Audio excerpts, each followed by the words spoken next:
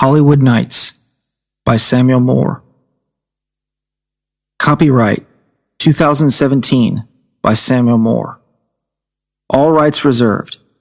This book, or any portion thereof, may not be reproduced or used in any manner whatsoever without the express written permission of the author except for the use of brief quotations in a book review. Edited by Ashley Ann Alvarado. Printed in the United States of America. Part 1. The fields could not have looked more beautiful. The air was smooth as it glided through the clouds and surrounding trees. Although the cold winter months were approaching, the weather remained stagnant and at ease as James peered up toward the sky. He wanted to feel nothing, to do nothing, and to be nothing. He wondered how it might feel to float away and never be seen again. Would the world miss him? Of course his family would, he thought. But for once in his life, he did not care what others would think. He had worried about his appearance for his entire life. He longed not to care what was being spoken about him, but not caring seemed too complex in a world full of judgment.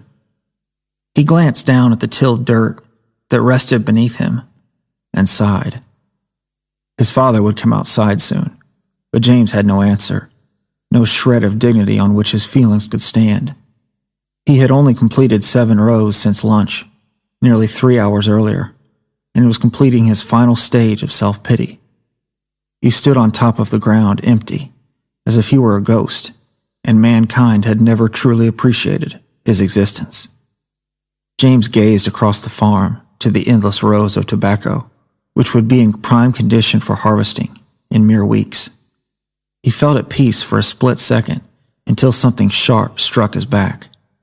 He turned around and recognized the cause of the sting, a broken dirt clod lying in a pile of rubble. "Come on, you lazy bastard. Garden's not going to grow itself." James recognized the familiar voice coming from the porch. The strong southern drawl belonged to his loud, outspoken brother, John, who in the eyes of James was by far the most fortunate sibling. "I'd help you, but I figure you might want to eat first." A confident grin spread across John's face, a grin only fit for an egotistical prick. "Come on inside, bud." James carelessly hacked at the ground one more time before he let the tool fall to the earth. He pet Gus, the family dog, who remained asleep on the front porch as he trudged into the house. His eyes fell on his father, who was watching him from the kitchen. His father stared at him, as if he was well aware of the amount of work that James had put into the garden that afternoon. James held great respect for his father, but decided to ignore him as he walked past. Instead, he shifted his attention to what his mother was preparing for dinner. She was a stern woman who had put her family first in her life, but she also understood her daily role. James was notorious for tasting the dinner food before the actual meal, but at this particular time, he was fearful of his father. His father remained seated at his normal place around the table, reflecting on the day.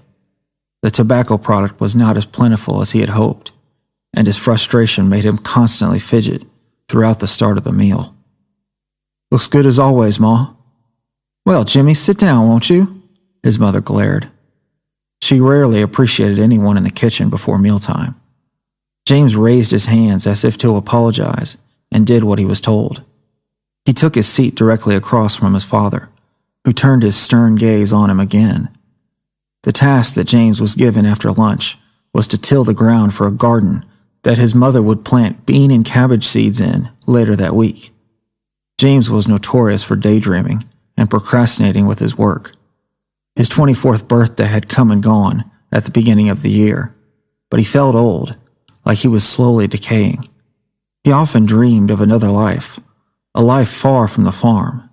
But from the time he was 12 years old, he knew that it was his sole purpose in life to farm with his father. He had no qualm with this fate, for he cherished his family's work, but he had always searched for a way out. Coincidentally, a way out had presented itself.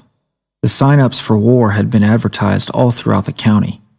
Officers had even set up a station in his town for recruitment. The Japanese had attacked Pearl Harbor almost a year earlier, and James' parents were frowned upon by many of the townspeople for not urging their eldest son to join up swiftly. This frightened his mother, who always complained that the war would tear families apart. The beef stew, meal prayer, and the momentary silence after could not have prepared James for the impending dinner conversation that his father began. "So I told you to get that garden ready for Ma. You get it done?" "No, sir." James spoke the truth, preferring that to the consequence of lying to his father, which was like facing a firing squad. "I'll get it done first thing after supper," he promised. "I've just had a lot on my mind right now, with the war cry from the recruiters in town and all." It was a passable excuse. "You haven't let them get to you, have you?" His mother always feared her son's willingness to succumb to pressure. She thought at times that he was not prepared well enough for a civilized world, that he had been raised only to follow orders and not to ask questions. "No, ma'am, I haven't, but they try really hard every time I go in for supplies. One doctor won't let up about it, and I keep having to brush him aside." "That guy?" John spoke up. "The one on the square?" "Yeah, bud. If he keeps bad-mouthing our family like he has been, I'll go the extra half-mile north to that grocer up there." "Jerry Mitchell?" John asked his brother. "That wrinkled old son of a gun. You pay him no never mind. Johnny Andrew. Sorry, Ma, but Jimmy and I are going to town tomorrow for that race, and I'll make Jerry wish he was born without a tongue, I tell you. You ain't going to disrespect our family like that and go on picking daisies." "You will do no such thing," she sternly retorted. "Mr. Mitchell is a well-meaning, hard-working Christian. If he wants to speak his mind, please let him. He just doesn't have boys of his own, that's all. He doesn't know the feeling. I know that feeling all too well. Waking up mornings to see if my father's name's in the paper." She trailed off, then glanced over at James and placed her hand on his. "If you go fight in that war, James, I won't be able to take it. Don't worry, Ma. I'm not going anytime soon." "Maybe it's a good idea." His father broke his silence, to everyone's surprise. "Maybe you could repeat what you just blurted out, Joseph. I don't think I heard you right." "And you heard me clear. This boy isn't cut out for this work. He wants to do his family duty, and I understand that. But this can give him a way out, if he wants it. I'm not going to tell the boy what to do in life." "You amaze me. You're his father, for Pete's sake." She was noticeably furious. "They could very well bring his body back with a flag wrapped around it. That all right with you? Because for this family, that is not an option." "Daddy, please keep him here," Maggie begged. The youngest of the three Hastings children, having recently reached adolescence, felt that she had no rightful say in any family decision, yet still wanted her voice to be heard. "I understand that," Joseph Hastings replied, "but I'm giving him the option. He has to find his own way." James nodded. He considered every thought rattling around in his free-willed mind. He had longed for a reason to take off on his own, if only for a short period of time. This was a chance to see the world. Yes, there would be war, but those events would occur in the distant future. Enticingly, his temporary sanctuary included a worldwide tour. "I'll have to think about it, Paul. My last intent is to leave my family, but this could open the door to other things." "Well, I'm about 18 here in a month," John remarked, easing his way into the conversation. "I wouldn't mind going with you, bud. You're going to need your darn brother, who watches your back and doesn't give you hell." "Out of the question." "Hey, ain't no harm in listening to the recruiter, Paul. If they need people, I want to go. That way that old bastard Jerry can shut up about us, and I can go look after Jimmy." "What part of out of the question do you not understand?" "Hell, I want to see the world too. Ain't I got a right for that? And besides, we'll only be gone for a couple—" "Damn it, boy!" Joseph slammed his fist on the table. "Enough with it!" The tension had finally mounted. "Well, son of a bitch, Paul. You can't keep me here caged up here like a damn dog." At that moment, John had pushed his father beyond the breaking point. He grabbed a hold of John by his shirt and attempted to throw him out of the chair. The shirt's collar started to clench tightly around his neck. "You ungrateful!" James rose up immediately and did his best to restrain his father. His mother and sister shouted at them to stop, but their tempers had flared up in such a short amount of time. Joseph finally shoved his son to the ground and leaned back in disgust. "Father, I'm sorry," John whimpered on the floor. "I'm sorry, sir. You're right." The family did its best to calm down. It was not the first time that John had not known when to keep silent. Their father climbed back into his chair and recollected himself, as if he had blacked out during his fit of rage. Joseph Hastings sat up in his chair. He began to mull over the thought of possibly losing his two sons to a senseless cause. "No, John, I'm sorry. I'm sorry that I haven't taught you or your brother what war is. It's not an opportunity, James. It's a street with a well-known dead end, but that street keeps going for the rest of your life. I was almost too young to experience the Great War. Almost." A tear fell as he blinked. He had never spoken about his experiences overseas before. The family had known not to bring up the topic for discussion. The pain was clearly shown in his eyes, the pain of a man who had witnessed too much misery and death at such a young age. "I experienced 2 months of it, in the hell that was France. I have seen things that my mind cannot erase, that my eyes cannot unsee. I do not wish that despair on my own worst enemy, let alone my sons." A silence lingered for a period of time throughout the table. "Well, let's just hope and pray that, if he goes, he won't be around that. I married you, knowing that. There's just no way around it, Anne. He'd be thrust right in the middle, and you know it. You read it every day. People keep telling me we're not patriotic when these countries over there fight for nothing. For nothing," he bellowed. "And for what?" He shook his head in disgust and leaned back. In his face was a look of despair. The dark times had come and gone for the Hastings family. The Great Depression had taken its toll in the western part of Kentucky, along with the entire country. They had faced long droughts and extensive floods. They had turned down persistent buyers and desperately clung on to their pride when all hope seemed lost.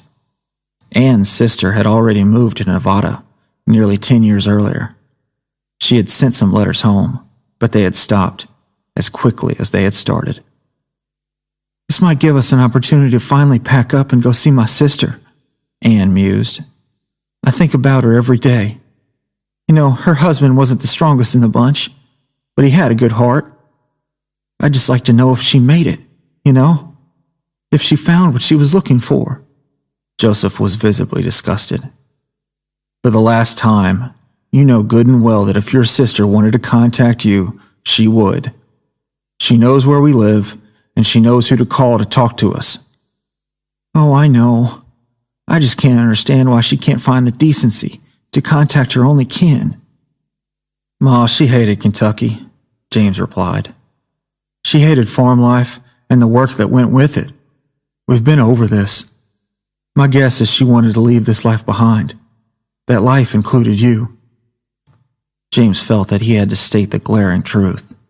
And truth be told, the Hastings had never received word that Laura Jacobs, now Laura Woodmont, had successfully made it to Nevada. That puzzlement left Anne in a constant state of sadness and dismay. "Well, I just won't bring it up anymore. That's just a chicken idea anyway. Gets me all choked up and I make a burden on all you kids." She could not afford another family member of hers to be ripped from her in an unjust way, especially torn apart by war. "I still cannot for the life of me give my approval for this." "Sometime before the harvest, son, I want you to catch a ride from Mr. Ingham into town. He'll tell you where to sign up and can drive you to where you need to be. Go talk to the officers there. If it's for you, you have my blessing to go." "Yes, sir." "Jimmy, are you sure that's what you want, boy?" His mother always knew that her eldest son would leave her, and there was barely anything that she could do to stand in his way. "Yes, ma'am." He hesitated. "I believe so." He despised working on the farm.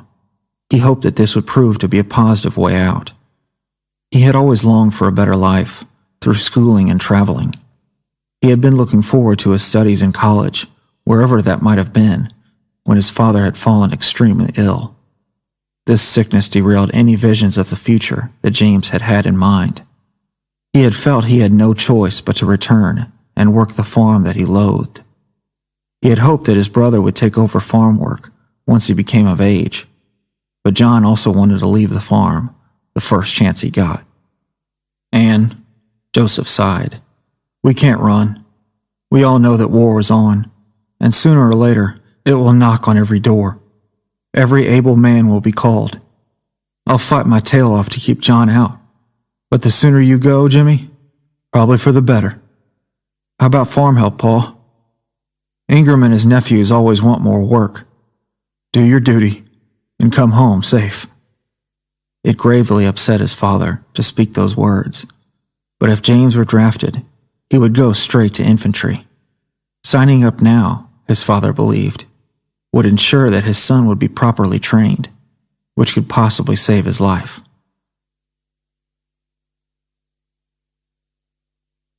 His mother washed the dishes as John motioned for his brother to come outside. Maggie looked at him sorrowfully, upset about his impending departure. James kissed his sister on the forehead and followed his brother across the field. They were relieved that they could take the evening off, the first time in a month. John only had two topics of discussion: the war and Jane Ingram.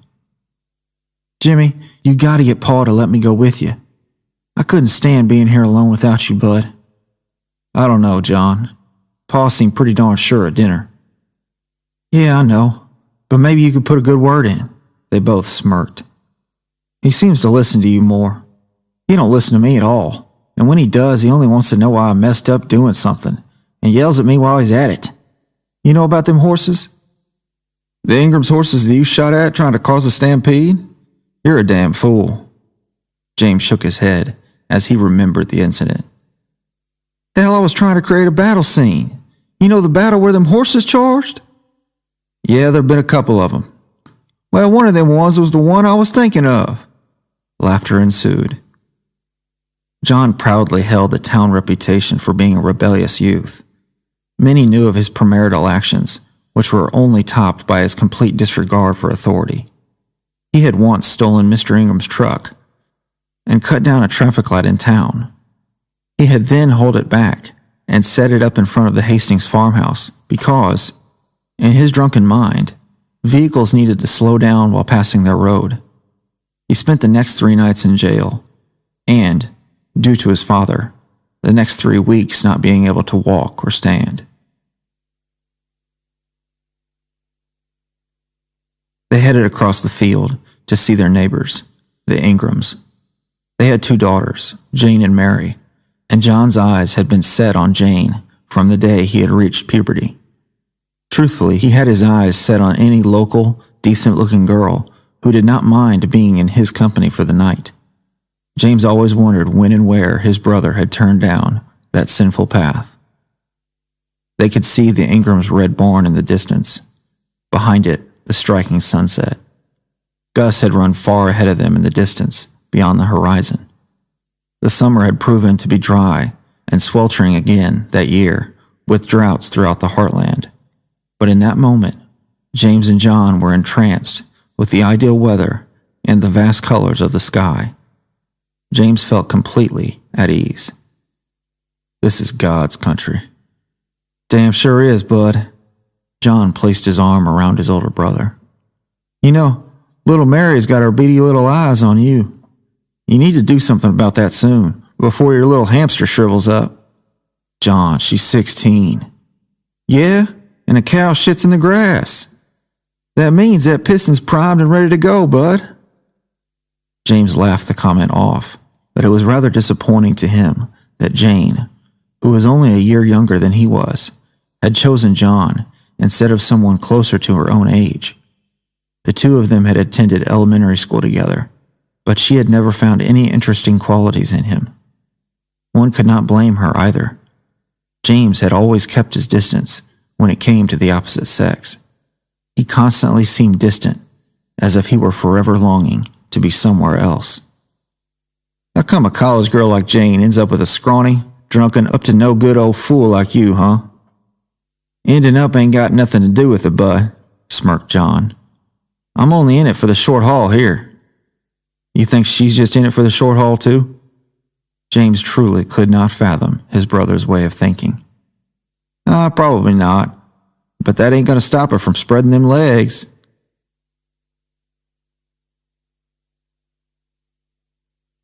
They reached the Ingram barn just before sundown, and the two Ingram girls were putting on another coat of paint on the door. Jane turned, and as soon as she recognized John, she dropped her brush and sprinted toward him. John reveled in the spontaneity of her welcome as she embraced and kissed him repeatedly. Oh, girl, it's like you haven't seen me in years. What's with all the rush? Papa's got us painting the barn all day, and I couldn't stop thinking that you'd come. You excited to see me? Janie, not an hour goes by I don't miss that pretty face of yours. John had an uncanny way with words, but that comment seemed to resonate with her very well. She was already halfway undressed as they climbed up to the barn loft. James was left at the bottom with Mary, who always tried to emulate her sister as much as she could. James kicked at the dust and sat down on a worn-out tire, attempting to delay the awkward silence. But at that moment, other thoughts preoccupied Mary's wandering mind. What you up to?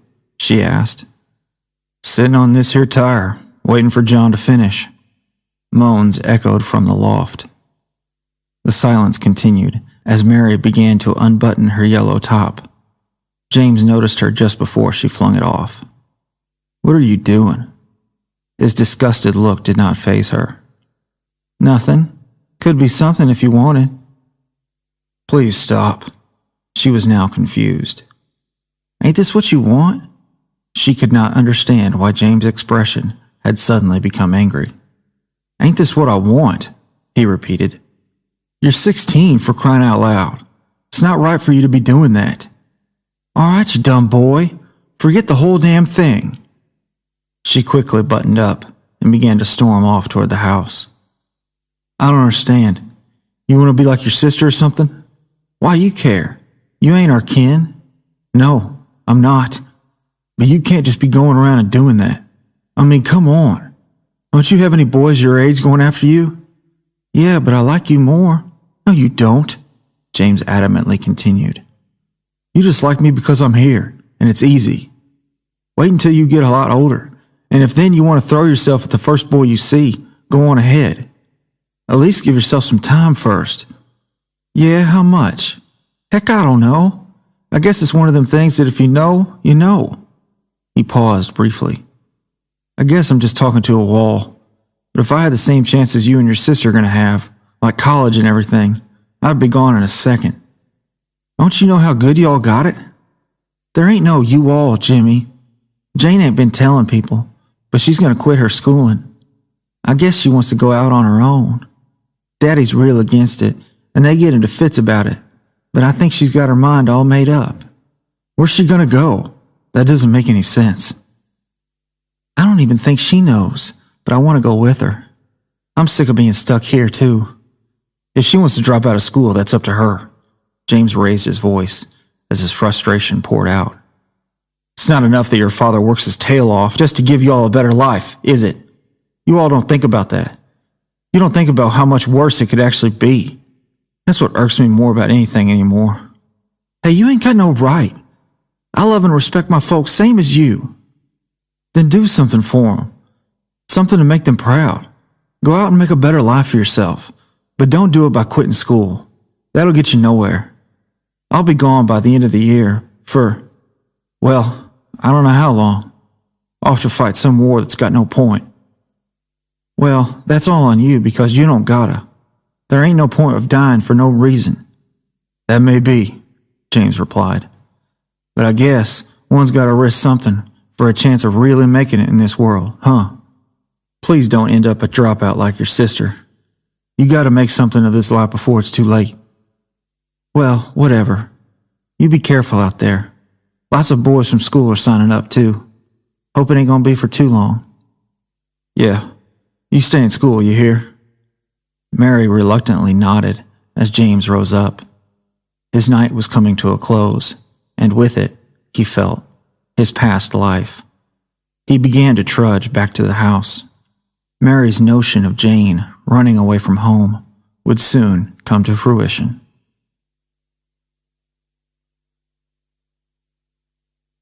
As he came through the door, James noticed his father reading next to the fireplace. Joseph Hastings seemed heavy, as if he had 1,000 thoughts pouring into his head. His father loved to read novels about great sea captains who ruled in a bygone era. Like James, Joseph had also longed for a better life when he was a boy, but his family saw no other path for him than a life committed to planting crops. He had turned to literature as a way of escaping the harsh realities that had overtaken his adolescent dreams. He was halfway finished with a novel about the French invasion of Boston Harbor against British troops during the American Revolution. But that night, he could not read even one page further.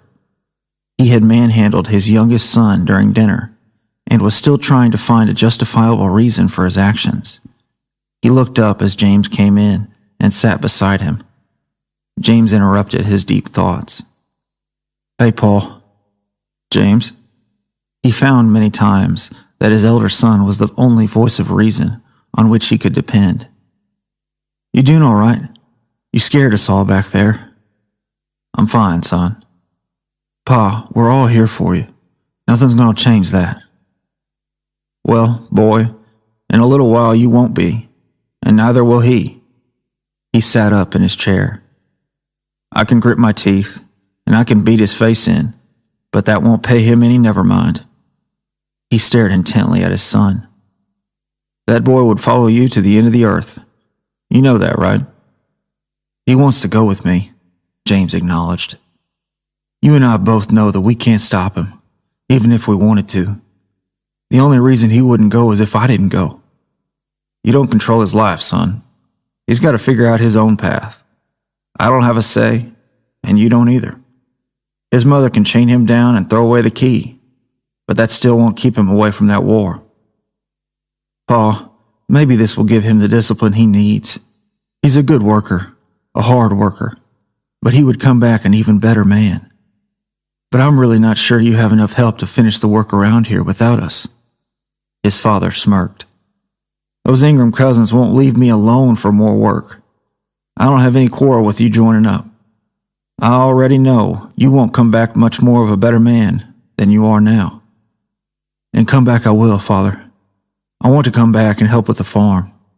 It's in my blood, and really, it's all we have. I'll try to convince your mother to let John go with you. She won't like it, but maybe she'll see as we see and understand." As he slowly walked upstairs, James caught Maggie staring through the railing, where she had clearly listened to their conversation. He called out her name, but bashful as always, she ran into her room and closed the door with a loud slam. "Maggie!" their mother growled from downstairs. James smirked and knocked on the door. "Maggie, open the door, please." "No!" she exclaimed. "Maggie, you open that darn door, or else I'm coming in there and turning that little bottom of yours red, you hear?" His mother had a knack for demanding undivided attention and threatening negative consequences. "Mama, please." "Maggie?" Anne stormed up the stairs en route to her daughter's bedroom, with very little compassion in her thoughts. "Mama!" Maggie started to cry uncontrollably. "What is the deal, child?" Maggie wailed with no end in sight. James knew why she was upset and stayed silent. "Please don't let them go. I'll do anything. Just please don't let them go." Anne gave her son a stern look and calmly trotted back down the stairs. James loved his sister unconditionally, and this conversation would be hard on both of them. He hesitated at first, and then knocked on the door. "Little girl, please, can I come in?" After some delay, she unlocked the door, raced back to her bed, and buried her head beneath the pillows. With a tear forming in the corner of his eye, James sighed and reluctantly opened the door to stare at the most beautiful and innocent being on the planet. He walked over and sat on her bed, contemplating what his next words should be. "Are we not good enough for you?" She kept sobbing, and the pain in her words flowed out. "That's not it, Maggie." "We have it good here, Jimmy. We may not have electricity like the rich folk. We may hate the hard work sometimes, but we have each other. We have a family, and we're safe. Why do you want to change that?" She was only 12 years old, but her words resonated deeply with James, more than anyone else in the family. "Oh, Maggie, it's not that I want to change it. It's that I need to. It's my duty. Every man my age will be signing up for this war, and if I don't go, I'll regret it." "Oh, shut up. It isn't your stupid duty. You've wanted to leave for years now. This is now finally your dumb reason," she cried.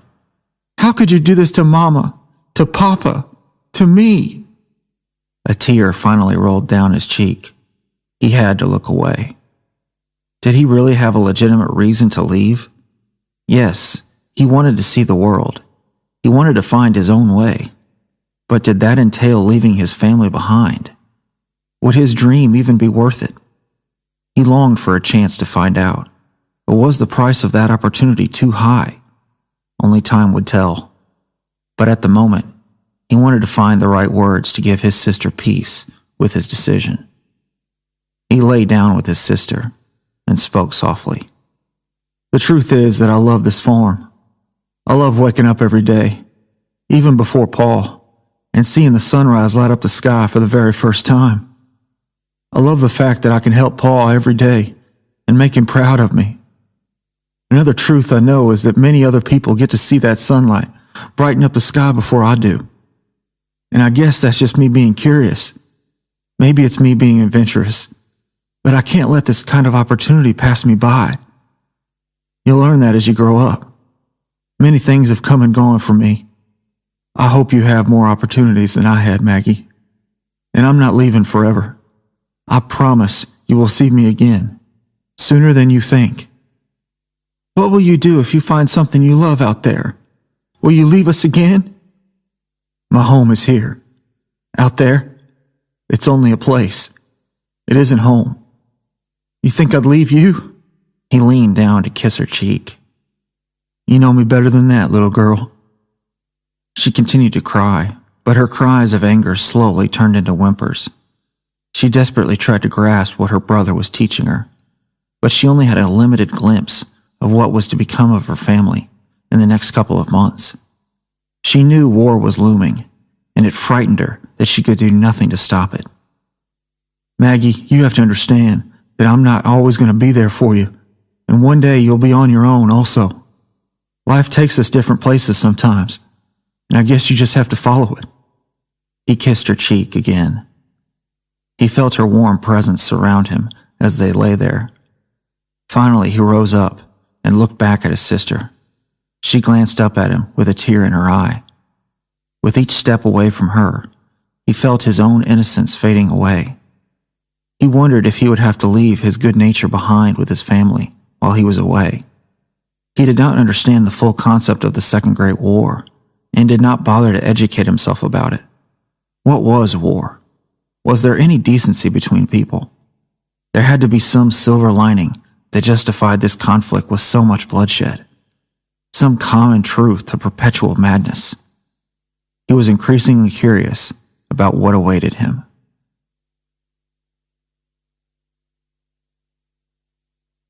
He finally closed the door, leaving her to sleep in peace while he continued to ponder. The wooden doors creaked as he made his way down the hallway to his room.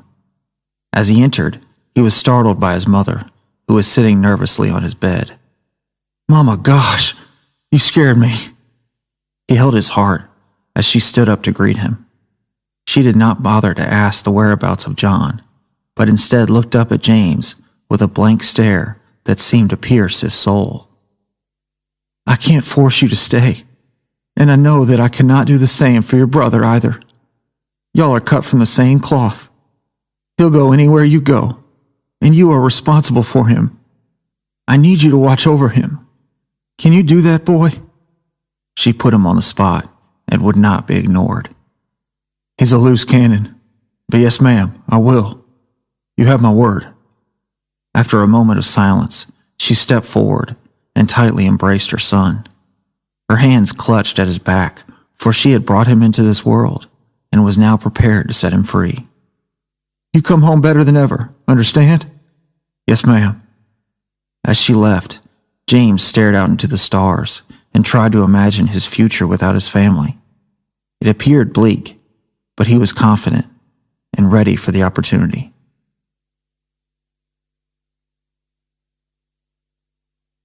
That Saturday, Joseph Hastings decided to postpone work as the family relaxed at the lake adjacent to their property. James and John took turns tossing Maggie into the water from the dock. Anne Hastings waited nearby, warily watching on. Joseph sat on the dock, reading his sea captain novel. James soaked in the last opportunities he had to spend time with his family. "Hey, Pa, can we take the boat out to fish?" John asked.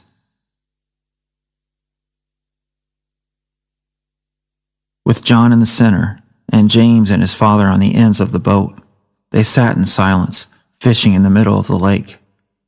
James peered up toward the sky. The weather had remained calm and beautiful the last couple of days, which was a constant reminder of what he would miss while he was away.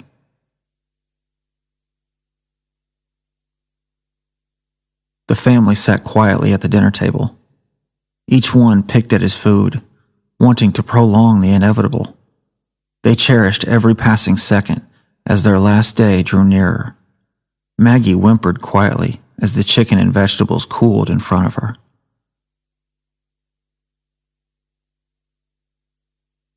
Anne sat on the back porch with James and John on either side of her. Her tight grip on her sons was the only thing she could control as they spent their last night together.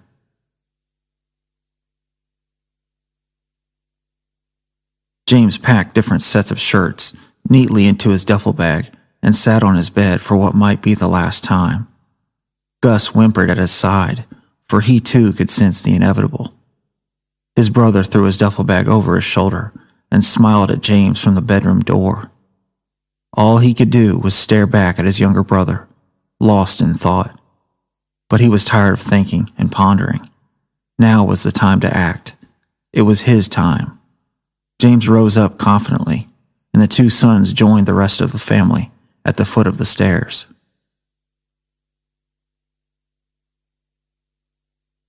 The car had pulled up rather quietly, and Mr. Ingram waited patiently as James and John said their goodbyes.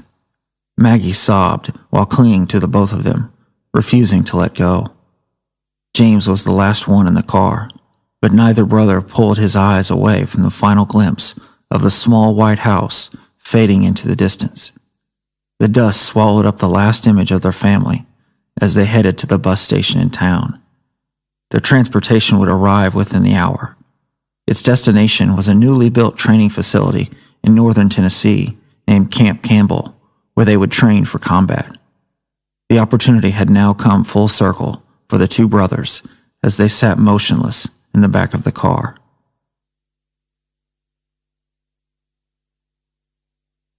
The ride seemed to last for hours, but the station was located only a couple of miles into town. James peered out the window at his old grammar school and reflected on a time gone by. The town appeared relatively empty as they reached the local doctor's office and observed Jerry Mitchell placing an open sign on the front door of his store. The townspeople had not a care in the world, James thought. They would go about their lives, and he would go about his. He experienced mixed emotions as he looked at John. His brother patted his shoulder and nodded, as if to assure them both that everything would be all right. "Thank you, sir." They grabbed their bags from the car as Mr. Ingram wished them well and drove away. The empty bench chair in the front of them would be their final resting place before departing. They sat in silence, reflecting on the few words that had been spoken to their family as they had left. Neither of them had known how to say goodbye because they had never ventured away from their home for more than a few days at a time. This time would be different, however. At a minimum, it would be years before the family would be reunited again. These thoughts bothered James, and he brushed them aside as soon as the bus peered around the corner. "Camp Campbell?" "Yes, sir." Young men from the surrounding counties were scattered throughout the bus as the brothers took their seats. James gazed out the window and bid farewell to the one home he had ever known. He imagined his mother sobbing uncontrollably on the kitchen floor, blaming her husband for not holding their sons back from an insufferable war. His father pacing the floor, feeling dejected and full of guilt. His sister on the backyard swing, tears flowing mercilessly in the wind. And he was the sole cause of this. This was his doing, brought about by no one else. John had only accompanied him because it was his brotherly right, James thought. John did not perceive it that way. He thought joining up with his brother was a privilege. We live together, we breathe together, and we fight together, he thought. In his mind, there was no other way, no other reason, no other cause. There was only the blood that had flowed through their veins from birth, a bond that could never be broken. To John, his brother was not an idol, but a giver of life. He lived through him, and vice versa. James was his sole reason for continuing to breathe. For James, however, his brother's loyalty was his burden to bear, and he hoped that he was prepared for the overwhelming task ahead.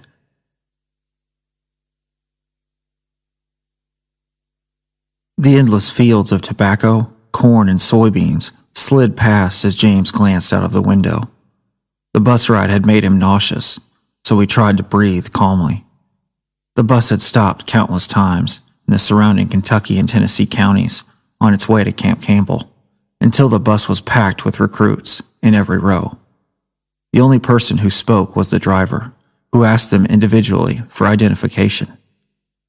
They finally reached the northern outskirts of Clarksville, Tennessee, late in the afternoon. More crop fields passed as they were met with heavy traffic. They passed several military vehicles near the entrance of the camp. The vast training fields and newly built barracks were visible as the bus slowed to a halt in the middle of a large concrete lot. Immediately the bus door opened, and an enthusiastic soldier climbed aboard. Without hesitation, he dauntingly took control of the situation. "All right, men, everybody off the bus. Line up with toes on the white line. Now! Now!" The men wasted little time. Each man grabbed his gear and filed out the door. John fumbled with his pack as James nudged him to hurry. Everyone filed shoulder to shoulder across a white line that stretched the full length of the lot. The lot gave off an uncanny resemblance of a runway to James as he tried to fathom the size of the camp. Their commanding officer once again asserted himself. "All right, I need everyone's undivided attention. My name is Captain Ethan Reynolds, and I will be your drill instructor and your worst fucking nightmare in the upcoming months." He paced in front of the white line with incredible vigor. His presence made his men, including James and John, feel like young children. "Just remember, you girls signed up for this, and it is my duty to make that decision the best and the worst one of your life. I will break you, I will bleed you, and I will run you so hard that the air you breathe will feel like fucking glass in your throat. But I promise you that I will make you men. You will be some of the finest this country has to offer." He then raised his voice. "If you only remember one goddamn thing I tell you, you damn sure will remember that it is never about you. Never. It is about the brothers to your left and right. And most of all, it is about the flag that you will wear on your shoulder. You're a part of something bigger than yourself now." An older and highly decorated soldier, accompanied by 2 assistants, slowly made his way toward the line. "And now you will extend the same undivided attention to a better man than any of you little sons of bitches will ever be. You will salute him and honor him with the utmost respect on my command." After several seconds, The elderly officer finally reached the captain. "Attention!" he yelled at the recruits. "Salute!" On point, every single recruit saluted simultaneously. "Thank you, men," replied the newly introduced soldier. "At ease." James lowered his hand and listened intently. "My name is Major General William C. Lee. I applaud each and every one of you for joining up. No one forced you to come, and no one held your hand. You have now volunteered to serve in the finest army in the world. Consider that an honor. From the minute you were born to the minute you stepped off that bus, you have been preparing to give service to your country. Now, I would like for everyone to look to his left." The recruits turned and peered into the distance at a group of barracks. They seemed newly built and empty. "Over there are the housing barracks for Camp Campbell. I have no doubt that this camp will mold you men into fine soldiers. But if you are looking for something more, if you are looking to be more than ordinary, please look directly to your right." The recruits looked. Another bus waited. "You have traveled all day. Now I'm asking you men to travel a little bit longer. The destination? Camp Claiborne, Louisiana. There, if you wish, I will mold you into the men that you've always dreamed you would become. I'm not just molding you for this war. I'm molding you for the years and decades after, so that one day you may come back to this great country and give it all you have to offer. This is not an order. I'm not here to sway you. I'm not even here to convince you.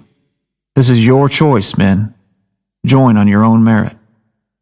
The general turned and walked away with his accompanying soldiers. Captain Reynolds stepped up from the background. "Salute!" he shouted to the recruits. They all obeyed his order. "There you have it. If you want something more for your pampered little lives, you may step forward." There was a short pause, and James was the first to lift his foot over the line. Every single man followed suit until all were across the line. "That was your first step towards hell. But hell is a dead-end street, and we will all run out of that son of a bitch victorious. On me!" Captain Reynolds, along with the recruits, jogged after the general. The once outspoken John Hastings kept his mouth shut and looked to his brother as they boarded the new bus. They sat together again, and James grabbed his shoulder.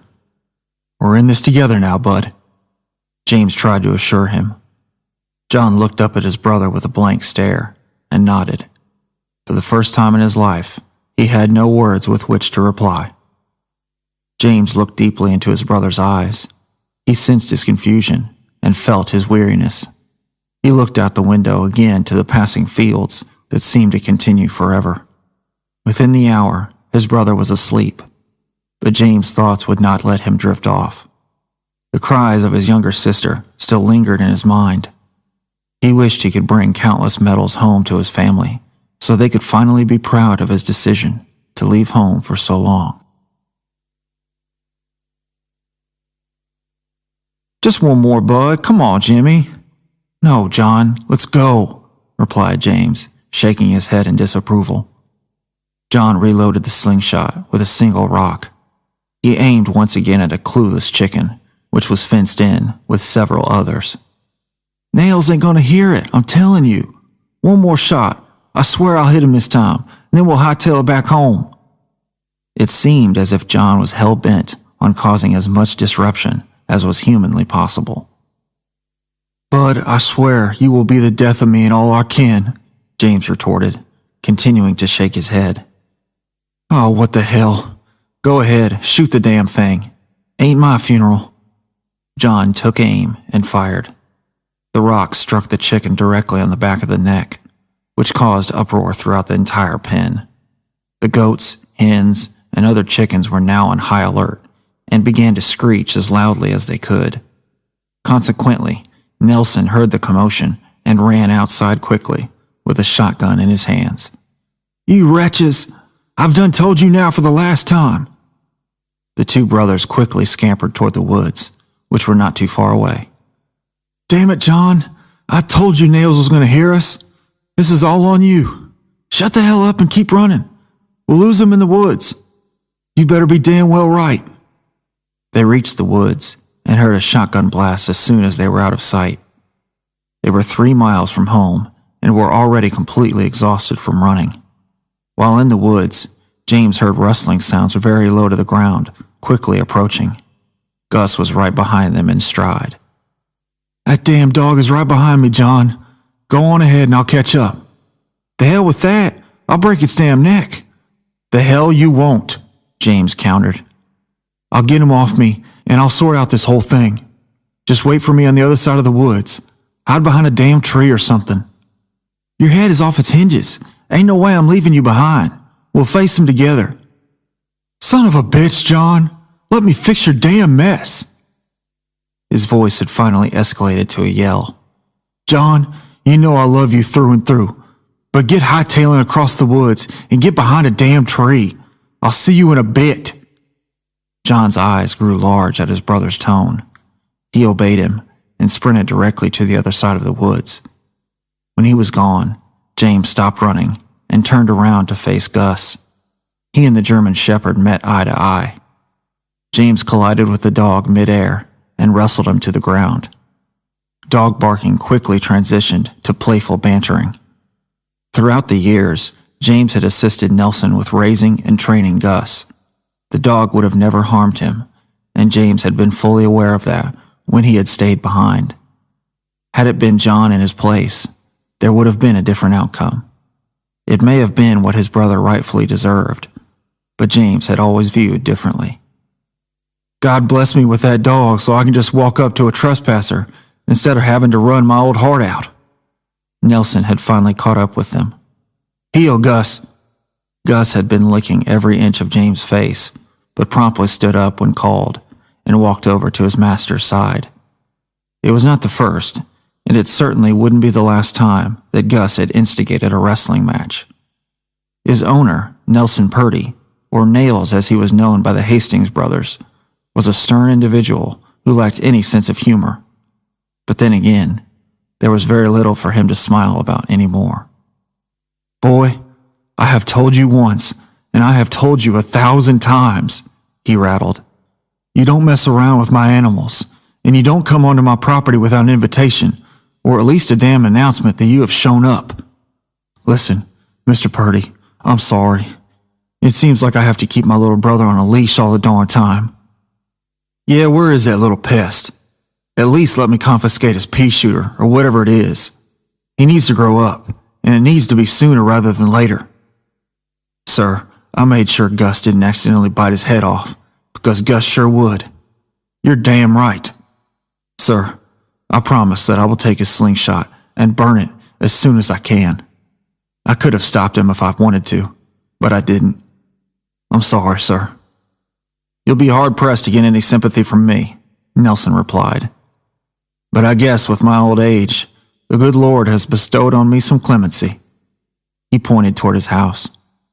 "That fence needs to be torn down or replaced. You start next week after you're done with your farm duties. I brought the wood in from town last week. You will work alone because you stayed behind alone." "Yes, sir. I understand. No complaints here. Happy to do it." Nelson had moved to western Kentucky from Odessa, Texas, around the time of the Great Depression. The country had been suffering from a terrible outbreak of mass unemployment, harsh weather conditions from the Dust Bowl, and in turn, a lack of a balanced income.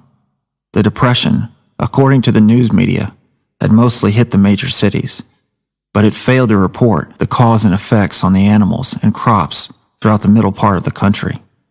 In Odessa, and later in Kentucky, Nelson had been the preacher at a local Baptist church, but he had recently lost his job in town working for the courthouse due to a lack of funding.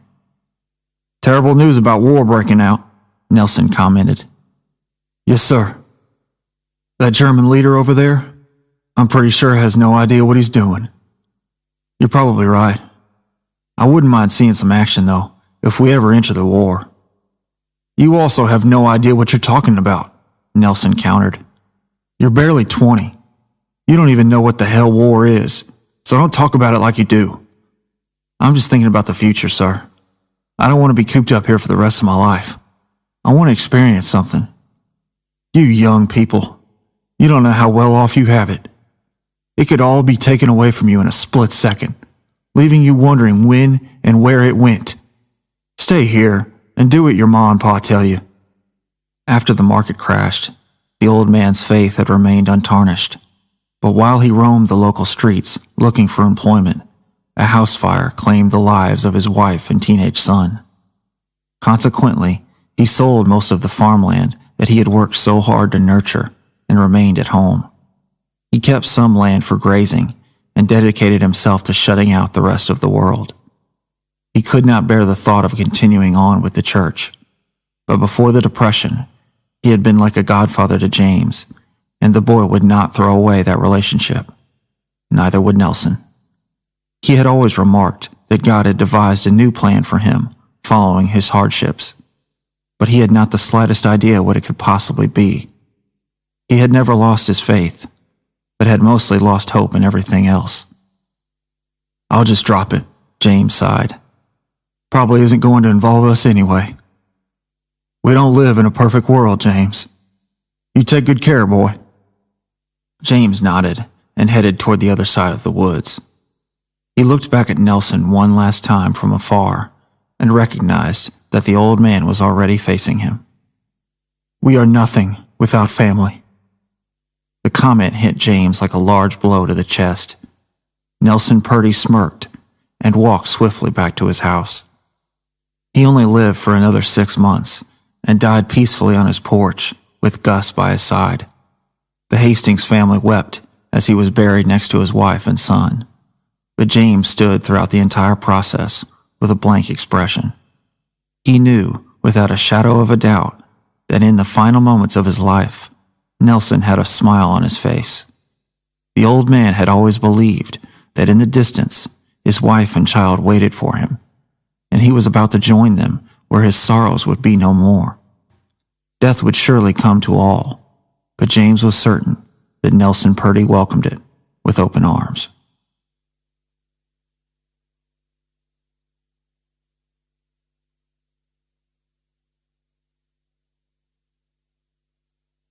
Part 2. John was still sound asleep by the time they had reached the Louisiana border. The bus stopped a few times to pick up new recruits along the way. They picked up a colored boy, which provoked others to heckle him as he searched for a seat. Captain Reynolds overheard the banter and decided to end it right then and there. "All y'all in the back, shut your damn mouths," he bellowed. "Better get used to each other because you're all going to be breathing the same dirt for the next couple of months. We've got another hour or two, and I don't want to hear a single word for the rest of it." For some inexplicable reason, John had remained asleep throughout the entire rant. James looked at him and grinned. It started to rain heavily outside, and the winds did not assist with the bus driver's focus. It was clear to James that everyone was starting out on the wrong side of Captain Reynolds, and that they would have to earn his trust in order to make it through the next year. He had an overwhelming intensity, and even his stares were blinding. James had a premonition that, when the bus stopped, the stillness would promptly be shaken.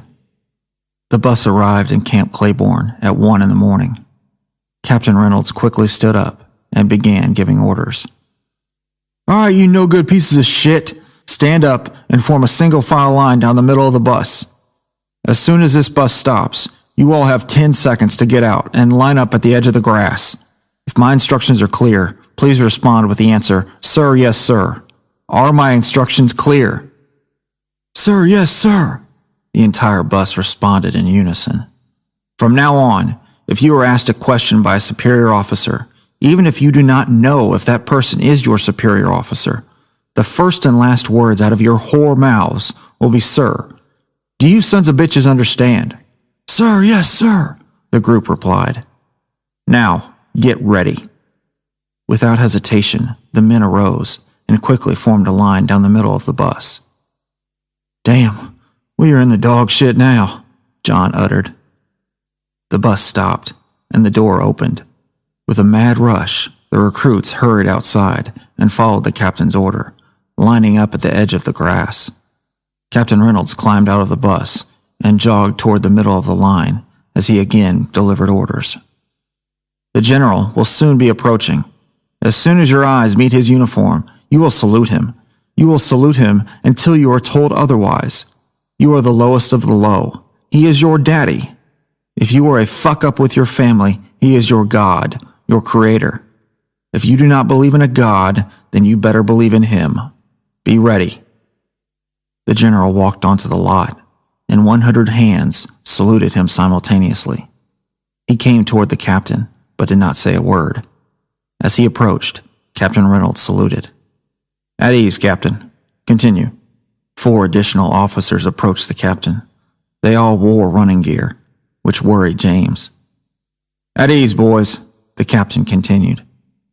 "You will now follow these officers on a little nightly jog.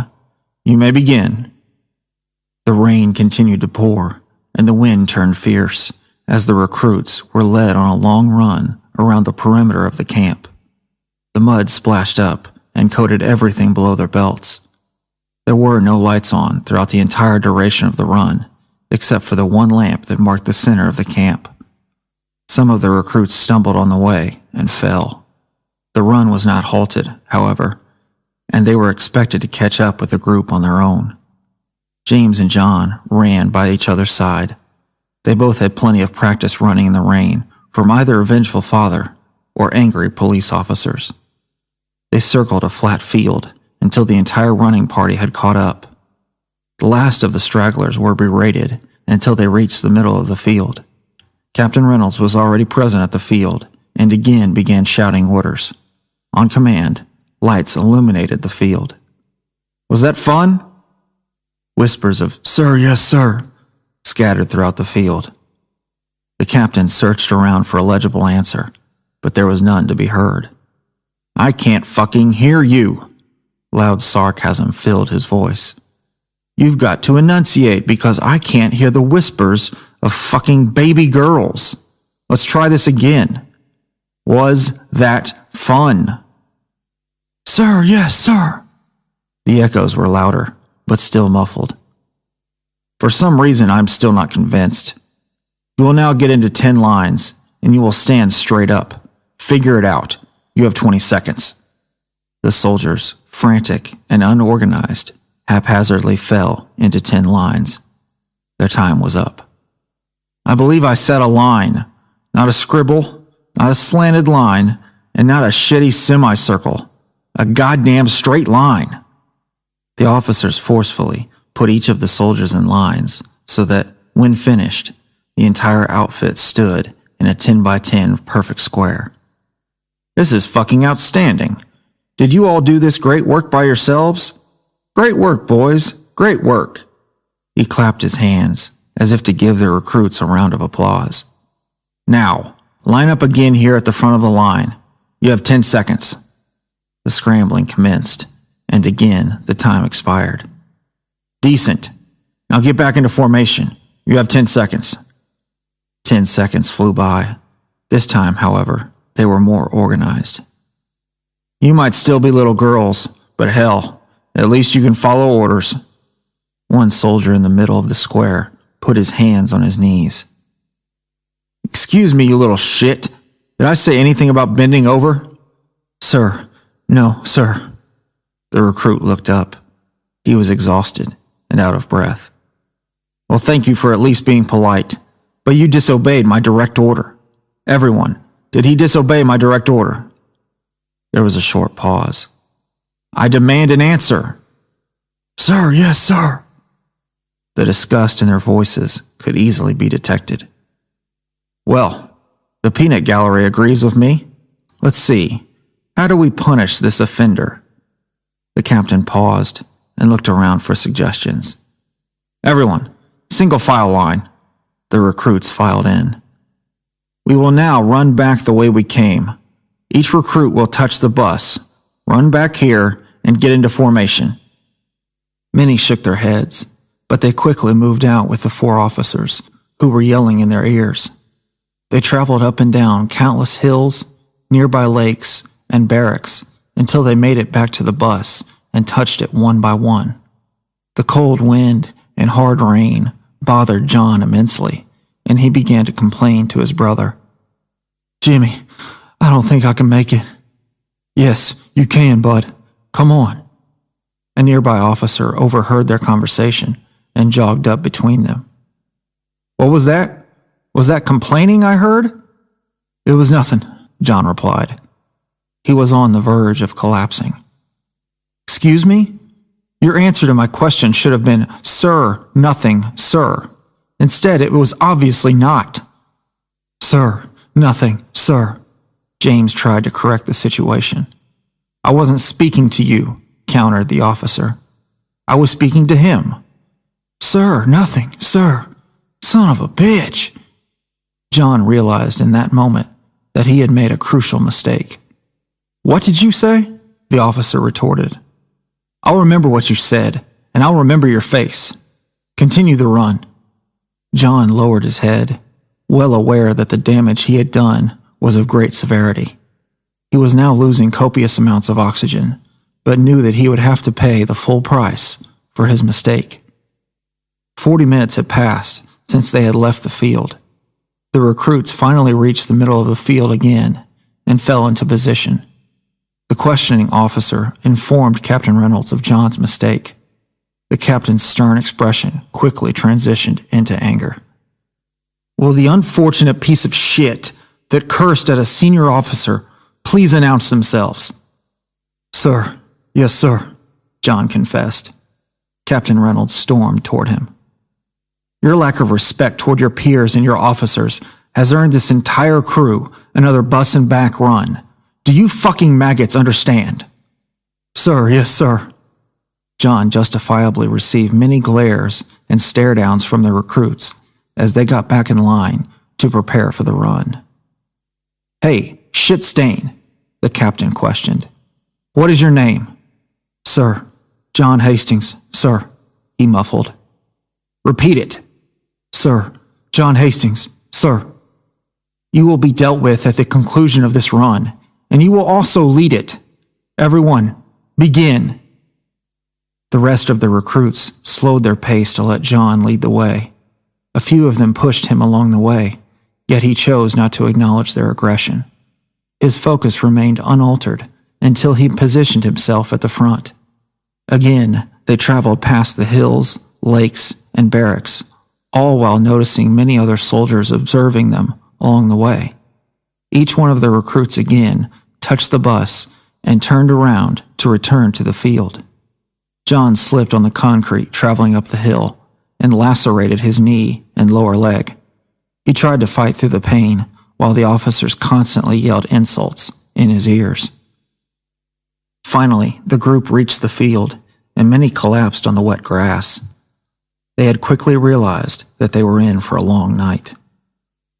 Come on, y'all, get up. James frantically attempted to get everyone into formation. He's going to make us run another one if we don't. Some of the officers took note of his leadership. After some time, the recruits were positioned in their 10 respective lines, ready for more orders. It was 3 a.m. The captain trudged down from the adjacent hill.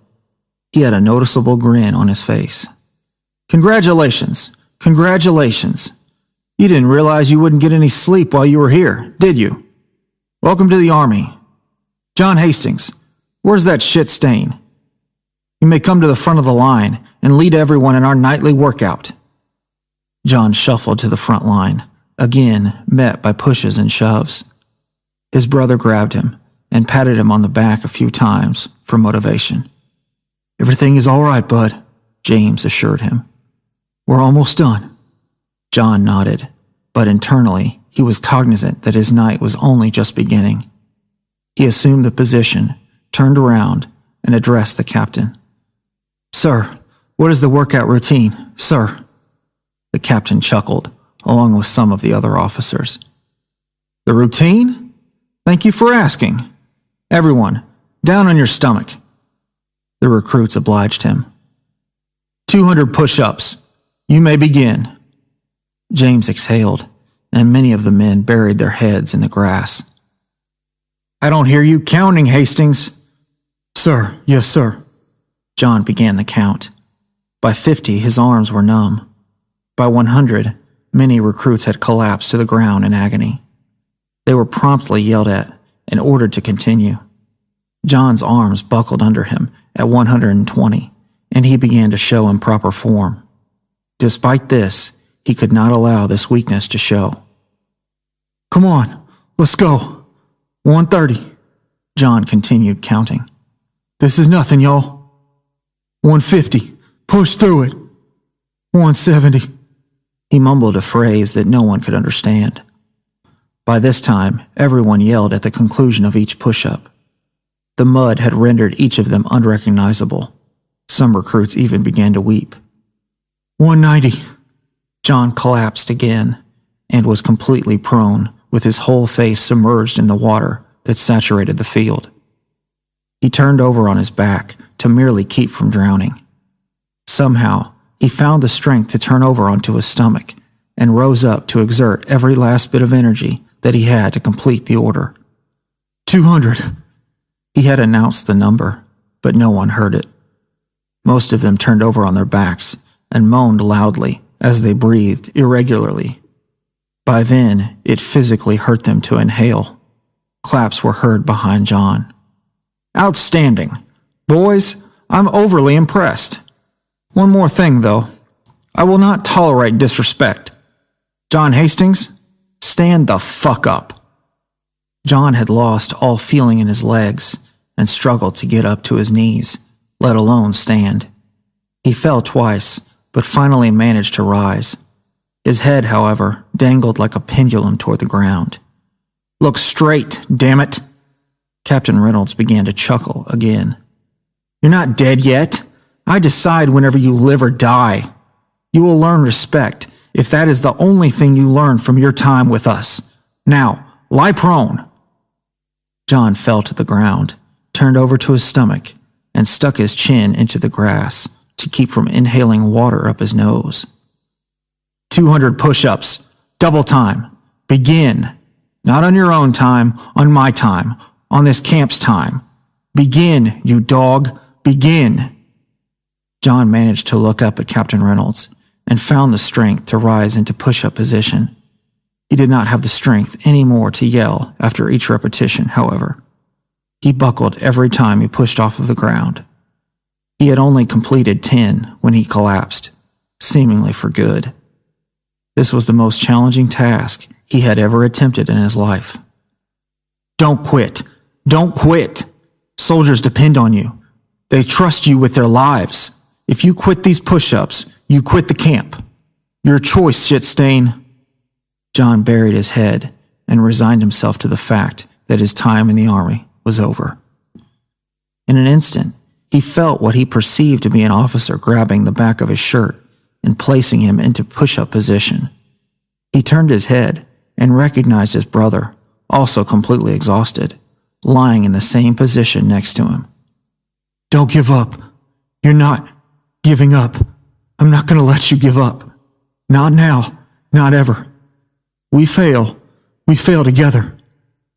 John nodded his head, and each brother began to count the push-ups with newfound strength. Captain Reynolds stood motionless and completely dumbfounded. He ran over to them. "He is not your responsibility. He is mine. What is the meaning of this?"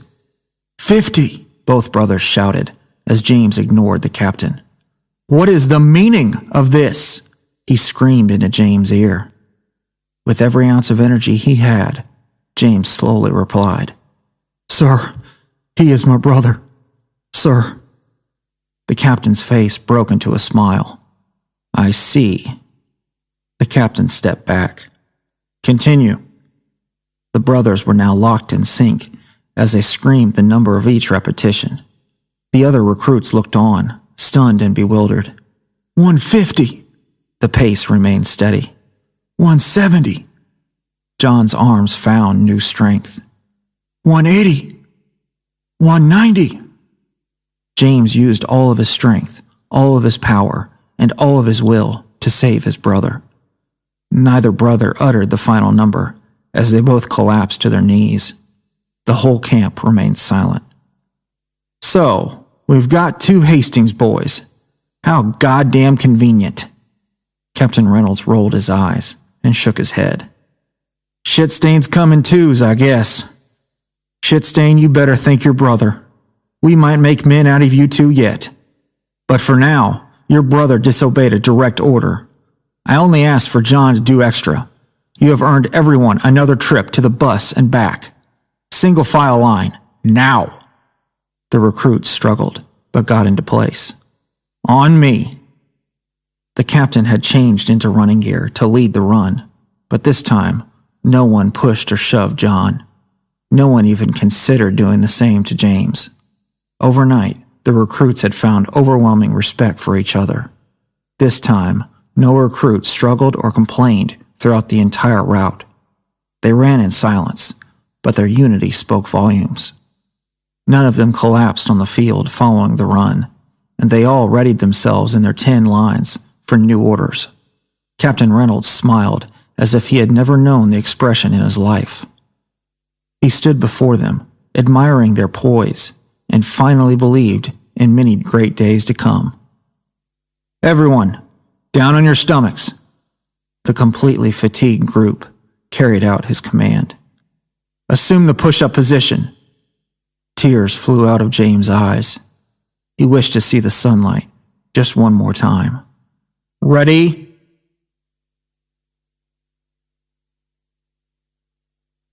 Everyone, stand up and ready yourself for the general. A collective sigh of relief circulated around the field, and all eyes were fixated on the general as he approached. They saluted him when he came to the front of the lines. His demeanor was much calmer than the captain's. At ease, men. You're done for the day. They were all relieved that the hellish nightmare was over. Come closer. I don't want to have to yell. The men quickly crowded around the general. An officer held an umbrella over him while he opened a ledger from his carrying case. Thank you all for signing up and committing your lives to a cause that I truly believe in and that every one of your officers believes in as well. You might be treated as the lowest of the low here, but your commanding officers know the dedication, commitment, time, and effort that you will be putting in during the next year. I can't emphasize enough how grateful I am to each and every one of you. But please, if you don't mind sticking it out a little bit longer here, allow me to read aloud a statement that I prepared for all of you. I hope it puts into perspective our valuable cause. He opened the ledger and read to the recruits. The 101st Airborne Division, which was activated almost 2 months ago here at Camp Claiborne, has no history, but it has a rendezvous with destiny. The men listened intently. The general sounded slightly nervous, but no one would dare make that claim. Due to the nature of our armament and the tactics in which we shall perfect ourselves, we shall be called upon to carry out operations of far-reaching military importance, and we shall habitually go into action when the need is immediate and extreme. Let me call your attention to the fact that our badge is the Great American Eagle. This is a fitting emblem for a division that will crush its enemies by falling upon them like a thunderbolt from the skies. The hard rain continued to fall, but the precipitation had been forgotten by all who listened. The history we shall make, the record of high achievement we hope to write in the annals of the American Army and the American people, depends wholly and completely on the men of this division. Each individual, each officer, and each enlisted man must therefore regard himself as a necessary part of a complex and powerful instrument for the overcoming of the enemies of the nation. Each, in his own job, must realize that he is not only a means, but an indispensable means for obtaining the goal of victory. It is, therefore, not too much to say that the future itself, in whose molding we expect to have our share, is in the hands of the soldiers of the 101st Airborne Division. He closed the ledger, and the war's purpose finally became apparent. Ending it would prove to be a primary target, and this feat would be accomplished by whatever means necessary. That meant sacrifice, but in the noblest of ways. James knew that this was exactly where he needed to be. You see, men, the general continued, you're not here by choice. You were called to this rain-soaked field. It has been your sole mission in life to end up here, and I see no greater task then pushing you further to accomplish the goals set out by this nation. He gazed into everyone's eyes. Your night is over. You are dismissed to the barracks. Captain Reynolds, please carry on. The general faded into the blackness. The captain led the men into the barracks, where they found their bunk beds. They dressed down, showered in the adjacent room, and were settled into their bunks within 15 minutes. Lights out in 5. Another morning run is scheduled for 0630. I'd suggest getting as much sleep as you can. Welcome to the 101st. Another day in paradise awaits. Night 1 out of 365 in Camp Claiborne concluded. The first task in the morning was an early run, in which the captain led them around the perimeter of the camp. They had been in Louisiana for less than 1 day, and had already grown accustomed to the rainy conditions, the tedious running, and the terrain itself. There were hundreds of tents in the center of the camp, and it was clear that the officers expected thousands of soldiers to make their way in and out of Camp Claiborne in the coming year. During the winter months, they would be permitted to sleep in the barracks, but as soon as the weather permitted, the recruits would utilize the tents to make way for new trainees. The other soldiers in James and John's recruit class had already developed great respect for James for guiding his brother out of a no-win situation. Even the officers had praised his work ethic and singled him out in the first few days to maximize his potential. Do you save that son of a bitch brother of yours from everything, or is this the first time? James smiled and chuckled lightly at the comment, but kept eating. He had only been in Louisiana for a few days, but he was already convinced that leaving home had been the right decision.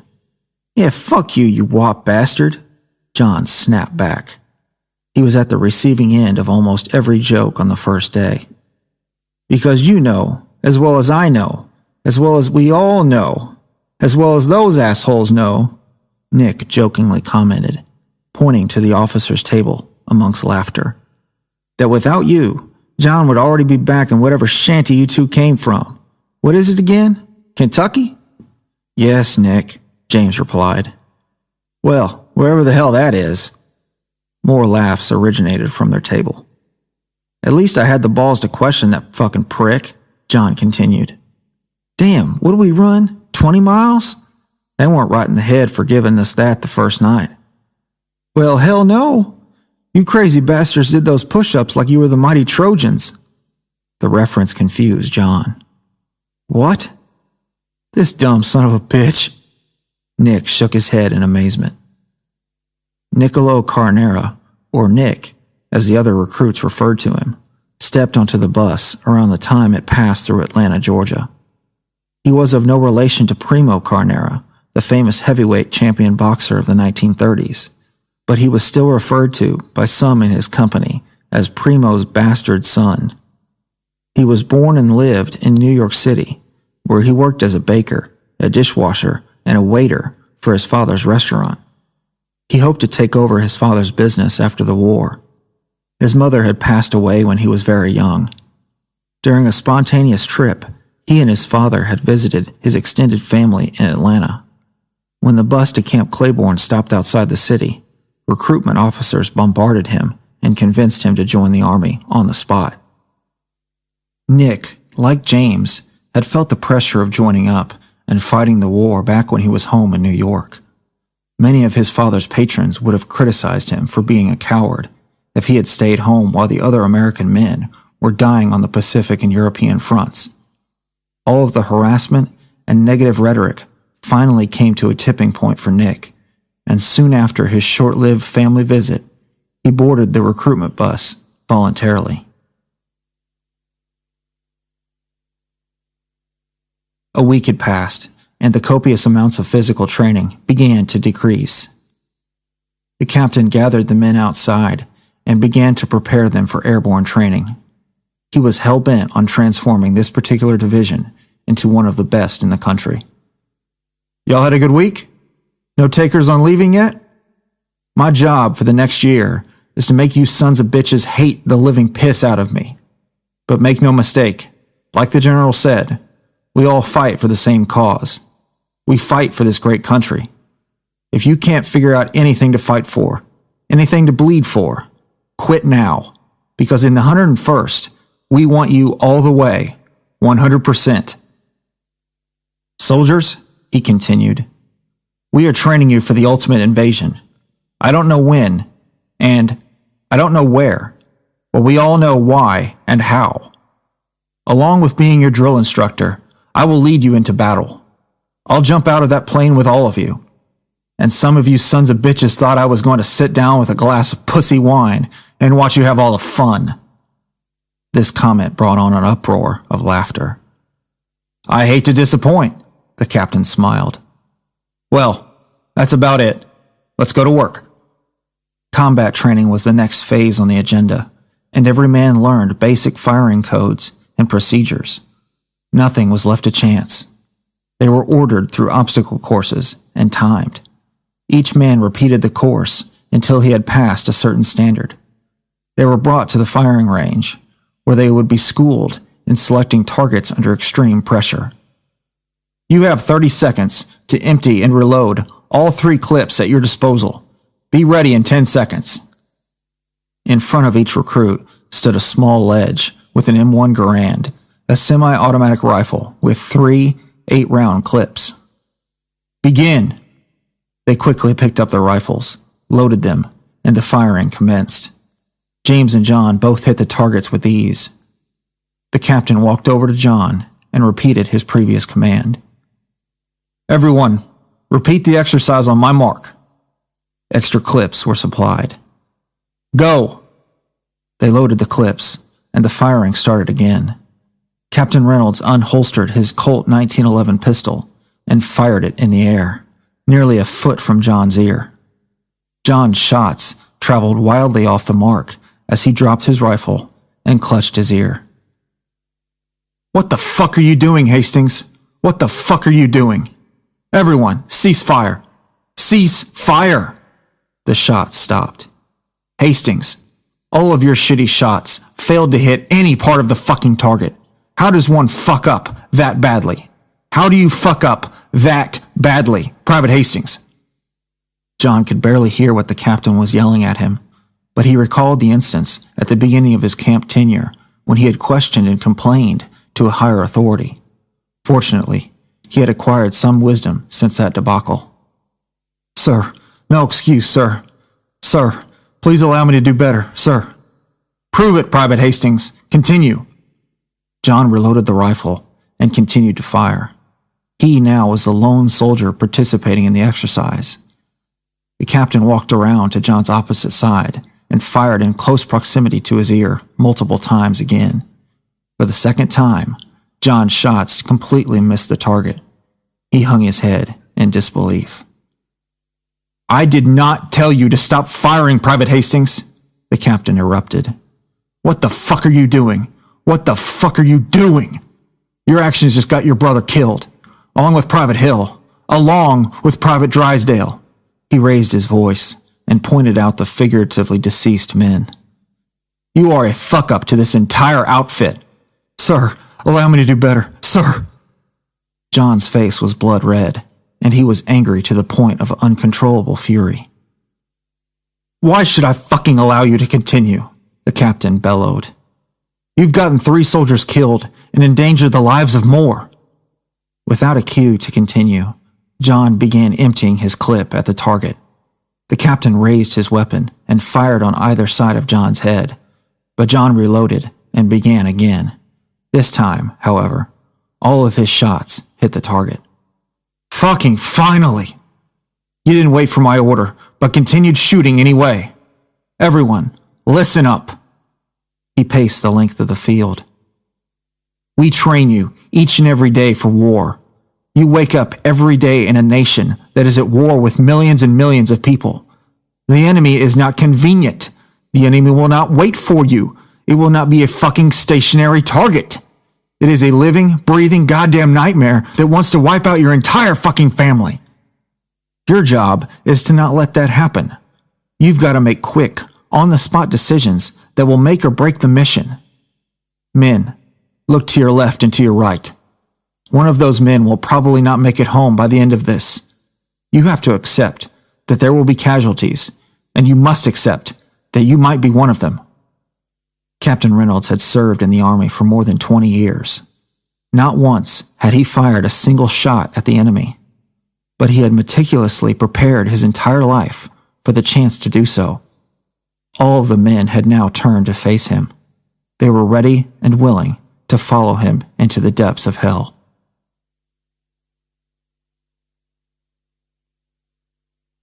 "God almighty, Travers!" yelled a fellow soldier. "You piss your pants?" They had recently been dismissed and were walking back to the mess hall. The soldiers looked back at Travers and saw sweat and urine dripping from his pant legs. Roars of laughter bellowed throughout the group. Sam Travers hung his head in shame. "Damn, boy," John mocked. "And they call me shit-stain. We should have washed your ass off in the creek back there." Travers, angered and embarrassed, exploded in a fiery rage. John tried to brace himself, but Travers tackled him and began to choke him. James and the soldiers rushed in and pulled the two apart. "Break it up, Travers," James ordered. "Come on, you're all right. It was just a damn joke." "I can't even stand to be in the same room with him anymore," Travers retorted sternly. "It isn't my fault. I never had the opportunity to be at a gun range before." "Yeah, well, we've all gone and been there now. Go wash up. You two are going to shake hands later." "I will not allow that to happen." Travers adamantly shook his head. "Yeah, you will, Sam," James assured him. "Yeah, you will, because we've still got 10 more months in this here camp. Y'all are going to get along, or they will beat us to death until you get along. Now go." Travers lowered his head. He trudged off to the showers as John smiled widely, admiring his brother. "Thank you, big brother. Lucky you pulled him off of me. He got his piss all over my pants." "Shut the hell up, John. Watch your damn mouth and shut the hell up. Unlike you, I'd like to finish this camp in one piece." Sam Travers once held the preconceived notion that he was going to prosper in the Army. The only child of a rich businessman in northern Missouri, Travers joined up to become an officer. His father expected much from him, since he himself was an accomplished colonel during the First World War. And at first, Sam's arrogant mindset led him to believe that his upbringing would automatically earn him respect. He could not wait to dish out orders, and he had been one of the recruits who had shoved John during the first night of camp. It was other factors, like being deathly afraid of gunfire, which had finally attributed to his admittance that he was willing to listen to orders from others. James stoked the fire as Jack Drysdale broke the nighttime silence. "Guys, I've been searching my whole life, and I think I've finally figured out where I need to be. Right here. To finally be a part of something that's real. That's a worthy cause, you know." "I feel the same way," Nick replied. "I'm just mad there's no dames." "I've been saying that since the first night we got here," John chimed in as he lit a cigarette. "Well, we ain't always as lucky as old Jack here." "Lucky I am, Nick. That I am." "Shit, he ain't lucky," John retorted. "One woman for the rest of your life? That sounds like a damn monster movie." Laughter ensued as John continued his banter. "A big old vampire rising up out of a coffin. I'm going to suck the life out of you, drain your blood, drain your wallet, drain your entire livelihood." Nick, who was laughing uncontrollably, fell off the bench. "John, you have to move past the physical part," Jack replied. "You're barely 18, so I guess that's all you know. But Nancy and I have more than that. We have this flame that just keeps on burning." "You got the scars to prove it?" Many of them chuckled. "No, John, I'm serious. We didn't choose for it to burn. It just ignited. Meant to be is the only way I can put it. I hope you all find that kind of thing someday. I'd trade all our land just to see her tonight. I really would." Jack Drysdale, one of John's pretend casualties at the firing range, was a cotton farmer outside of Nashville, Tennessee. He, like James, had no college experience, but welcomed the idea of working on his uncle's farm until something more prosperous came his way. He enjoyed living the simple life, and unlike James, he had no aspirations to leave his family. He had just proposed marriage to Nancy, his junior high sweetheart, and she had promised to wait and marry him after the war. She was also the daughter of a cotton farmer from across the county. The stars had aligned perfectly for the two lovers, and they planned to build a house on his father's land. Jack also proved to be a skilled athlete who could have completed the first night's activities at Camp Claiborne 3 times over. His favorite activity was running to Nancy's house after church on Sundays, and he enjoyed the hot sun. He was easily pleased, and his fellow soldiers noticed that attribute rather quickly. "Had to go kill the mood, didn't you, Drysdale?" Nick retorted. While his brother mocked the idea of that steady love, James was jealous of what Jack had. He had seen that fire in his mother and father's eyes, along with some of the couples he had attended school with. It preyed on his mind just as much as his dreams of adventure and recognition did. "I got you, Jack," Trenton remarked.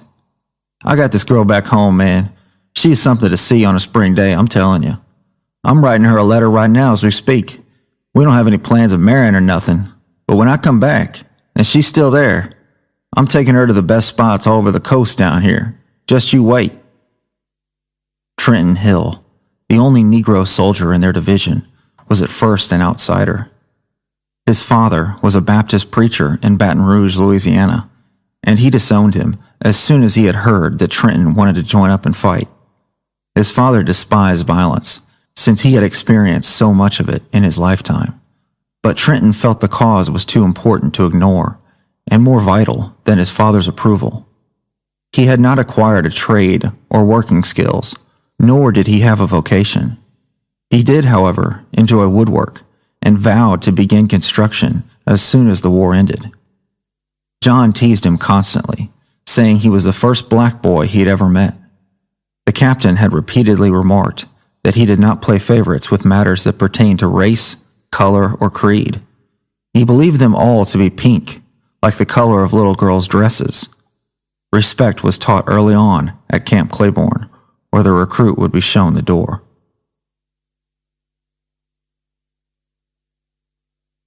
James watched the smoke rise toward the sky and morph into fog as the plane's door opened. His heart sank, and the overwhelming nerves began to set in as the captain shouted their orders. "Remember your training. Check the man's equipment in front of you. This is the real thing. Lieutenant Stallings will now brief you the rest of the way." Lieutenant Frank Stallings took control of the company to lead them during their first jump. This was James and John's first flight, and their first time jumping out of a plane at 3,000 feet. "All right, men. Starting from the back, sound off that your equipment check is okay." 12, okay." Drysdale, in the back of the plane, commenced the countdown. 11, okay. 10, okay. 9, okay, Hill shouted. 8, okay. 7, okay. 6, okay. 5, okay. James confirmed his equipment, but his heart was racing. He was fearful of the next few minutes. 4 is A-okay, sir. "Take it fucking seriously, John," Stallings bellowed. "I won't tell you again, or I'll push you out without a goddamn parachute." "Sir, yes, sir." 3 okay. Carnera followed John. 2 okay. Sam Travers was overly confident. His heartbeats remained constant. 1 okay. Will Cramden softly uttered his confirmation. "God damn it! Louder, Cramden! You're the closest to me, for God's sake!" 1 okay. "All right, let's go. Remember, once you hit the ground, hightail it back to camp. More drills before chow. Let's go, Private Cramden." Will hesitated, but finally stepped up. He let out a feminine scream as he leapt out of the plane. James' heart now beat at a rapid pace. He began to breathe heavily, but attempted to swallow the nerves as he looked Captain Reynolds in the eye. The captain shouted at him to jump. "Go, Hastings!" James waited at the plane's edge for a few seconds to let the clouds glide gently past him. He could not see the ground at all due to the heavy fog. In his mind, he was back at the farm, calm and without a care in the world. Finally, he let go of his fears and leapt into the gray. The pure shock of dropping hundreds of feet caused him to let out a blood-curdling yell. The wind blew him over to his side, but soon he positioned his feet firmly beneath him. The force of the parachute shot him up into the air, and it felt like he had broken both of his shoulders. He floated down in agony, but eventually spotted the ground below. He was moving toward a grassy field. After a brief moment, he finally exhaled with relief that was long overdue. While viewing the surroundings, he had glided away from the open field and now hovered over a small lake. To his dismay, he would be forced to brace for water impact. His head shook uncontrollably as he closed his eyes and tried to imagine the best possible outcome, walking out of the lake without a broken bone. His feet hit the water first, which felt like hard concrete. He opened his eyes as the lake was closing in on him. Freezing water traveled up his nose as he was fully submerged. He frantically searched for a way to surface, but the force of the parachute bearing down on the lake had blocked his way. He began swallowing water. He panicked and screamed underwater to deaf ears. He had the drive to live. He had the motivation to see his family again. He unsheathed his knife and cut through the parachute, and finally James Hastings breathed again. He now faced the seemingly impossible task of making his way back to camp without freezing to death.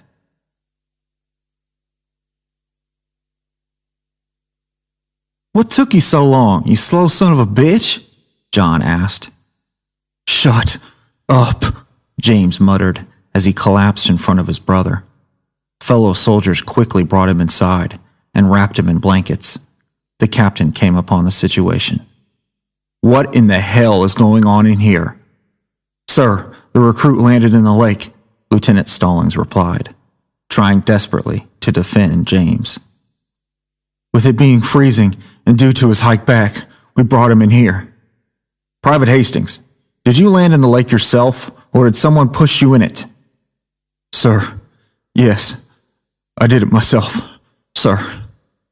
James could hardly speak, let alone stand. "Then have your brother take these fucking blankets off you. Get your ass on up and fall in line with the others. Now, Private Hastings, now!" James exhaled and nearly offered another excuse, but stayed silent, knowing the response that would most certainly follow.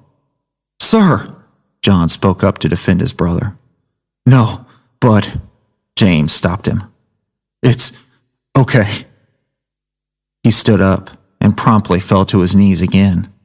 Lieutenant Stallings and John carried him through the door and into formation. James stood at attention, but his perseverance was dwindling. Quitting was rarely a true temptation for him, but at the time, it seemed like a formidable one. "All right, men, a pretty shoddy effort in today's first jump, but I guess you have to pop your virgin cherry somehow. Before chow, I suggest a small jog over to the gun range. Take a lap of the camp first. Please, if you don't mind. Hop to it." The recruits were accustomed to the grueling 5-mile run, but James was aware that his body could not bear the strain. He started to jog, but sensed that he would not make it to the range. The recruits were hundreds of feet in front of him. John stopped and offered to help, but after many stumbles, James ordered him to catch up with the rest and leave him to deal with the captain. His legs buckled as he jogged down the steep hill. His face hit the gravel first. He spit up blood. He crawled up the hill and lay face down on the rocks until he regained enough strength to jog past the barracks. He had fallen and crawled for a longer duration than he had remained upright, and his broken nose inhibited his breathing. When he finally saw the rest of the group ahead of him, he stopped walking. His body was on the verge of shutting down as soldiers rushed to carry him for the rest of the way. "Are we all accounted for?" asked the captain. John, however, had finally reached his breaking point. "Sir, what is the fucking point of this, sir? Damn it, John," James replied painfully as he again collapsed to his knees.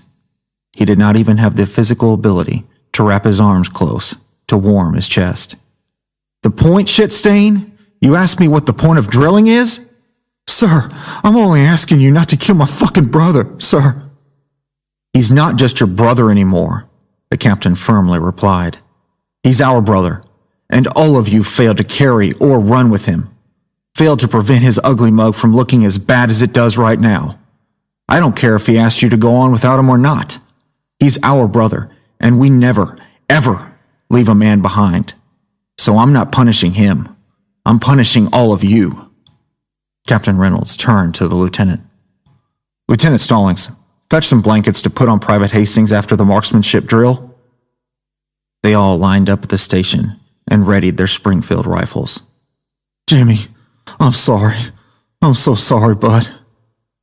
"I'm sorry too, James." Will Cramden offered support as James nodded his head. "I won't turn my back on you again," John assured him. "I fucking promise, until my last breath, bud. Never again." Cramden picked up James' rifle and placed it in his hands. They all took turns firing as James fumbled with his hand placement. "Cease fire! Cease fire! Private Hastings, hit your target!" "Sir, yes, sir." He was still shaking uncontrollably as he slowly loaded and aimed the heavy-burdened rifle downrange. He pulled the trigger, and the bullet shot straight through the center of the target's forehead, leaving everyone, including the captain, in disbelief. The captain's eyes widened. "Empty the clip, Hastings!" All 4 remaining shots hit the target's forehead. "Holy shit, bud!" John cheered. "That son of a bitch," the captain whispered to himself. "Cramden, Hastings, carry the private inside for a hot shower and some comfort food. We will now break until the afternoon. Thanks to Private James Hastings, you all have earned it."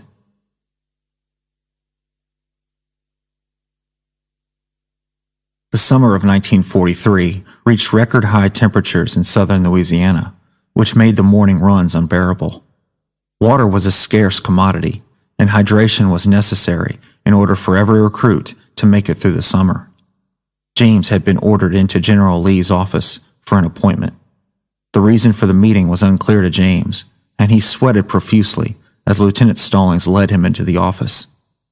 Captain Reynolds and the General were already present and standing when James entered the room. He promptly stood at attention. "Good morning, Private Hastings." "Sir, good morning, sir," replied James. The General smirked. "Son, at ease, and you can drop the sirs for the time being. Please, sit down." James took his seat and attempted to calm his nerves. Even the captain appeared on edge. "Private, I've been on the phone with headquarters for the past hour. I am sorry to inform you of this, but regulations are regulations." The General sighed and drew in a deep breath. "We have been ordered to send one Hastings brother to another camp. They mentioned that the new destination will either be on the East Coast or in Texas." I'm not understanding." James shook his head. "Look, we've grown fond of you, and your egghead brother as well," the captain commented. "But we can't argue with HQ. You have to understand." The room fell silent. James contemplated the duration of the war, however long it would last, without his brother's company. This was a situation that he could not fathom, and it wouldn't happen without backfire. James let the news linger in his mind, and he grew impatient. "No," he shook his head. "No, no, no. Volunteer. This was a volunteer." He pointed his shaking finger at the General. "We volunteered for this. No one forced us on that bus. We got on by ourselves. Your words, sir. You weren't there, breathing down our necks to join. We did this." "Please, Don't make the situation worse, the general retorted. Sir, I'm begging you. He joined up because of me. I hate to undermine you, sir, but I'm all he's got. Captain, despite your very best efforts to get rid of him, he's still here because of me. And now, after all that, you all want to ship him away? No, not at all.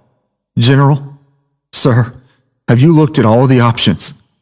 Private Hastings, this is a closed book case. Nothing I can do. General, with all due respect, that is complete bullshit. This made the captain irate. Damn it, Hastings! No, Captain, I'm on my hands and knees, begging here. Not for my sake, but for my brothers. He raised his voice and continued. We've been a unit for more than 6 months now.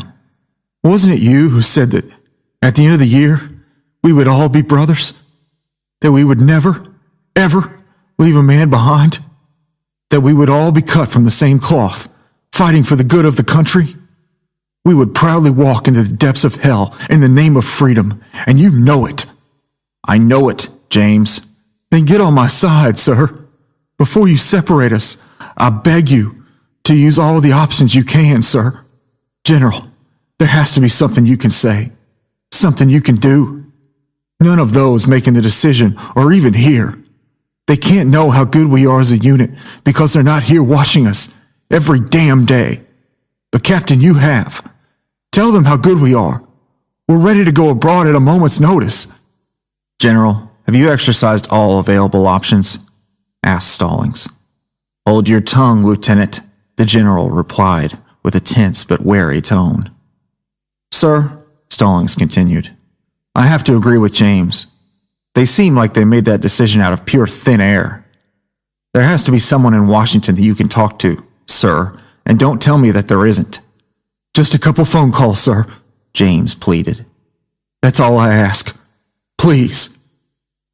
The general sat in shocked silence for an extended moment and pondered.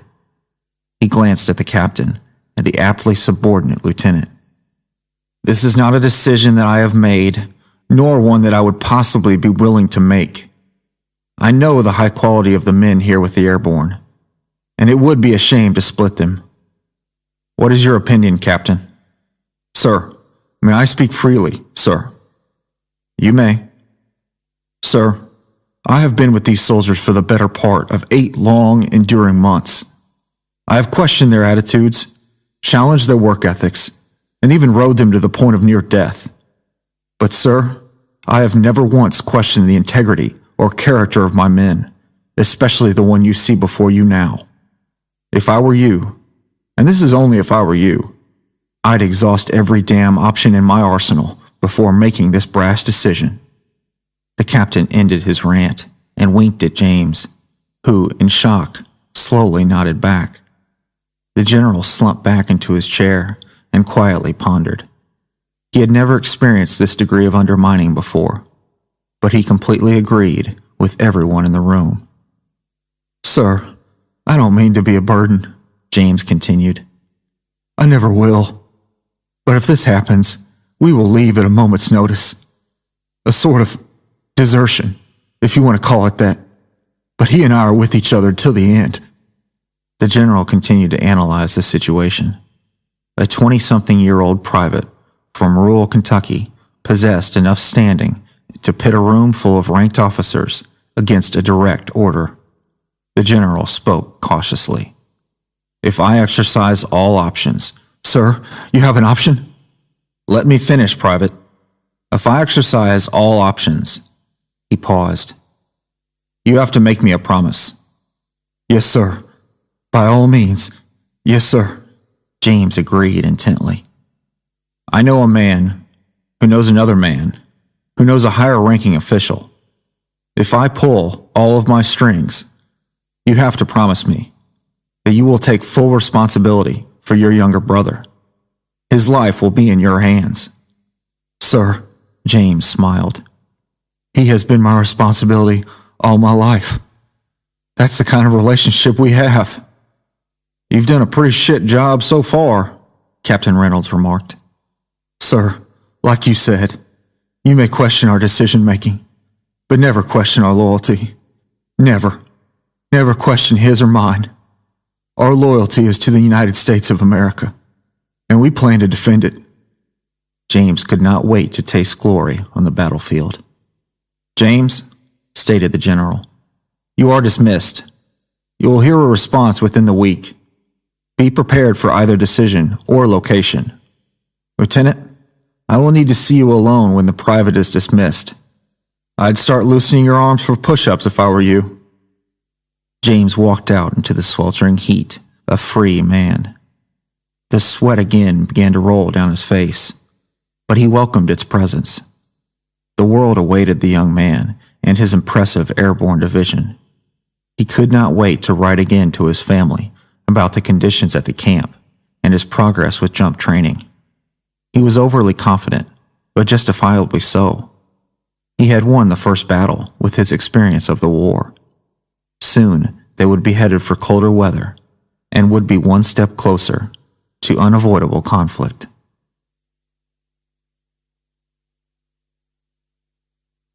His mother remained bedridden, crying and writhing in pain as the county doctor sat with her behind the closed bedroom door. His father sat in the living room next to a dimly lit fire. Joseph stared at the wall and silently prayed. He firmly believed in God, but his pleas seemed to fall on deaf ears. John cried to anyone who would listen to his voice. "Jimmy, what's wrong with Mama?" James clutched his 5-year-old brother as tightly as he could. He was forced to bear witness to the concept of death at a very young age. "Everything will be okay, little buddy. Mommy is just sick because it took a lot of work to bring little Maggie into this world." He wept as he tried to explain the situation to the child. "She's very tired and very weak. We need to pray really hard now. Come on, bud. Get on your knees with me and ask God to help Mama." Twilight fell. Midnight came and went.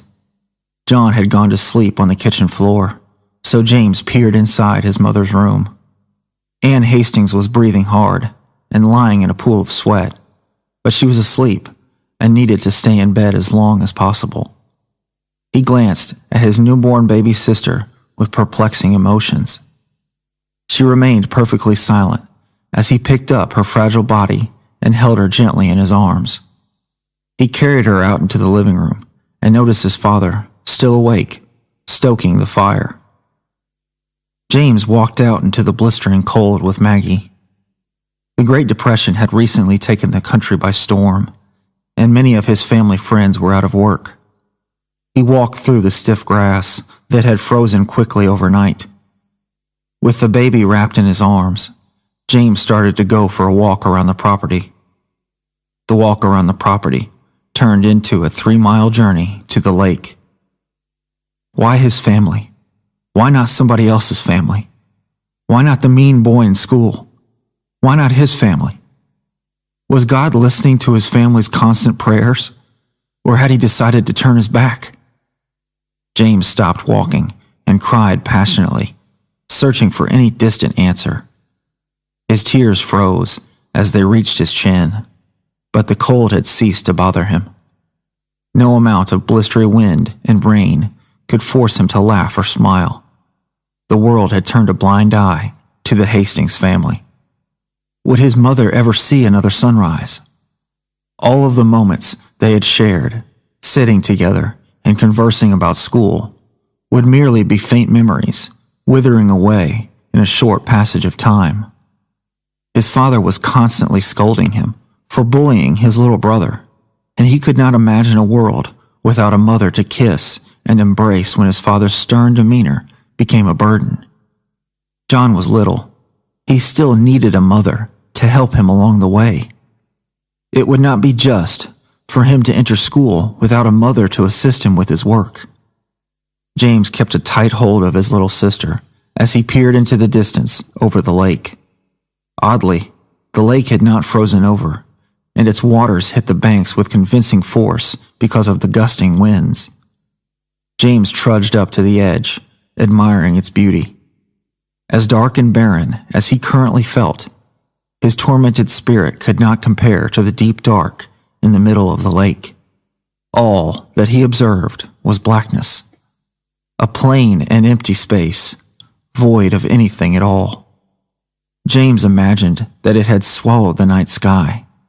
It seemed like the perfect final destination. Innocence stared out into the darkness, and the warmth from the palms of his hands began to diminish. His tight grip began to fade away. Unburdening himself of the weight he carried would surely relieve his pain and make his journey home much easier. James stretched his arms out, and they ached as the wind pierced his hands. He was ready to face whatever fate awaited him as his strength weakened. His mind was completely lost, his total disregard for morality apparent. No amount of pleading would change his young, fragile mind. He almost gave in, but at the moment his arms began to fall, he wished for just one more glimpse of his once gleeful family and beautiful life, and they caught each other's eye. His breathing stopped. His eyes widened. The tears froze as his baby sister smiled back at him. Life always seemed to find a reason. James dropped his dark thoughts and brought his sister close to his heart. With one hand, he clutched her tightly, and with the other, he grabbed the blanket. She was quickly covered. The once dark void of the lake now seemed only murky. The cold, piercing wind ceased. Tears of happiness streamed from his eyes, and he happily let them freeze to his face as he walked back to his house. In that moment, James had fallen deeply in love with a gaze that would cloud his dreams for many years to come. With one fleeting glimpse of paradise, he finally believed that someone above him had been listening to the countless prayers. He reached the gravel road, and the living room fireplace was just visible from outside the window. The sun began to rise in the distance as he entered through the front door. He had wandered the depths of hell, but emerged into the light. He was lost, but had now been found.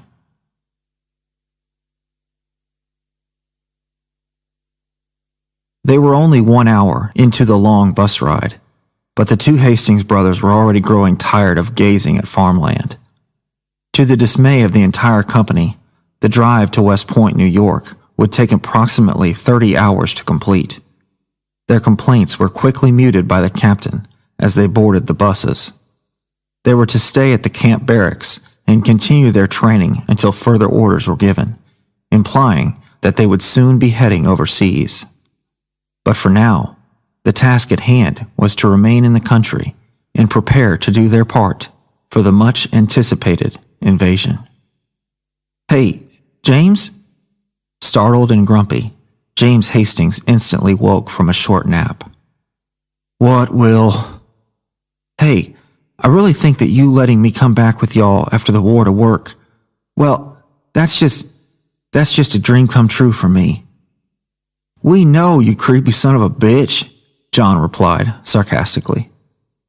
"Look, Will," replied James, "we'll see how it goes. Our pa doesn't have that much money to pay us with, let alone you. So we'll just have to see." I know, but I'm just saying, I really appreciate the kindness." "Don't mention it, Will," James replied, before shutting his eyes.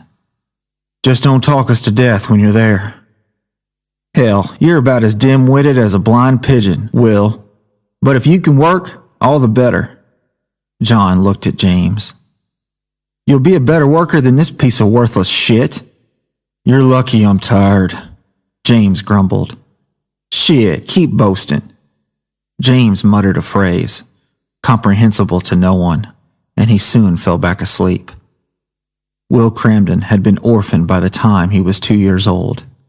His father died of complications from an injury he received by working in the coal mines, and his mother had liver failure from drinking the unending pain away.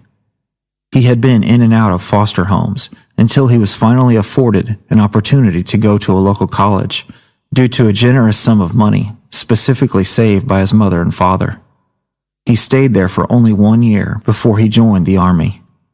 He had always longed for a strong family bond and thought of James as a father figure.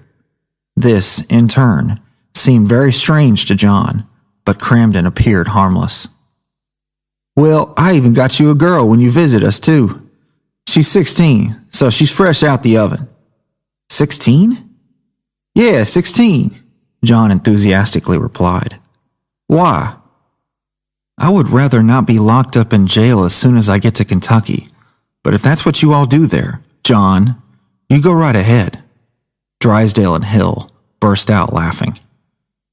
"Yeah," Trenton Hill interrupted. "Little Hastings likes them still in the crib." "Hey now, they really don't put up too much of a fight. Cheap date, too. Just breast milk." "You're going to a special place in hell, John," Drysdale reprimanded, attempting to be the voice of reason. "Jack, if hell's got half-naked bras with high sex drives, you show me the ticket office." Everyone chuckled, including Lieutenant Stallings. Nothing John said now could be any worse than what they had already heard him blurt out during the past year. Sam Travers, fed up with John's antics, peered over the back of Hastings Row. "James, when and where did he go wrong? And is it too late to fix him?" "I should have let Gus eat him a long time ago," James replied, and shook his head in dismay. "And sadly, yes it is."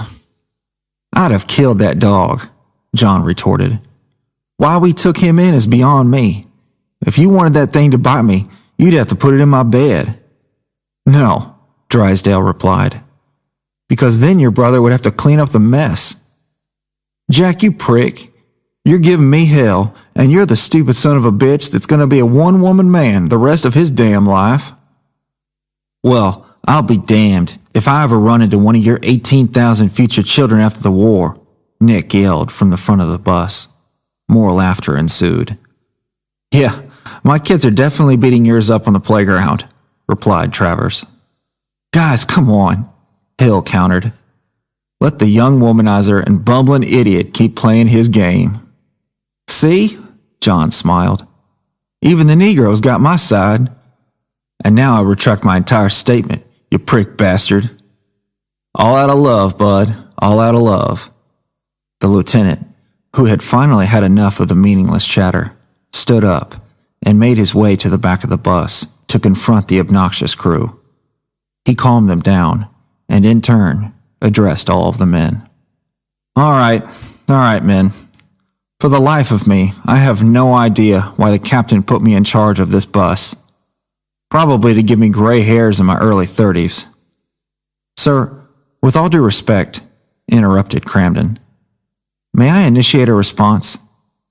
He sheepishly raised his hand while the company snickered. "What the hell do you want, Will?" "Sir, with all due respect, I believe the captain is on the other bus solely because he would have murdered John and thrown his lifeless body out the window." The whole bus burst into laughter. "He just didn't want to be arrested halfway through the ride, sir." "Well, thank you, Private, for your thoughtful insight. But I know for a fact that the captain would have gotten out of that one because none of you assholes would have testified against him." "No, sir, not me. Hear, hear." "Exactly. But back to my point. Men, we have less than a day on this here bus before we enter the most famous military training ground in the entire world, let alone this great country." "Hear, hear." I hope you men realize this and take it to heart. I try to reason with you all and try to buddy up with you more than Captain Reynolds does.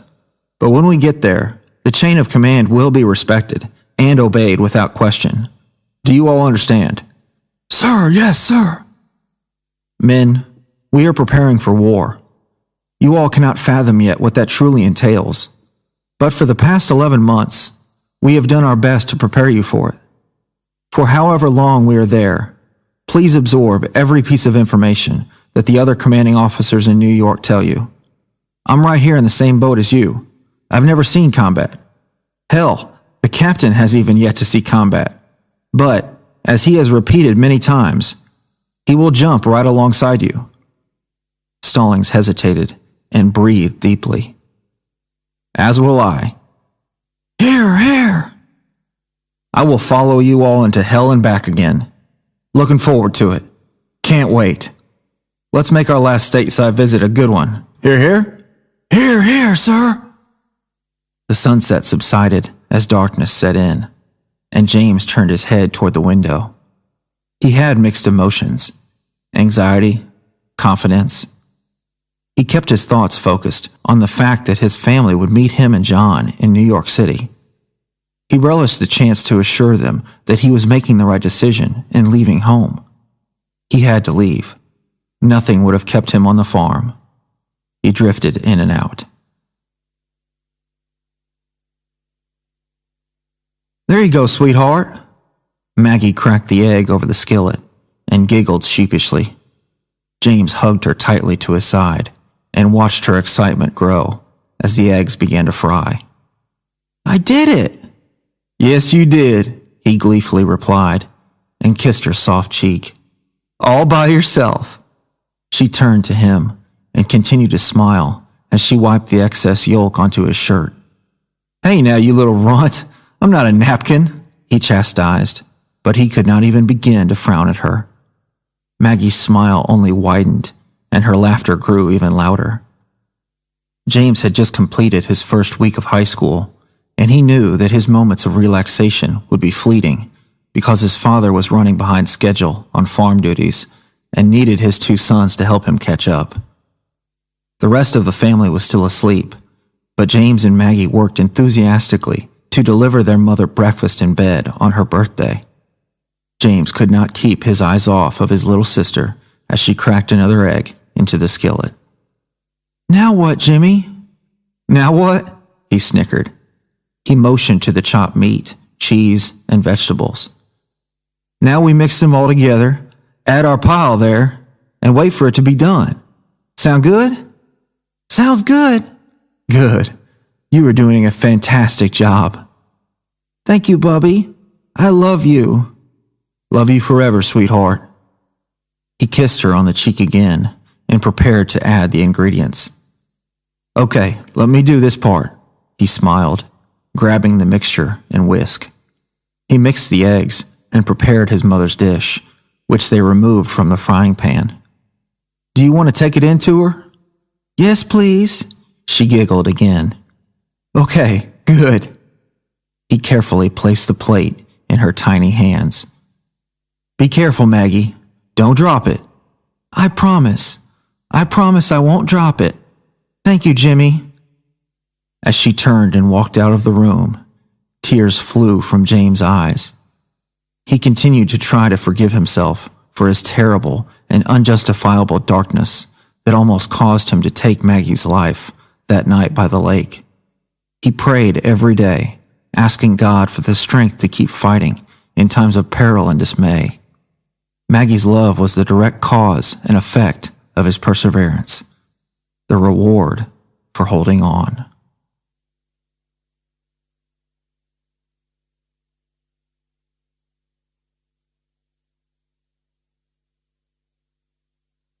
Part 3. They were all jolted forward as the bus came to an abrupt halt. The view outside reminded James of images of an ocean. He admired the view down the congested street, and the buildings seemed to go on forever, disappearing in the distance. He had a strong feeling of uneasiness and hesitated for a moment before stepping off of the bus onto the crowded street. "Son of a bitch!" John yelled, stepping onto the pavement directly behind him. "Makes you miss home, huh? I couldn't tell you the first thing about how to get around this damn place." "Well, Ma told us she'd meet us at this stop," James replied, pointing to the street sign. "I think I'm going to find a bike rack or something and hold on for dear life until the other bus gets here." They were only given a 24-hour leave, which commenced as soon as they stepped off of the bus in New York. Both Hastings brothers, along with Cramden, Hill, Carnera, Drysdale, and Travers, boarded another bus for downtown New York City, where they would rendezvous with James and John's family whom they had not seen for a full year since they had left for camp. Trenton Hill took a seat on the curb and was promptly almost run over by a passing bicycle. "You little piece of shit!" Hill exclaimed after the bicyclist. "Hey, watch where you're going, you damn prick!" yelled John, quickly coming to Trenton's defense. Hill stood up and determined that it would be in his best interest to remain on his feet. He was tired of sitting anyway. "Hey, James, when are your folks getting in?" Drysdale asked. "They should be here very soon, or at least that's what the letter said. Ma's never late for anything." "Yeah, and if we're late," John replied, "God help us all." James chuckled. "Hey, don't throw us in your boat," Travers responded. "But I will say, if I was even a bit late, my father would have beaten me with my own belt." "Don't have to tell us twice. Ain't that right, Jimmy? Hell, one time I saw Ma break the necks of 2 chickens before I had time to blink, and my neck ain't that much bigger." "Huh, I believe it," Carnero replied. "Hey, after we talked to your folks, you fellas up for some good hoagies at my diner?" "Nick," James responded with surprise, "I totally forgot you were from here, bud." "James, you'd forget your brother if he wasn't so damn loud, and I wouldn't blame you one bit for trying." "Hey, fuck you, Carnero," John answered back. "I'll piss on your damn hoagie if you keep spouting." "Damn it, bud, shut up. The family could be right around the corner." As soon as James uttered that sentence, he saw a glimpse of a small girl in the distance, no more than a block away. She held hands with a woman. His eyes widened, and he smiled from ear to ear. "John, I see them, Jimmy." Maggie yelped with excitement and started sprinting toward them. Ann Hastings followed closely behind. The little girl failed to look for oncoming traffic, but nothing could have stood in her way. Tears flew down her face, as well as her mother's, as James ran toward her and bent down. She barreled into him, and her force nearly knocked him to the ground as the two embraced. "Mama, my boys." Anne held her younger son in her arms, and her tears dampened his shoulders. "They haven't killed you yet, I reckon?" "Not yet, Mama. I've missed you all so much." After some time, they switched family members and embraced again. The brothers could only be in the city for a couple of hours, and it would be the last time they would see their family before returning from service. "Look at you two," Anne glowed. "My word, how much growing have you all done in a year? As much for a mother to notice, I see." "Ma, we made it through camp, and now we're here in West Point until we get more orders. They say we're probably going to ship out in the next couple of months." "Where are you going?" Maggie questioned in her soft voice. "Oh, sweetheart," John replied. "Jimmy and I are off to help our country win this war. We're hoping to do whatever we can to help." "We need you to be strong, Maggie. Can you do that?" James caressed her cheek. "It might be a little while longer until we can see each other again. Can you be strong?" "I'm always strong." "That she is, just like her mama," Anne boasted. "Boys, are those your friends or just a couple of bums listening to us talk?" "No, Mama," James chuckled. "Those are our friends from camp. This here is Jack Drysdale, Trenton Hill, Nick Carnero, and Sam Travers. Good to meet you all." "It's an honor, ma'am." "You all are so nice and genuine. Well, let's not just stand here and write. Does this city got something to see or don't it?" "Yes, ma'am," replied James. "Nick, you want to show us around, bud?" "Oh, Jimmy, so now I'm a tour guide." "Yes, you bumbling idiot," cried John. "Johnny Andrew, I'm already on your hind and it hasn't even been 5 minutes." "I'm sorry, ma'am." "Yes, please, Mr. Niccolo Carnero," he replied sarcastically. "May we have a tour of your lovely city?"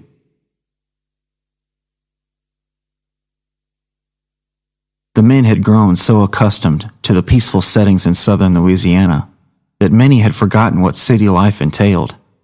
The surroundings instilled everyone, including Carnero, with a sense of overwhelming awe. New York City was undergoing a vast construction phase, producing as much as possible for the troops overseas. With all of that manufacturing, the city was extremely chaotic.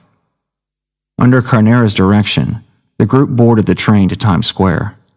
The entire group thought Times Square was a beautiful attraction, and Travers snapped photographs with his newly purchased camera. They were led along the sidewalks of Manhattan, stopping at important landmarks to take pictures, and rested at the Empire State Building to admire its beauty. It had been constructed only 10 years prior. "I can't believe this thing is still standing," James mused, straining his neck to look up to the top of the building. Such architectural feats amazed him, and he was fascinated to learn about famous buildings and their histories. He was finally face to face with one. "Hey, champ," John asked him, "how long did they work on this darn thing?" "Not long, actually. I think it was less than 2 years. They didn't mess around." "I just can't believe things like this really exist," Anne Hastings commented, shaking her head. She had experienced a total culture shock since she had stepped off of the bus. "We are from a small town in Kentucky, and we've never been to a city like this before." "Yes, ma'am," Nick replied. "Your sons have told us a lot about you. I can see how this might be a bit of an overwhelming trip." "Well, as long as we stay together as a group, we should be okay," she stated, grabbing Maggie's hand and clutching it to her side. "Jimmy," his little sister asked, "do we get to see your army home?" "Maggie, I wish we could," he chuckled. "But that's an hour-long bus ride." "Well, I wish we could too," she pouted. She had grown a year since he last saw her, but her youthfulness was still just as evident. James bent down to look at her. "Listen here, little girl. I told you before I left that I would see you again. And here I am, looking at the sweetest young lady in the world." "You haven't even gone to fight yet. Who knows when that'll end?" He smirked and kissed her forehead. He stood up and looked at his mother. "I can't win this, can I?" "Neither of you two can. Let's just please enjoy the rest of the day and forget the whole thing for now. Sound good?"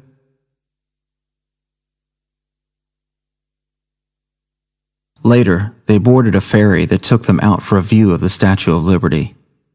The sculpture was just as majestic as James had imagined. They all posed for a picture together with the statue in the background. Finally, they honored Carnera's wish for the group to have dinner at his father's restaurant, located in Jersey City, only a few miles west of New York. The sun rested on the horizon as they entered Carnera's Italian eatery. Nick's father greeted his son with jubilation and quickly had food prepared for the group. "Mr. Carnera, this pasta is so good," Drysdale commented, fully impressed. "Thank you so much, sir." "You are welcome, my young man. And please call me Antonio. Mrs. Hastings, how do you find your pasta?" "Oh, Antonio, I don't know where to begin. I couldn't even begin to dream of making something like this. Just so wonderful." "Ma, you're no slouch yourself," John quickly defended his mother. "Yes, ma'am," Antonio agreed. "I believe you are not so bad yourself, seeing how you raised 2 strong young men." "Well, I do appreciate it. I really do," she nodded in gratitude. "Ma, I think I know the answer without having to ask. But why didn't Pa come with you?" "Oh, John, you know why. He'd have loved to come, but you know him. Stubborn as a mule. The man wouldn't leave our land. He told me to wish you both the best and be ready to get back to work as soon as you come back." The table chuckled. "Are the Ingrams working out all right?" asked James. "Oh, yes. They're very supportive and definitely a big help. Their eldest, Jane, dropped out of college, by the way. She's gone to, well, I don't know where. I dare not ask. But little Mary still helps out with gardening and planning as well." "Sorry to hear that, Ma," he replied, but both brothers knew that had been her agenda the whole time. "I'm glad to hear Pa is doing all right. While we're talking about it, Ma, this is Will Cramden, the one we wrote to you about." "Great to finally put a face to a name, Will." "Likewise, ma'am. So, Will wants to come back to our farm after the fighting, James continued. He doesn't have any kin to go back to, and he really wants to work with us. Are you a hard worker, Will? Anne asked. Yes, ma'am. I'll do anything you ask of me.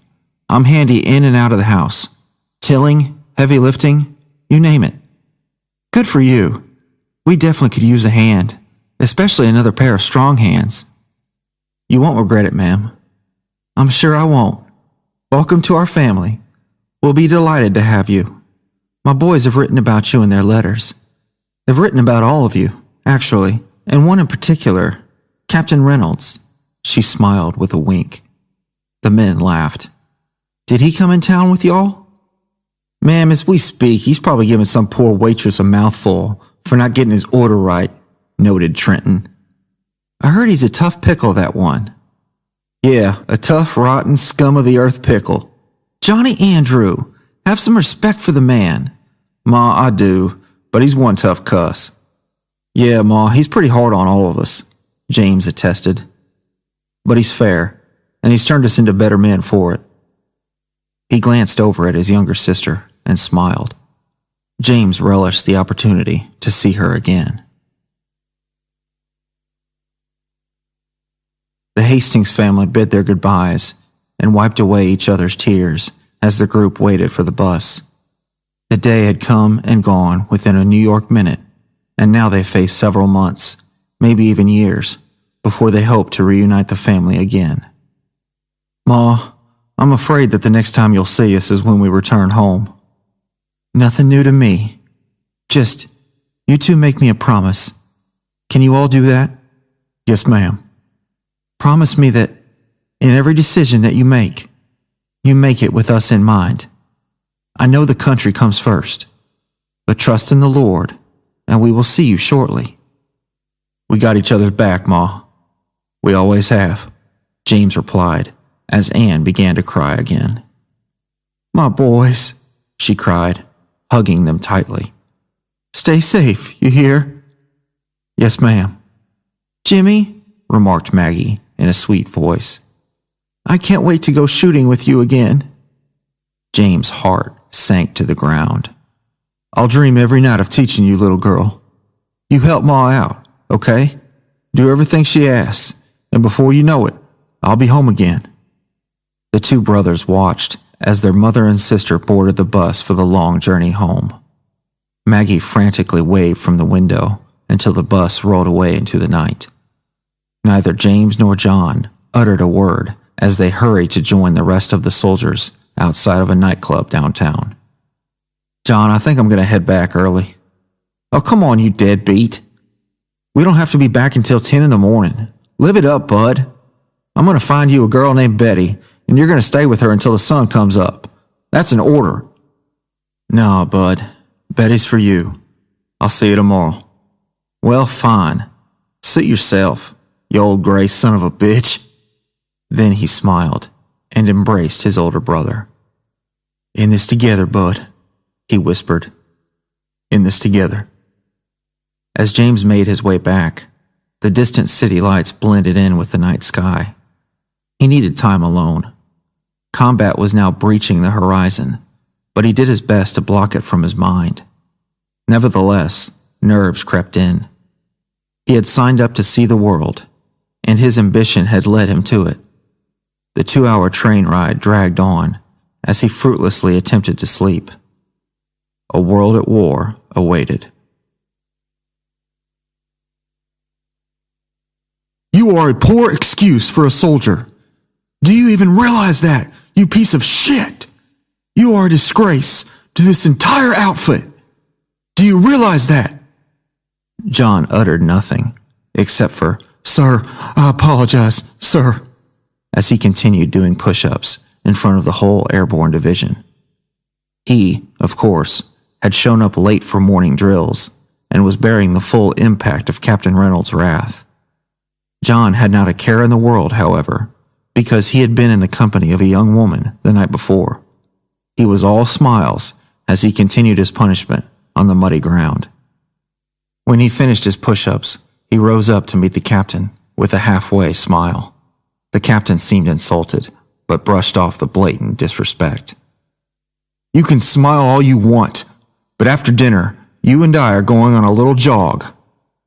Everyone in the company turned to each other and snickered. Now get the fuck back in line, Private Hastings. I need not remind everyone that we are this close to being shipped out and thrown into the fucking line of fire.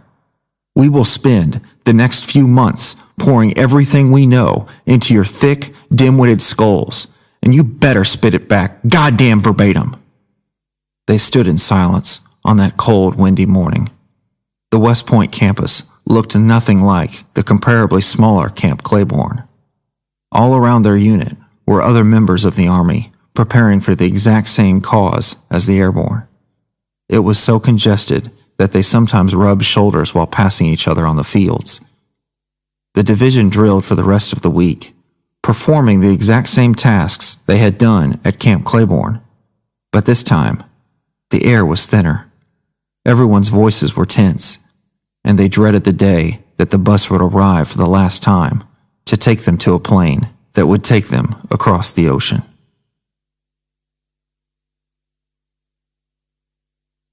At the end of the week, the company gathered in an open hangar, and General Lee spoke to them about the duration of their time at West Point.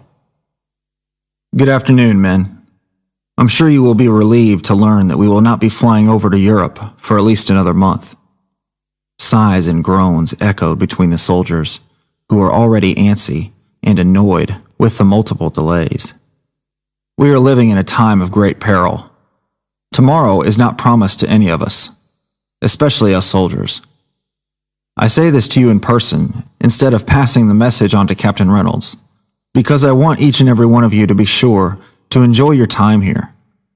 I implore you, go out when you have free weekend passes.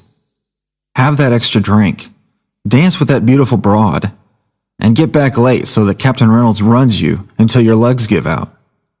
Please live your lives as if you will never see the shores of the United States, or any other shore for that matter, ever again. The soldiers looked at each other perplexed, and many laughed at the preposterous statement delivered by their general.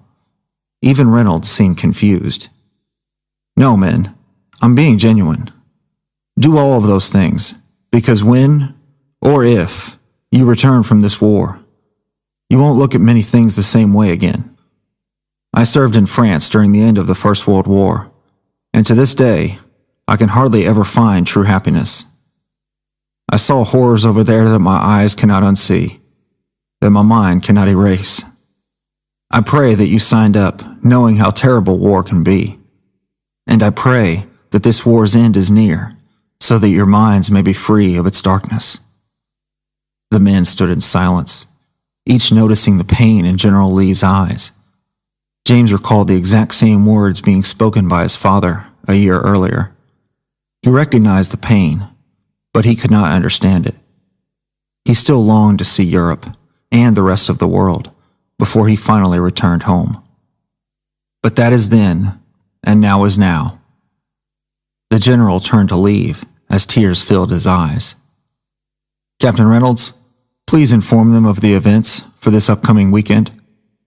He removed himself more swiftly than he had in times prior. Thank you, General. As soon as the general was out of hearing range, Reynolds turned to his men. Mind you, if any of you show up late to morning drills when you return from leave, I'll shoot you in the fucking face. Hear, hear. But fortunately for you star-crossed pricks, your first weekend pass starts tomorrow night. Hear, hear. The men erupted in joy and jubilation. Shut the fuck up. They fell silent and stood back in attention. Damn! Be disciplined for Christ's sake, he yelled, but James caught a slight smile creeping out of the corner of the captain's mouth. He was as excited for a break as they were, only he would never admit it. Like I was saying, your first weekend pass starts tomorrow night. We have been invited to a so-called ball in downtown New York. Manhattan, I do believe. He rolled his eyes and shook his head. Apparently, the governor and a senator from New York will be there too. They want to recognize your efforts that will bring a closure to this war. Surely not my damn idea. One of them met the general this past weekend, and shit went downhill from there. The soldiers chuckled in the crowd.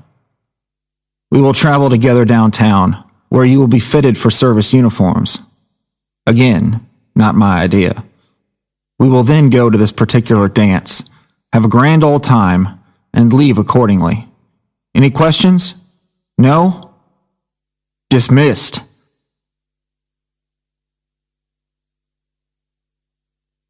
So let me get this straight, John commented on the way back to the bunks. They're going to allow all of us to go to the city. And in this city, they're going to take us to a dance. With women, hopefully. John, let me interrupt you there, Trenton Hill remarked, as everyone snickered. We are going to the dance. He motioned to the others in the group. But you will be taped to a wall in the back with a straw to breathe through. Maybe we'll come back a few times and give you some water. You're so full of shit. There is no fucking way you're keeping me away from this kind of party. A senator? He cheered, and his eyes glowed with a dreamlike aura. Just imagine the high-class broads he's going to bring with him. Oh, but I'm sure yours will come straight from the sewer system, Travers quickly shot back. Isn't that where you dug yours out from last week? God, you'd think so, right? I ain't pissed straight since. I should have known something was up when she turned the lights off to strip down. Hell, I just thought it made her more comfortable. But now that I think about it, she probably had to bend down to dust the maggots away before she got in bed. Many of the men were gasping for air because they were laughing so hard. The excitement of the dance had come over everyone. Each man had taken the general's haunting words to heart and considered this dance a last-ditch attempt to spend quality free time in the States before their ship date. They laughed at John Hastings' ridiculous stories, but most of all, they relished another chance to feel alive. This also gives me a chance to do something that even the captain couldn't do if he tried, continued John, pleased with their reactions. What's that, bud? Get my dumb son of a bitch older brother laid for once. He yelled at James, who turned with a grimace and darted over to John. Keep talking, you piece of shit, he growled, but the rest of the group restrained him. He slowly calmed down. Damn, son, we're not at war yet, remarked Carnera with a timid grin. But shit, is it true? You ain't never been with a dame? I wouldn't be lying to y'all, John sneered. I think he licked a girl's foot one time before school started some years back. He's always been a strange sack of shit, but I'm telling y'all, that's the closest he's ever come. James charged at his brother again. I'll beat your damn face in, exclaimed James, until his friends restrained him. He put up a valiant struggle, but finally succumbed. His face was red with intimidating fury, and John enjoyed every second of his madness. Calm down, James, Drysdale implored, still holding him back. But I guess we gotta know, don't we? Heck, even Nancy and I did it one night. She's still upset we did it before we got married. But I, for one, am not complaining, he smiled, and John gave him a high five. Is it true, Jimmy? Trenton asked. James exhaled and broke free from his restraints. He walked away for a bit, then turned around. His face had gotten redder and much brighter. He finally shook his head. Not yet, he admitted. I'm still searching. For what? His brother smirked. A nice, sweaty guy? Shut the fuck up, John. Hey, I know you're not queer. Part of it's my fault, I guess. He turned to the others and sighed. He had his eyes set on one of our neighbors before I swooped in and snatched her. Old Jane Ingram. Best legs you ever did see, let me tell you. I never did like her, John, James retorted adamantly. I thought she was just all right. Holy shit, he's not just mouthing off, Travers cawed loudly. You really haven't been with one. The group started to laugh. They tried to hide it, but their shock was too hard to control. Way to bring it up, John. Real nice. Real nice. At least now everybody believes me that your pecker ain't never had a workout. That proved to be the last straw. James bellowed and sprinted toward his younger brother, tackling him over the card table. John was able to brace his fall, but his back impacted the table straight on. Before James had the chance to take a swing, the men ran over to restrain him again. He breathed heavily as he desperately tried to break free, but their grips held firm. Finally, James stopped and released his tight grip around John's neck, turning over on his back to breathe normally again. John rose to his feet with help from the rest of the men. His lip was slowly bleeding, and he grabbed a towel to stop the flow. Silence fell over the soldiers. "Hey, I'm sorry, bud," John remarked. "I was just trying to get under your skin. Nobody gives a shit if you've been with a girl or not." James continued to breathe heavily, but looked up remorsefully at John. "It's all right, John. I've got no reason to be mad anyway." At this time, Lieutenant Stallings had entered the barracks. He quickly noticed John's lip and began scanning the room. "You mind telling me what all this damn commotion is about? John, you been in a fight or something?" "Sir, no, sir. Sir, the damn door caught me as I opened it. I was not paying attention. Sir, chalk it up to my eagerness to fight and clumsiness to boot, sir." The tension in the room was broken by laughter. The lieutenant, however, remained expressionless. "You must take me for a damn imbecile. But since I see no one else injured, I'd say that the door won this round. Get some sleep, you dipshits. We're still going to be up in the morning for training before we head into the city." He turned for the door. "Lights out in 10. That the best damn story you could come up with, Hastings? I'm not good on the spot. I can hit the spot pretty well, though. That's for damn sure. Ain't that right, Jimmy?" "Fuck you. I'm finding you something with a hole in it tomorrow night if that's the last thing I do before we leave," John chuckled. "Don't bother. If there's a chance, I'll go for it. But I'm looking for a girl that's worth it. Worth the chase. Worth the effort. You see, y'all?" John shook his head in disgrace. "That's why we need to get him laid, so he can stop spouting that stupid-ass good-for-nothing horse shit." The men laughed, and even James smiled. Their weekend pass could not have come at a more opportune time.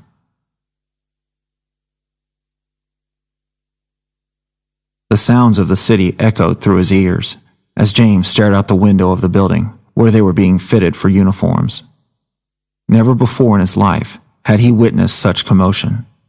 When his mother and sister had visited, the city was calm and barren. Today, however, it seemed like everyone was showing up to tour downtown New York City. The sounds of car horns ricocheted through the streets. The city seemed to be in preparation for a great spectacle. "Damn, it's busy as can be outside," John remarked once he was dressed, putting his arms around James and Will. "They know this is our night. Hell, this is your night, big brother." John squeezed his brother's shoulder. "If you don't get laid, that's fine. Just promise me you'll try, for God's sake." "Look, bud, get off. I don't look at girls the same way you do. The word respect doesn't mean anything to you, does it?" "Oh, it's more like a guideline, Jimmy. And anyway, I respect the sounds they're making when they're between the sheets. That's what I respect. Speaking of white sheets, old Blackie over there sure is taking his sweet time getting pristine, aren't you?" "Jimmy," Trenton growled, "I'm going to poison his food tonight, I swear. He's on my last nerve." "Go right ahead," James agreed. "You would do the world a favor, for crying out loud." The seamstress was finalizing the patches on Trent's uniform. The eagle on his side had come undone. Almost 200 soldiers waited in the lobby of the hotel when Trenton finally walked out to fall in line. The captain had waited impatiently outside the door, smoking a cigarette. "All right, men. I'm sure I don't have to emphasize the importance of your behavior in front of the senator and, of course, the general. We are here as guests. Act like it." "Sir, yes, sir." "I'm sure I'll regret this ridiculous night, but," he paused, "have some fun, all right?" "Sir, yes, sir," they replied, louder and more joyfully. "Okay, here goes nothing. Follow me." John, you stupid son of a bitch! His little brother ran toward the sheriff's office with multiple rocks gathered in his hands. No, he's about to get his comeuppance, Jimmy. Nobody gets away with calling Pa a shit father for having 2 hell-raising kids. 1 hell-raising kid. 1. He was just talking about your dumb ass. No, he wasn't. John threw the rocks, shattering the windows as he ran to the front door. His last rock broke the window in the door, and he reached his hand through the hole to unlock the bolt. The door opened as he inexplicably unbuttoned his trousers. What in God's name are you doing, boy? No, you're not. No, you're not. They'll probably want to wash the hallway in the morning, I reckon. To James' dismay, John began to defecate in the front hallway of the sheriff's office. Keep a watch out, why don't you? Damn it, you son of a bitch. He disdained his brother at this point, but smiled simultaneously. Sheriff Wade Burnsley had a long-lasting feud with their father. He had driven up to their house after church earlier that Sunday morning and berated their father. I saw your boys drunk last night and throwing bottles in the river. Joe, what do you got to say for yourself? That you're a shit father? That you can't take care of your own? Now you can't even raise them right. Bad enough Jimmy shies away from service to his country like a damn coward. Don't call my big brother Yellow, you fat pig son of a bitch. Shut your little thieving pissant mouth up. Joe, the next time I catch your boys doing anything that upsets the norm around here, they're getting my bullets. Do you understand? James reflected on the day's events and kept watch as his brother pulled up his trousers. Come on and get in the car. We gotta go. James turned around. A car sped into town from the other side of the county. Oh, shit! They quickly retreated back toward their house as the car stopped at the sheriff's station. They could almost hear Burnsley scream from the car.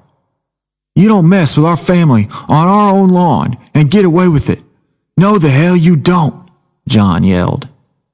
James' heart beat rapidly as he drove the Ingrams' car back to the house.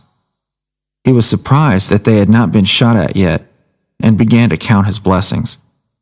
Burnsley did rightfully deserve it, but in the back of his mind, he knew that his father would not approve. They probably would not be able to sit for a week because of the eventual beating they would surely endure. James and John would take that beating with smiles on their faces. Their father would hit them softer than he normally would. In some ways, Joseph Hastings believed that his sons upheld their family name. What more could a father want?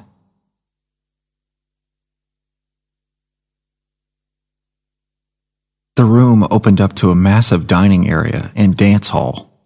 It was without a doubt the largest room that James had ever been in.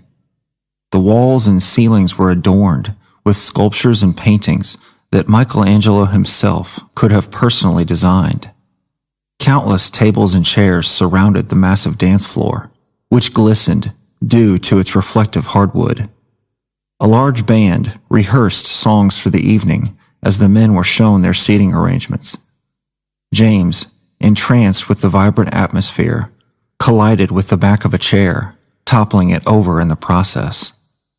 That's it, Jimmy, John remarked, patting his brother patronizingly on the back.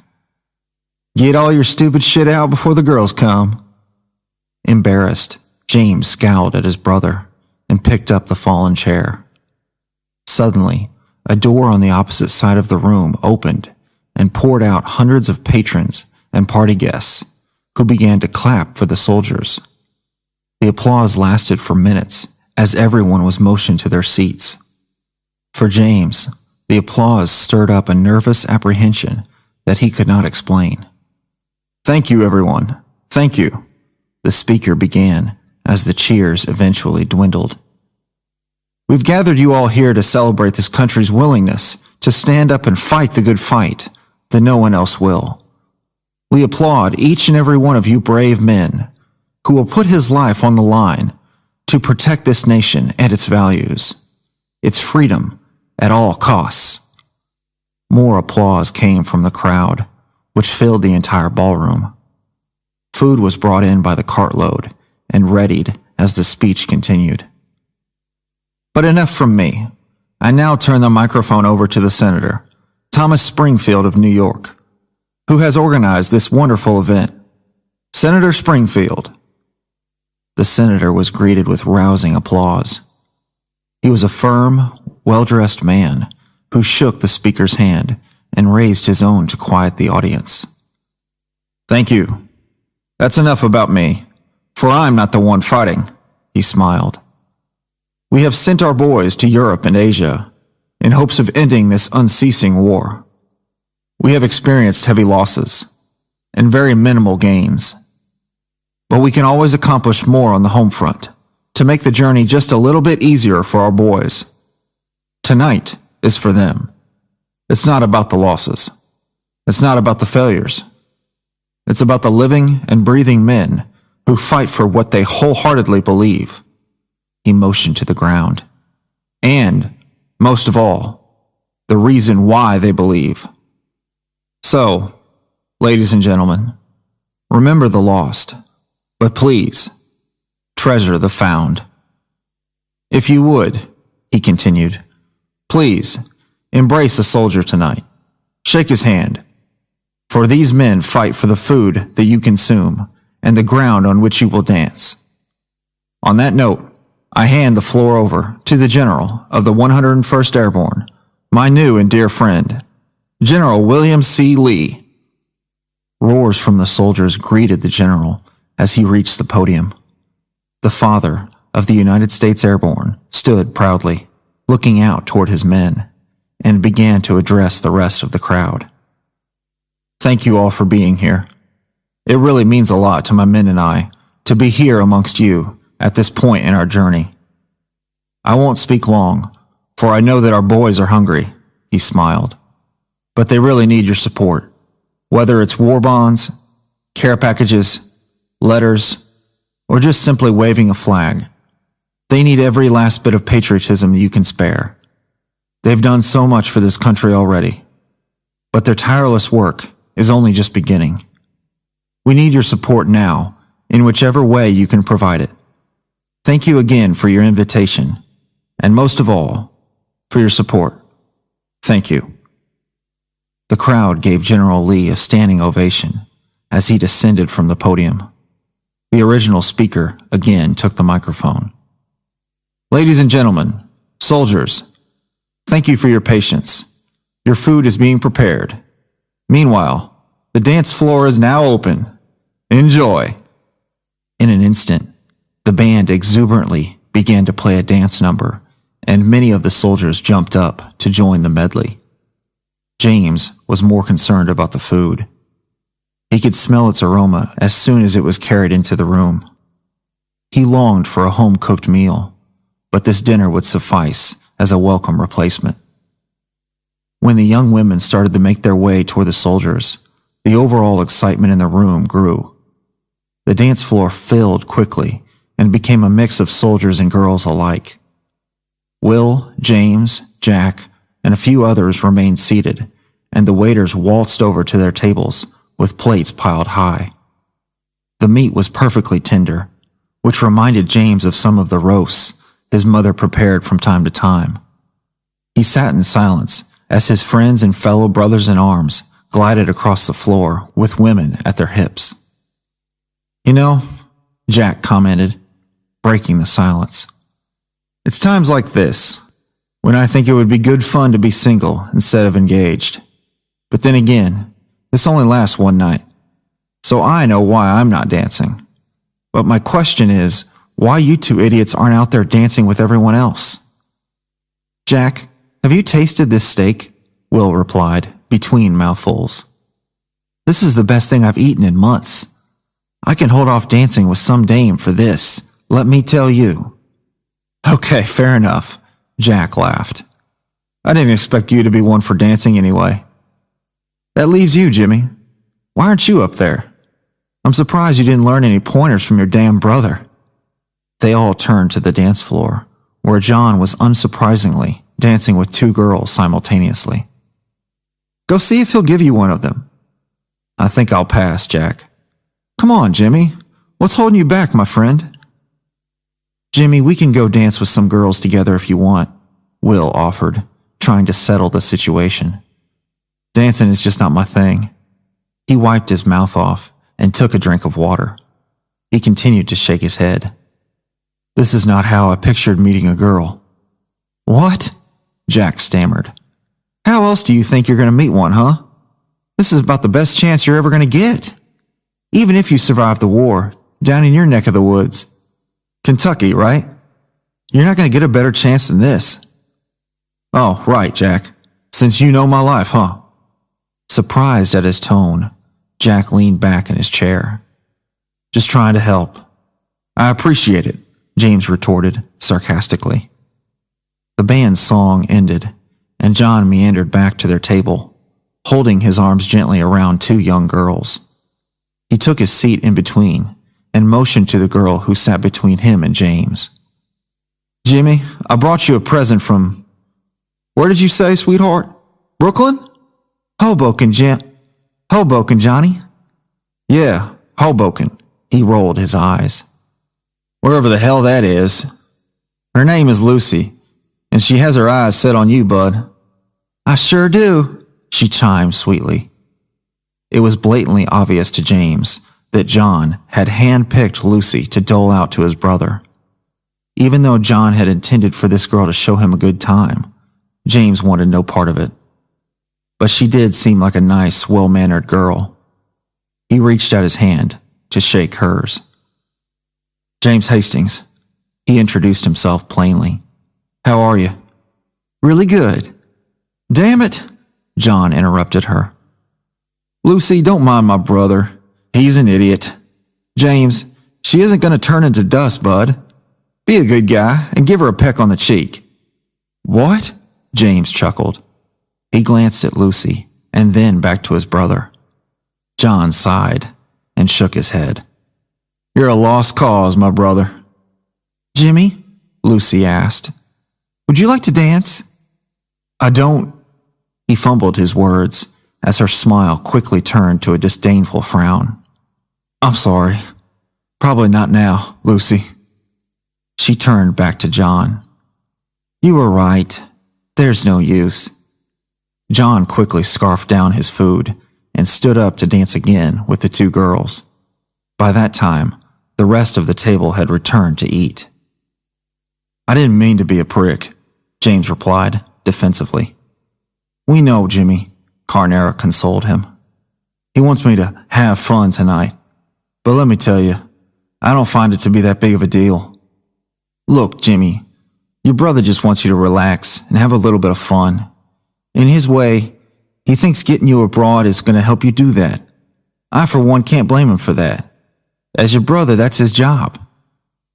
And he thinks the world of you, man, Hill continued. Besides being a hell-bound racist bastard, he's really not that bad of a guy. James chuckled and nodded. He turned around and stared at his brother, kissing a different girl. Why weren't they in Europe yet? What sort of delay was halting their departure? James was irritable and sick of playing this tiresome waiting game, sick of listening to his brother spout meaningless jokes, and frankly, sick of still being stateside. He had dreamed his entire life for this opportunity, not to sit there alone, longing for the future, while eating a high-class meal. He sunk back in his seat. He could feel the cool air floating past him. He noticed the lights on the ceiling, illuminating the entirety of the room. Cooled air? Electric lights? These high society types take it all for granted, he thought. Would they last one hot summer night in Kentucky? He wished that he were already settled in Europe. His dreams of glory, fame, and recognition waited for him there. His head was heavy. He dropped his fork. He closed his eyes as if to dream.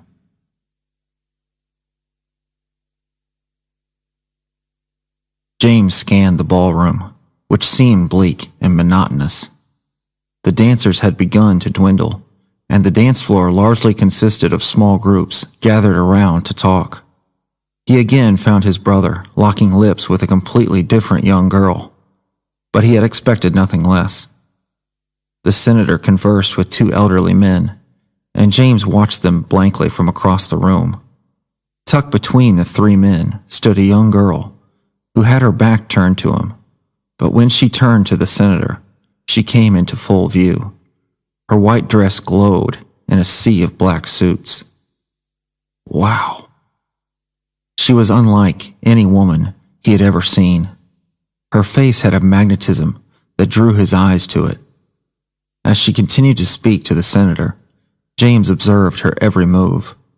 She had rendered him paralyzed in thought and in action.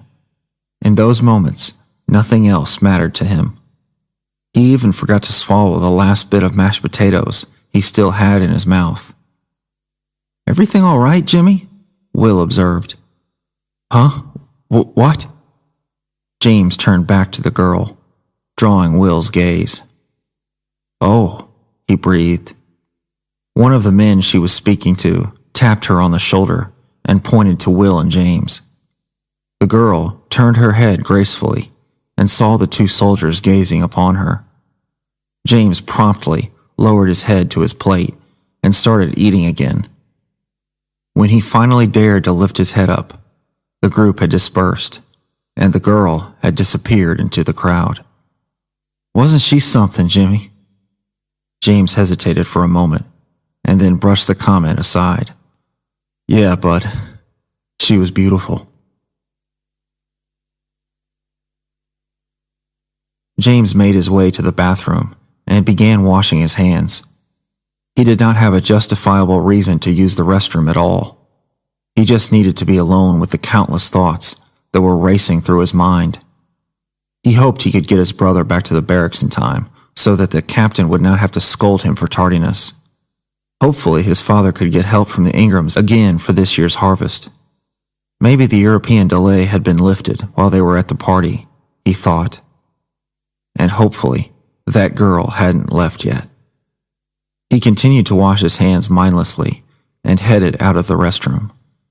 As he exited toward the hallway, he lowered his head and failed to see a white figure glowing in front of him. He collided directly into her. Her drink spilled on his uniform and her dress. "What in the... Do you not watch where you're going?" she screeched. "Are you that incompetent?" He bent down and picked up her glass. Miraculously, it had not shattered. "No, ma'am." "Have you even the slightest notion as to what that word even means?" she sneered. Her sarcastic tone was apparent, but James respectfully responded anyway. "It means not having the right skills to complete a task." His head was bent in shame, and he attempted to avoid eye contact. "I'm really sorry. I wasn't paying attention. I'll be back with some towels." The towels were just inside the bathroom door, and James returned within seconds. He handed her some of them and proceeded to wipe the floor. Her anger quickly turned to amazement. "You don't have to do that," she replied, her tone noticeably gentler. "Certainly the staff will be around in a moment to clean it. Please, just leave it." "I can clean it," he countered humbly. "It's not that big of a deal. I really do apologize for what I—" "It's all right," she interrupted. "I'm the one who should be sorry." He stopped scrubbing and finally looked up at her. He couldn't speak. His face had turned bright red, and his embarrassment had reached its peak. He stood up in order to rejoin the party. "Hopefully that doesn't stain," he commented, but his speech was mumbled. She glanced at her dress and the floor, and then she began to chuckle. "It's just water," she teased. "Good," he nodded. His heart did not stop beating rapidly until he finally sat back down in his seat and took a long drink.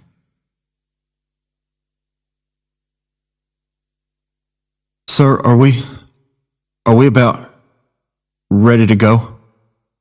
James had made the poor decision of speaking to the captain as he walked past the table.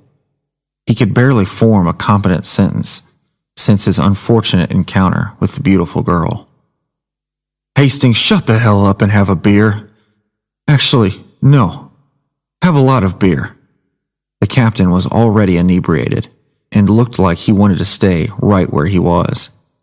"I'll tell you when we're ready to leave." James shuffled away. "Jimmy, you gotta be the dumbest son of a bitch I ever met." Nick slapped James on the shoulder. "You know better than asking the captain that shit. I thought we weren't gonna stay this long. You think a whole lot of ignorant dipshit thoughts, don't you? Just get a beer like he said." James took another long sip of water and watched John, who still clung on to a girl's waist, as he partied the night away. As his eyes scanned the crowd, he noticed a table filled with the event's benefactors, plus other upper-class individuals. At the end of the table, his eyes caught the intense stare of the girl. The sight of her, again, stopped his movements. James had heard his parents gush about the first time they met each other many times in his life. Love at first sight, they would always say. He had believed it was complete nonsense, but now he understood the feeling. It was not love that he felt, but complete amazement.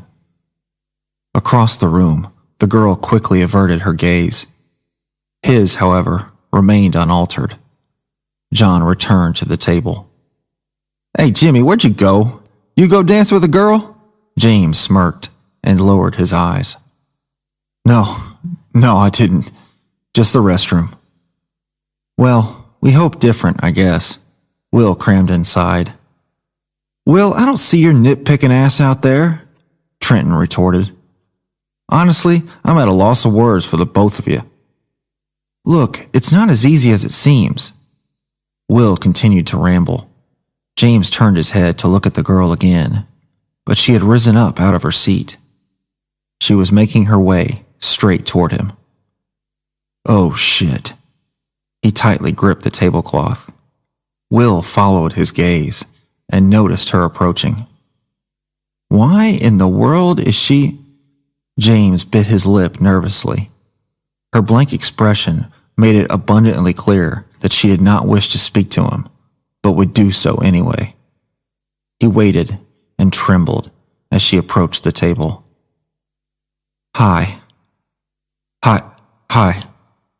He sheepishly fumbled for a response. "Look, I'm not one for idle chatter, so I will try to keep this simple," she sighed. "The girl that you met in the hallway, she's not me. I don't condone that type of behavior that I displayed, nor should you be subjected to it.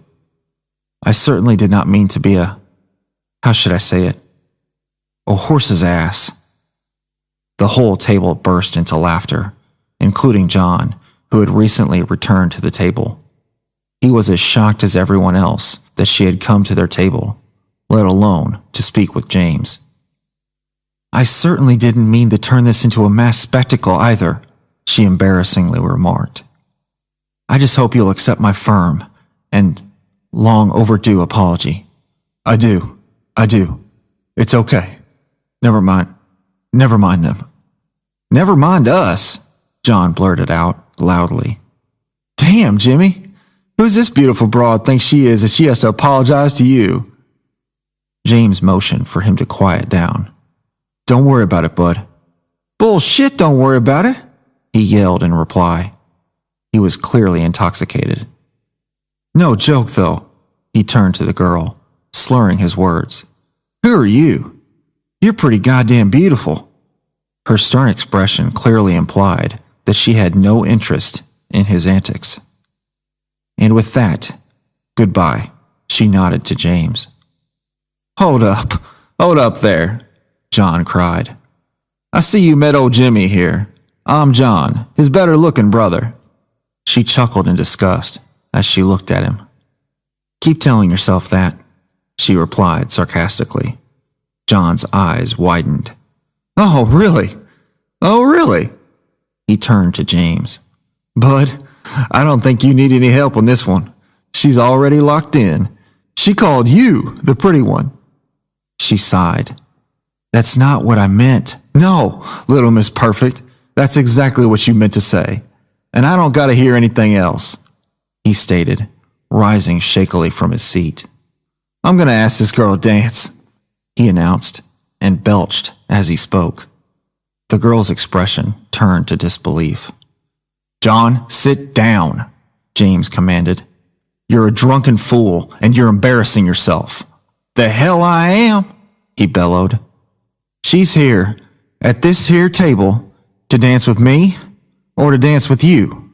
He pointed to the girl and asked, Who's it gonna be? She adamantly shook her head. I certainly did not come over here to dance, she replied defensively. It was clear that she was embarrassed. A horse's ass you didn't. More laughter arose. You got an A and a B choice, John continued. I didn't go to no fancy college like I bet you did, but that's 2 choices. He held up 2 fingers for confirmation. Me or the butt ugly one? He pointed at James amidst more laughter. James was fed up with John's behavior. He had no control over the words he said next, but they seemed to flow out of his mouth as if they were planted there by another. Look, enough of this. John, shut the hell up. He turned to her. Look, I don't know your name, and I don't want to force you to do anything you don't want to do, but will you please dance with me to shut him the hell up? I'm sick of this. Her mouth parted slightly in surprise. I guess so, she slowly replied. To shut his mouth up, I definitely will. The soldiers all looked on in shock as James stood up firmly and took her hand. You're a drunken, no-good piece of shit, he remarked to his brother as he led the girl to the dance floor. The table was completely silent, but for the exception of John, who had nonchalantly sat down and begun to devour his plate of food. So, Sam spoke hesitantly, your brother just stole the most beautiful girl here away from you. How'd you let that happen? What are you talking about, Sam? He just stole that dame from under you. No, he didn't, John replied, then glanced back down and ate some more. What? Sam sat back, perplexed. John looked up at him again. He needed my help, so I gave it to him. Okay, now I'm confused. You're always confused, Will, John teased. But seeing the group give each other confused looks, he confidently addressed the table. Look, he wasn't going to dance with that broad if his life depended on it, he chuckled.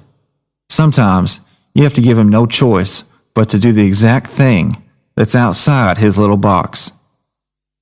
You sly son of a bitch, you. True, and I'm not even drunk, but to her, I look about as mixed up as a whore on Father's Day. Y'all will learn, just give it time. All he needed was a brotherly boost. John peered out to see the couple awkwardly walking toward the dancing crowd. He grinned happily. That moment was as good a time as any, he concluded, belching again. Okay, no, I'm drunk. The others were admittedly impressed. A brother helping a brother, in more ways than one. They admired his methods too, even though they were a bit radical and unorthodox. But it was clear to them that he had always placed his brother first in his mind. Now, John abruptly commented, could someone please tell me, how in the hell did he get her to come over here in the first place?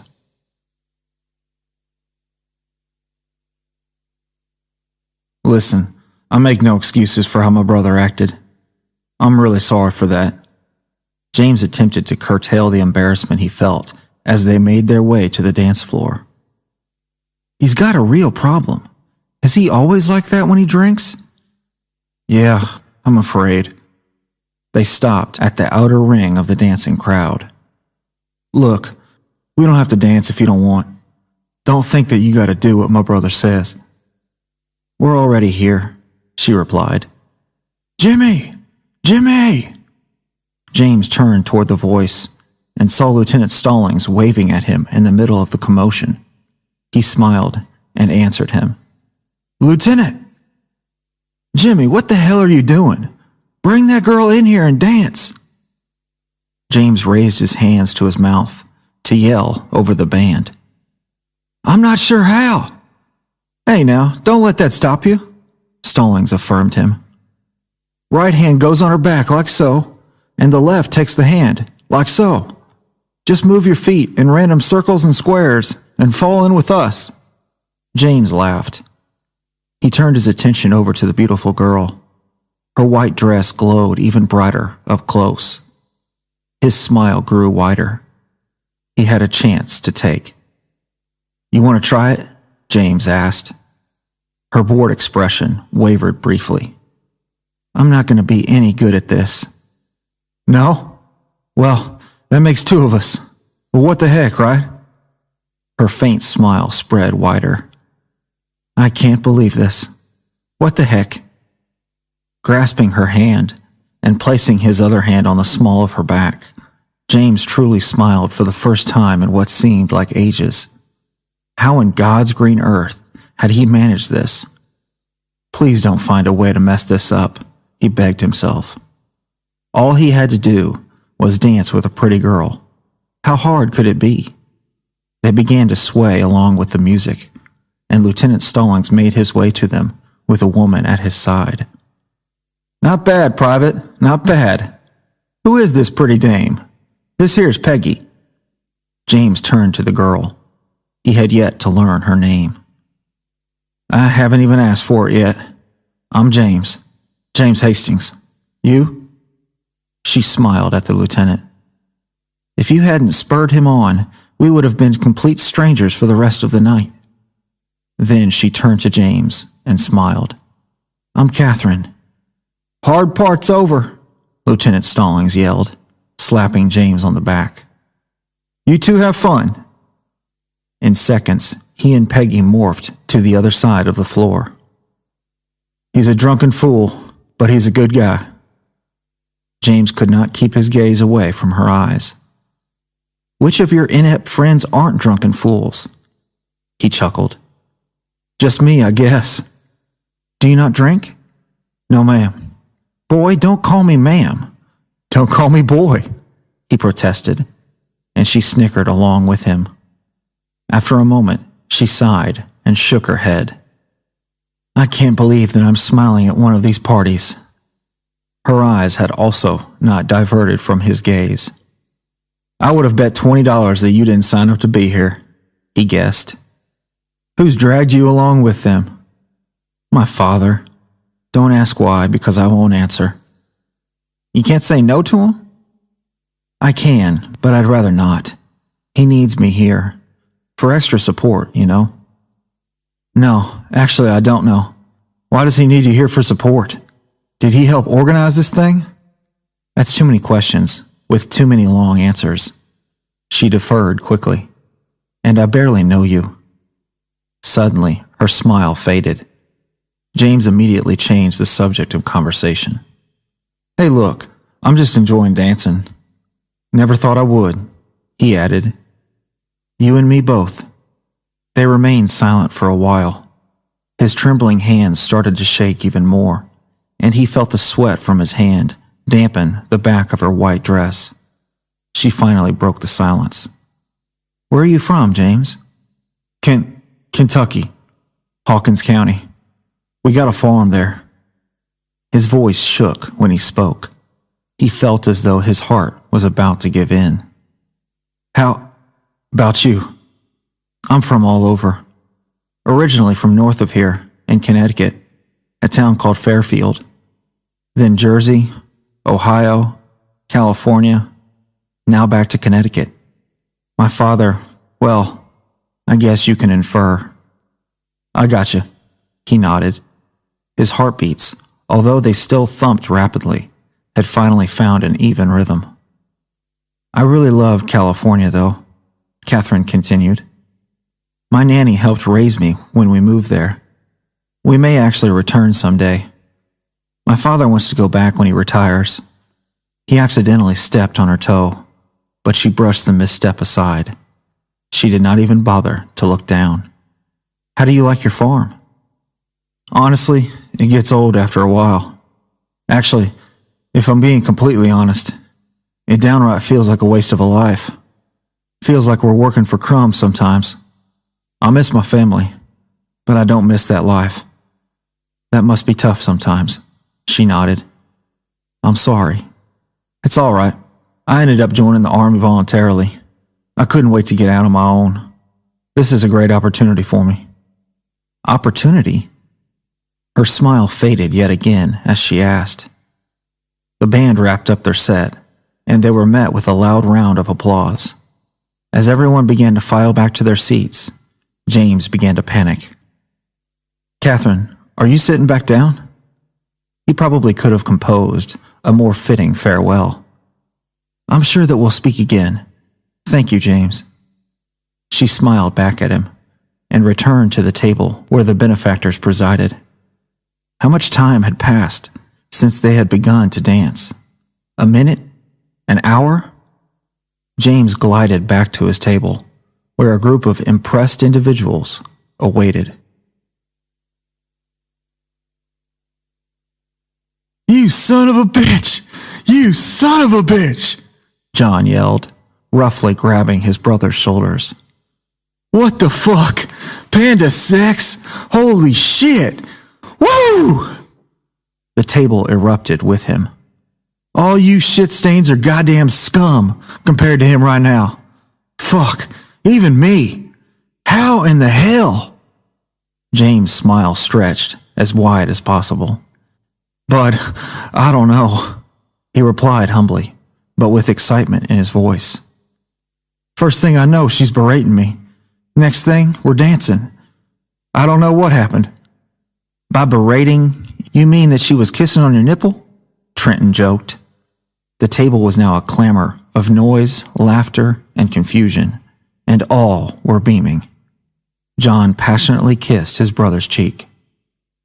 I don't know what happened either, bud, but that was the best thing that has happened all night.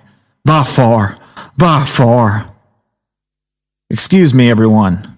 May I have everyone's attention once more? The bedlam dwindled as the speaker once again situated himself in front of the microphone. Thank you. I won't take too much of your time. The chatter and commotion subsided, and he continued. What a beautiful evening. I've asked Senator Springfield to join me at the podium once more. His smile protruded as he motioned to Catherine's table. The senator stood up, buttoned his suit jacket, and approached the microphone. Good evening once again, ladies and gentlemen. As the night comes to an end, we would like to thank the Airborne once more for their willingness to come out and enjoy the night's festivities with all of us. I'm sure that a weekend pass was met with much reluctance from the men. Mild laughter rose up from the audience. But we have just one more token of our appreciation. He turned to an elderly gentleman who rose up from his seat, along with Catherine. James watched intently. The gentleman handed her a large flat box, which she opened, unearthing a gigantic silver plate. I had this plate engraved last night, the senator continued. It commemorates tonight's special occasion as we say our farewell to all of you. We offer this as a promise to see all of you again when you return in triumph. This plate is a remembrance of tonight's feast. May it yield many more. He then turned his attention to the general's table, but to the senator's surprise, the general was absent. Would one of you like to stand for a photograph? He asked the officers, and Lieutenant Stallings stood up and walked to the podium. The soldiers cheered for him as he approached the senator. Sir, he whispered quietly to the senator, I must apologize. The general had to leave for a family emergency. He's on the telephone with them now. I will accept it in his stead, if you don't mind. Completely understandable. Although, I would like to speak with him before you board for Europe. Our orders are to stay put for now, Stallings reluctantly replied. It could be weeks, even months until we ship out. You'll certainly have enough time to speak with him. He does, however, extend his gratitude for all of this. The senator nodded to accept the gesture and turned back to the audience. Lieutenant, please accept this plaque to commemorate this beautiful night. The lieutenant moved over to Catherine, and the two began whispering to each other. Both laughed and nodded together. James' heart sank. What were they saying? Ladies and gentlemen, Stallings addressed the crowd. Thank you for this wonderful night. I'd love to represent this company tonight, to receive this award, but I do believe it should be received by someone who truly represents the heart and soul of our cause, and frankly, the country as a whole. Private James Hastings, please come up and receive this award on behalf of the General and all of us here. James spit up his water. The whole table erupted once more in elation and excitement. His uncontrollable shaking set in again. He glared unjustly at the lieutenant and at Catherine. Go on, you old son of a bitch, you! John yelled, clapping his hands along with the rest of the soldiers. Were they poking fun at him? No. There were no laughs or snickers, only admiration and high regard. This helped to steady his movements as he stood up to make his way to the front. Go get her, Jimmy! Will shouted, and John punched his shoulder in support. The presenting group greeted James, and he reluctantly returned their handshakes with clammy hands. My idea. You'll thank me later, whispered Stallings as James shook the lieutenant's hand. I can't see how. The lieutenant chuckled and motioned for James to move over to Catherine. She held the massive plate and smiled as he approached her. James' eyes now stared deeply into Catherine's, with anger and embarrassment. He grudgingly smiled back at her, turned around, and smiled at the expansive crowd. The plate was put in his hands as the group stood together for a picture. The senator seemed confused by the commotion. He approached the microphone for the last time. Have a wonderful time.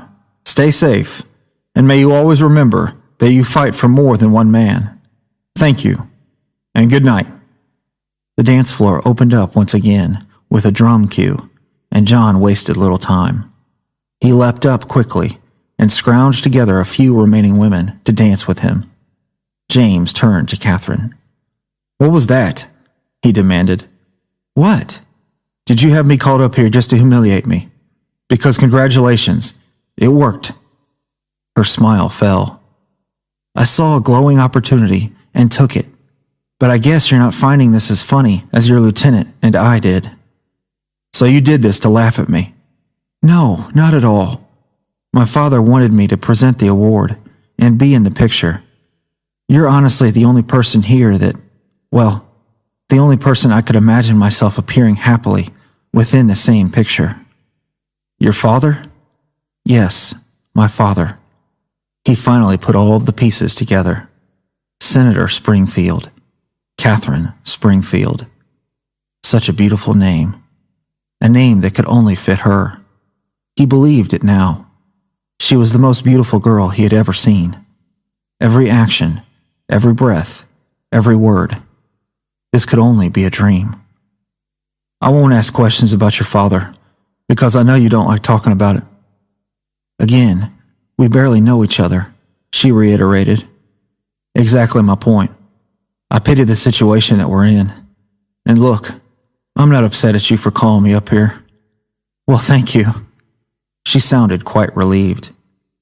It gave me another chance, he mentioned reluctantly. Another chance for what? She asked, but at that moment, a young man interrupted her. His perfectly tailored suit gave James the distinct impression that he was one of the high society partygoers who had attended the dinner at the invitation of the senator. Cat, for the last time, will you dance with me? You have been avoiding me all night, and frankly, it's getting annoying. Catherine's eyes flashed with disgust. Annoying? Then why do you want to dance with me? Cat, I'm not here at this pointless... He looked at James and scowled. I'm not here at this so-called gathering for my health. Your father persuaded me that it would do you well to court someone with higher ideals. He looked James up and down with repulsion. All right, Chris. I think you've insulted enough for one night. You have certainly overstayed your welcome." She confidently stepped toward him, her voice rising. "Please, leave this instance before I slap you in public in front of many soldiers with lower ideals." "What a goddamn tramp," Chris scoffed, and with that, he left them both. James, who was in shock, tried to calm her down. "Catherine, you didn't have to do that. He isn't any different than— Do you want to dance?" she interrupted hastily. At the moment, she knew exactly what to say. He reserved no complaints. "Absolutely." His hand perspired no longer as he took hers in stride. Her smile rekindled. They held each other's hand as they waited for the dancers to give them room. Then they started in, and the music began again. The upbeat tempo suddenly slowed, and the singer began to delve into a soft jazz song. James looked up and saw John and the rest of his friends with money in their hands for the band. They began to cheer loudly back at him. All he could do was shake his head and smile back. "I see you walk on by my street almost every day. Your beauty in the light, it gleams ever so bright." "What are you laughing about, James?" He smiled at her. "What? Oh, I have no idea." He honestly did not have a plausible clue. This cloud that he was walking on continued to hold firm. Without thinking, he pulled her closer to him. "If you only pass along my way, I'll hold out my hand and ask you ever so grand, will you walk with me?" "Catherine, I don't know how to say this without sounding really stupid, but I didn't think that I would feel this content tonight. I feel the same way. I confessed to you earlier that I don't usually enjoy these gatherings at all, especially not when my father drags me to them or when that poor excuse of a man refuses to leave me alone. Never mind him. Don't let him ruin your night. James, I really do agree with you, though. This feels right. I'd thank you for your time, however long it would last. We'd talk, laugh, or smile all the while." "How many of these get-togethers for soldiers do you go to?" he asked. "You're my third one this week," she chuckled. "No, you stupid man. I don't go dancing with just anyone. Actually, I don't go dancing at all. My eyes would only see your beauty and your heart." "Well, that makes me feel better," he sighed playfully. "I was starting to think you were adding me to a collection." "Why, you stupid," she cried, thumping him on the shoulder. "Only pulling your leg now, Catherine. Or do you want me to call you Cat, like Chris over there?" he snickered. "I'm going to hit you in a place that's going to hurt, and you will regret every word of your rambling." "I'd lose what we found. I'd forget what we shared. I'd only be full of joy because you walked with me." "But really, Catherine, I'm curious.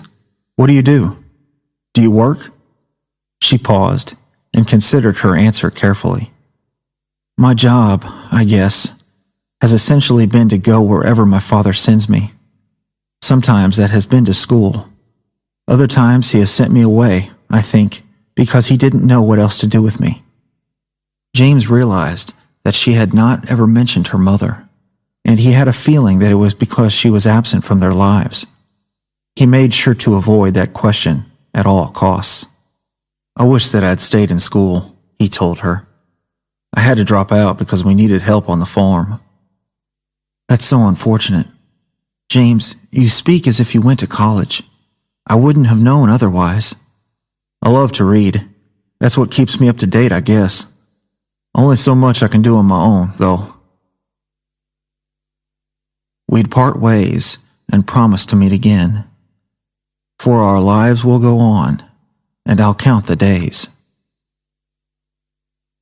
It seems as if, she pondered out loud, a normal life was never possible for us, constantly being told when and where to go, but there's no use dwelling on it. We just gotta make do with what we have. Those days would last, oh, so long. John and Sam tried to catch James' eye as they made their way behind Catherine, but James' attention could not be broken for anyone. Who had given him this night? What had he done to deserve it? Some men, he thought, waited their entire lives to spend an evening in the arms of a truly beautiful girl. Why was he given special treatment? He did not want to think too hard about it. If it was only to be for one night, he would try his best to make it count. And my life will be nothing more. Such a depressing song, don't you think? No, not at all, she replied. I think that it's hopeful, like hoping that your dreams would come true. Except wishing for another day that you would walk with me. The song ended, and the tempo of the music began to speed up again. The night was far from over. Catherine, however, grew tired of the commotion.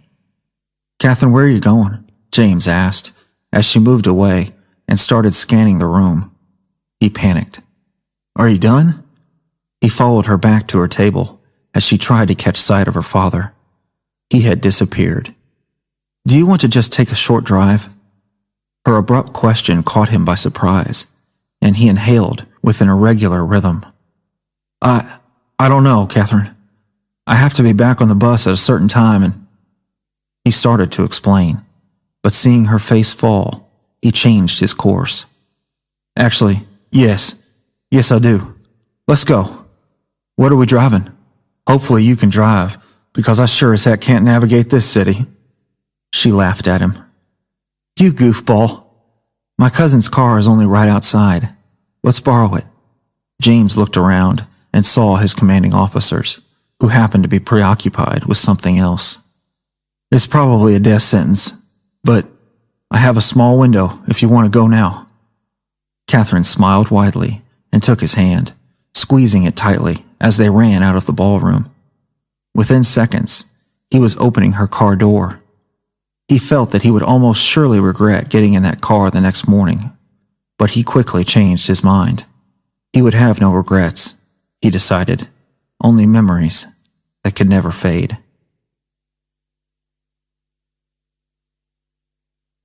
The car sped around the bend, which opened to a magnificent view of the beach. It was just as beautiful as he had imagined it would be in his mind. First time ever seeing the ocean, he shouted over the wind. No kidding? Glad to make it happen. Her white dress matched the white convertible car. She took his hand as the car came to a stop. Ready? For what? For the race, she cried, quickly opening the door and sprinting toward the water. As soon as James realized what was happening, Catherine was already enjoying a comfortable lead. He caught up to her and took her hand again, and they ran across the shore along the beach. The damp sand and the sudden splash of the waves were blissful to James. His uniform was completely soaked from the knee down, but the worry of how Captain Reynolds would discipline him stayed far from his mind. His eyes were never averted from Catherine. She reminded him of an angel, or what he thought angels should be. Her white dress only heightened the impression. I think I know why you only refer to yourself as James, and why you don't embrace a nickname, Catherine mused. They were sitting on the sand, gazing at the ocean and the setting sun, quietly enjoying the tranquility of the fading evening. What does that matter? You don't call yourself Jim or Jimmy. You use your proper name because you think that's the only respect you're ever going to receive, being from Hawkins County. I suppose I don't blame you, but you really should embrace where you're from. Catherine, what you see here, me, this is all of it. You're seeing everything that I am. Whatever this is that we're doing, What's happening now? I can't give you anything more. I'm not looking for anything else, James. Tonight I just wanted to share this view. She broke her stare and gazed out at the ocean. She had always wanted to feel nothing, to do nothing, and to be nothing. She wondered how it might feel to float away and to never be seen again. Would the world miss her? Those thoughts slowly drifted away in his presence. I hope that this is not the last time I get to see the ocean, James told her. Thank you for this, Catherine. There are no words. You're welcome, James. I knew the sunset would be breathtaking tonight. You can sometimes tell, you know. We have a spot at the top of a hill at home. On some days I would say it rivals this view, but tonight, this is golden. The beach was barren, as if a higher power had roped it off for this particular occasion. Someone else was pulling the strings, James thought. We have a house in Connecticut that is close to the ocean, Catherine mentioned, but this is my favorite view. Connecticut? I thought your father was a New York senator. We have a house in New York, but we mostly spend our time in Connecticut. My cousin Paul lives there with us. In my opinion, being a senator from New York just sounds better, but maybe that's just me. No, I agree, he replied, then shook his head. I just couldn't get used to city life. It's pure chaos. It's chaotic, sure, but it has its charm. There's a method to the congestion. But this, she sighed, turning her head back to the ocean, surely is a great escape from it all. Catherine, my, I never thought I would see the day when you would run off like that. Please forgive me, Paul. I will, sis. But this chump, he teased, I'm not too sure about. He was a few years younger than Catherine, but stood as if he were a powerful senator himself. James quickly noticed his posture and commanding demeanor, which exuded great control. James, don't mind him. This is Paul. James, huh? Paul held out his hand. Paul Stevens, Catherine's cousin. The two men met with a firm and respectful handshake. You must be pretty special, Paul continued, eyeing him jokingly. She never steals my car. It's my fault, James lied immediately. I suggested the idea. Paul threw back his head and laughed loudly. Don't put the blame on yourself, my good man. I guarantee that this whole thing was her idea. Am I upset? Not one bit. Is the senator upset?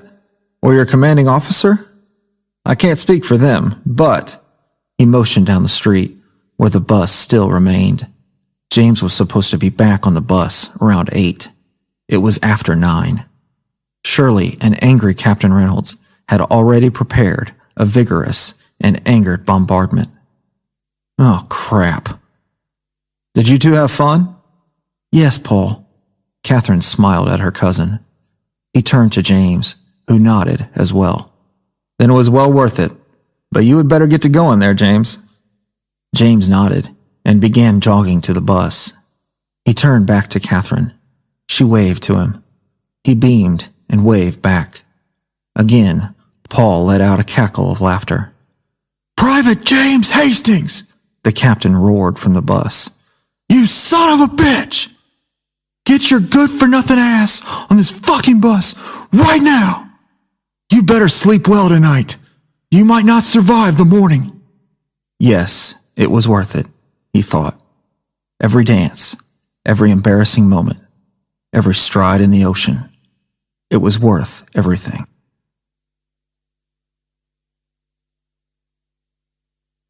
He collapsed on the hard ground in pure exhaustion. Sure, the night before had been worth it, but at the moment, he questioned his poor decision to not wear a watch. He quickly discarded the thought and recalled what the general had said. Have long nights. Have too much fun before the war takes it away from you. Oh, you think you're done, shithead? We're just getting started. Don't die on me now. Remember, I'm the one who lets you know when you live or die. Sir, yes, sir, James called out, and the captain bent down to his ear. You know I gotta make this authentic, right? Yes, sir. You'll be all right. Just don't make it a regular thing. Understood? I won't, sir. Thank you. Good. He smiled and stood up. Now, what the fuck are you still doing on the ground? Get the fuck back into push-up position. God damn it! James assumed the position and looked up at his captain. Reynolds stared back at him with half of a grin on his face. Was he proud? James could only assume that he was. As he painfully attempted the remaining push-ups, the cloud he had walked on the night before still remained below him. It made him feel as though there were more meaning in his life than ever before. Was this part of his opportunity? It could be nothing but a dreamlike prophecy, but it gave him reason. He could not erase thoughts of Catherine Springfield from his mind, and that was all that mattered. You been talking to this broad since? No, not since the city last week. His friends swarmed him during a break and attacked him with unending questions. It was a problem with which James had little experience. In the back of his mind, the thought still remained that maybe he was just a pawn in her selfish game of amusement, where she tried to win a soldier's undying love before imminent danger. But still, Catherine Springfield captivated his whole mind. In such a short time, she had come to mean so much to him. If he would ever get to spend time with her again, however, still remained to be seen. Trent, ease up on the man, for crying out loud. She can't just stay here in the barracks, can she? I'm sure she's got a life. That's just it, you don't get it, Trent explained to Sam. He's got to keep talking to her, or she's going to forget about him. He ain't that pretty. James snickered with the rest. Look, bud, John blurted out. Next time we have leave, I'll go with you to find her. She's a senator's daughter. Can't be that hard to find. Guys, I'm not that worried about it, James explained. I mean, yeah, I do think about her, but I can't start building something here that's going to be broken apart when we finally leave for Europe. It's just not in the cards. Hey, just remember, replied Will, that what's going to happen will happen. There's no way around it. I don't know if you all believe that, but I do. By the way, John interrupted, y'all have any idea when we're leaving? I overheard the lieutenant saying that it might be months. It's complete bullshit, but it is what it is, Carnera shrugged. James was not the only restless individual in the company. Damn it, Carnera, I meant for you to tell me something good, John cried, throwing his cup of water on the ground. Son of a bitch! That Adolf is one crazy bastard, isn't he? Private James Hastings. James turned around and found Lieutenant Stallings standing at ease. He motioned for James. On me. It's urgent. Yes, sir. The soldiers watched with heightened curiosity as the lieutenant led James inside. The two men made their way down the hallway to the general's office. However, the lieutenant stopped before the door and pointed to the telephone mounted on the wall. Puzzled, James stared at it with bewilderment and then glanced back at Stallings. Don't give me that look. When someone shows you a phone, you obviously pick it up and answer, he muttered as he turned away. Damn amateur. James cautiously picked up the receiver. Hello? James? James Hastings? A male voice responded. Yes? James Hastings from Hawkins County, Kentucky? Yes, Hawkins County, James answered back. A loud cackle of success emitted from the other side of the receiver. James had heard that laugh only once before. Finally, I got through to you. I guess they finally just gave in and said, what the hell? How are you doing, my good man? I'm doing well. James, now recognizing the familiar voice, smiled widely and replied, Trying to survive out here. I hope there's no hard feelings from the first time we met. Oh, don't worry about that. I wasn't upset then, and I'm obviously not upset now. Don't be too hard on yourself. We've all been led astray by beautiful women at some point in our lives. I assume you've figured out who I am by now, correct? You're Paul Stevens, Catherine's cousin. Exactly right, my friend. I guess, James replied. The only question I have, and please do forgive me, but why are you calling me? A very astute question.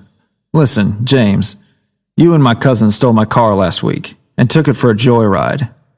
Paul's voice changed to a serious tone. I've already dealt with her, but now I need to attend to you to settle the score, you see. James stood in silence. He quickly tried to come up with a reasonable explanation. Paul, I understand why you're upset. It was my idea, like I said. And if it's money you want, I can give you what I have. If you give me an address, I can have it mailed to you. Please accept my apology. You think money can solve this predicament that we're in? Paul angrily retorted. Given your disrespectful actions, it doesn't even scratch the damn surface. James continued to stand in silence, his face filled with sweat. Every good thing came with a price. He understood that, but he hadn't expected this. Again, he racked his mind for some decent response. He found none. He had to press on with sincerity. Paul, again, I'm sorry that, he began, but Paul abruptly let out a roar of laughter. Oh gosh, I can't do it. I just can't. This is too much. Damn it, James. I told you that I wasn't upset. You really are a gullible fellow, aren't you? More laughter from Paul ensued, and James' face quickly turned bright red. Abruptly, he heard a muffled female voice in the background. I told you no. I told you. Now he won't come because he'll think you're crazy. Oh, hush up, Catherine. You had your chance to call him, but backed out like a sissy. You hear that, James? She's a giant sissy. James could not make out the next few words from Catherine, but he could deduce that they were intended to insult her cousin. James, are you there still? Yes, Paul. Thank you for giving me a heart attack. Paul chuckled. It's all in good fun, my good man. I just finished my last semester of law school, which consisted of no amusement whatsoever. So it is I who should be thanking you. But let me arrive at the purpose of my call. I'm correct to assume that you remember my cousin Catherine. Definitely. How could he forget? I figured you might. Well, she hasn't forgotten about you either. She has painted at least 3 pictures of you this past week and hung them around the house. Scattered slaps, yelling, and other unrecognizable sounds came from Paul's side of the receiver.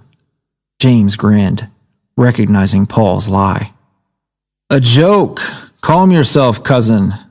James, of course, that is not true. She only drew 2 of them. Let me talk to him, Catherine demanded. No, Paul rejected her adamantly. You whined when it was on you to invite him, so I took charge of the situation. Just smile and be happy that I did, because, obviously, you would have never called him. Yes, I would. I would have. Paul quickly turned his attention back to James. Please excuse us for a few more seconds. It's all right.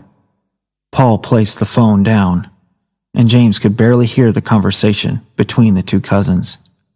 You would have waited until the last minute to call him, and by then it'd have been too late. Now sit down and just listen. By the silence, James could tell she had obliged him. James? Paul asked. By now, I think you've been able to infer that we would like to invite you here. Or to be quite frank, Catherine wants to invite you here. But for some unbeknownst reason, she didn't try to contact you. James, tomorrow is Sunday, and I'd like to invite you to brunch at my uncle's. The senator's house, here in Connecticut. Would that be something you would agree to? James replied without thought and without reason, but he spoke true. Yes, I would agree, but before you make an excuse about not being able to step foot off the barracks, I've already talked it over with your officers, and you have been granted leave to travel to Connecticut for a full day. James couldn't begin to fathom how Paul had negotiated these generous terms with the general and the captain, but being a recent law graduate, it probably was not unfamiliar territory for him. How would I get there? His oblivious tone kept Paul laughing. Well, you would either take a bus ride that will last the whole day, or I can be there in the morning with my car. You are already familiar with it. Paul chuckled as Catherine scoffed. Would the latter be preferable? I'd like to go with option 2, yes. Thank you, Paul. Don't mention it, James. Just bring money for fuel on the way back. I definitely will, James replied quickly, and Paul again laughed uncontrollably. It's just too easy. Leave your wallet at the barracks, my friend. Catherine, of course, will accompany you when you get to the house. But I'd like to... Pipe down, cousin. The drive will give us man-to-man time. Just try not to be as gullible tomorrow, all right? I'll do my best, James agreed. I know you will, my good man. I like you already. The telephone conversation ended shortly thereafter, and James hardly slept that night. Not even his personal cloud of contentment was comfortable enough to keep tomorrow's activities off his mind. Paul drove through the city effortlessly. James was impressed by this, the same way he was impressed by everything that was the man Paul Stevens. His commanding demeanor was apparent as soon as they had greeted each other that morning. On the way to Connecticut, Paul spent more time eyeing James than he did looking at the road, but he had good reason to. This small-town soldier had won the affection of his only cousin. He took it upon himself to give his approval. What's on your mind, my good man? Paul asked. James only shook his head. He was clueless as to where to begin. Being chauffeured to a senator's house by a beautiful girl's cousin could only be the subject of a surrealist portrait. Too good to be true. Too impossible to believe. I know you have something to say, Paul continued. Spit it out. All right. How'd you manage getting me out for the day? It can be 2 days if you'd like. Okay, now you're just pulling my leg. No, James, I am not. I spoke with the general himself. No, you didn't. Truly, I did. Paul laughed. He is very adamant that his men enjoy the time they have left here in the States. That includes you, my good man. Well, he paused for a short period to contemplate. I can halfway believe that. The captain, though, he's not one to be bargained with. He expressed his desire that I bring along your brother to ensure peace and happiness at the camp in your absence. But Catherine apparently refused that order. I can't imagine that she could be that disdainful about an individual in such short amount of time. He mused. He looked directly at James and asked, He can't be too much more of a burden than you are, right? You'd have to meet him, James sighed. He's hard to get used to. Why I haven't strangled him yet is beyond me. So, you're the gullible one, and he's the hated one. What a wonderful pair of misfits. James changed the topic. So, this brunch. There will be rich socialites present, and they will ask you questions that one couldn't answer in this life nor the next. It's their way of asserting their standing, which, in their minds, is above yours. Answer respectfully, like I know that you will, and I will defend you since you are my guest. You don't worry about a thing. James nodded. Thank you again, Paul. Don't mention it. Just thank my cousin, and make her smile like you have been all along. That's all I ask." He grinned. "I still can't believe that she—" "Listen, whatever you're doing is working, so keep up with it. She hasn't spent a full 5 minutes in my presence this week without mentioning your name. By the way, I should mention that Chris Wilson will also be at brunch today. I believe you've had the pleasure?" "The pleasure?" James replied with a grimace. "I thought so." Paul chuckled. "Never mind him. My uncle adores him and desires him for Catherine, but I'm sure you can infer her absolute detest for him. Sometimes I am ashamed that we attended Yale together." James just smiled and nodded his head. "I see. But relax, my good man. You're in good hands." James sat back and felt the calming breeze rush past him as they made a turn down a gravel road. The turn onto the driveway revealed red oak trees lining either side of the road. It seemed to wind on forever.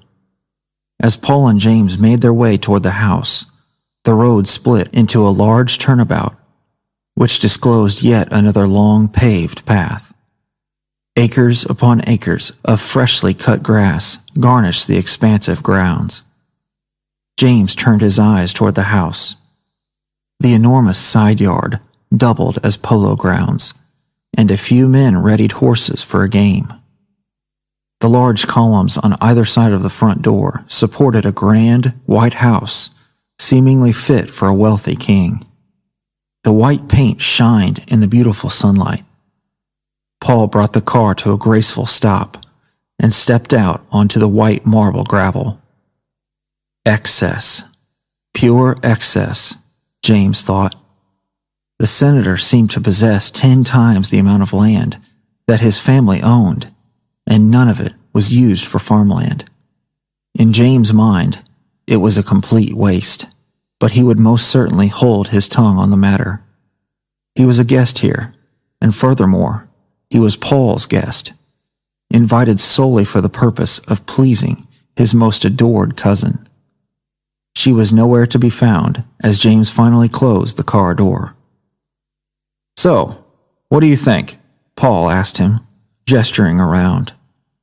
"Does it surprise you that it comes without a moat?" James snickered. "It's a sight to behold. He picked out a great piece of land as well." "Oh, on the contrary, my good man. Family heirlooms are certainly a great convenience," Paul replied, putting it as respectfully as one could. The senator had not purchased his home, nor had he even searched for it. James found it difficult to believe that such wonders could fall so comfortably into one's hands. "Oh, Paul," called an approaching woman. "You made it. To miss one of Uncle Thomas's glorious brunches would be a great miscue." He smiled genuinely as he embraced her. "Mother, I'd like very much for you to meet my new and dear friend, Mr. James Hastings. He's an army man, all the way from Kentucky. Hawkins County, I do recollect?" "Yeah, you do. Ma'am, how are you?" "Oh, marvelous, just marvelous," she cried, hugging him as if he were her own. "Kentucky is such a long ways away, my dear." She caressed his shoulder. "I take it that you're stationed at West Point?" "Yes, ma'am," James replied nervously. "I'm there until they tell me otherwise." "Oh, I'm sure they do a plethora of telling. The thought of armies and war just makes me squirm inside. You need to lecture my boy on why the service is not remotely as inviting as he so chooses to believe." James had spent the last 2 hours in the car with Paul, and had not been privy to the fact that Paul entertained the idea of joining the military.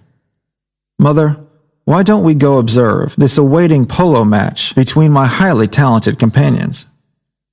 He turned back to James and cackled. "They obviously fail in comparison to yours truly." "Oh, Paul, why don't you go join them?" "Not today, Mother, I'm afraid. I'd rather not fracture my backside before the serving of the lamb." "Suit yourself. You know, Your father would still be playing even today if he were still with us." Paul sighed and turned back to her. "And we would have expected nothing less."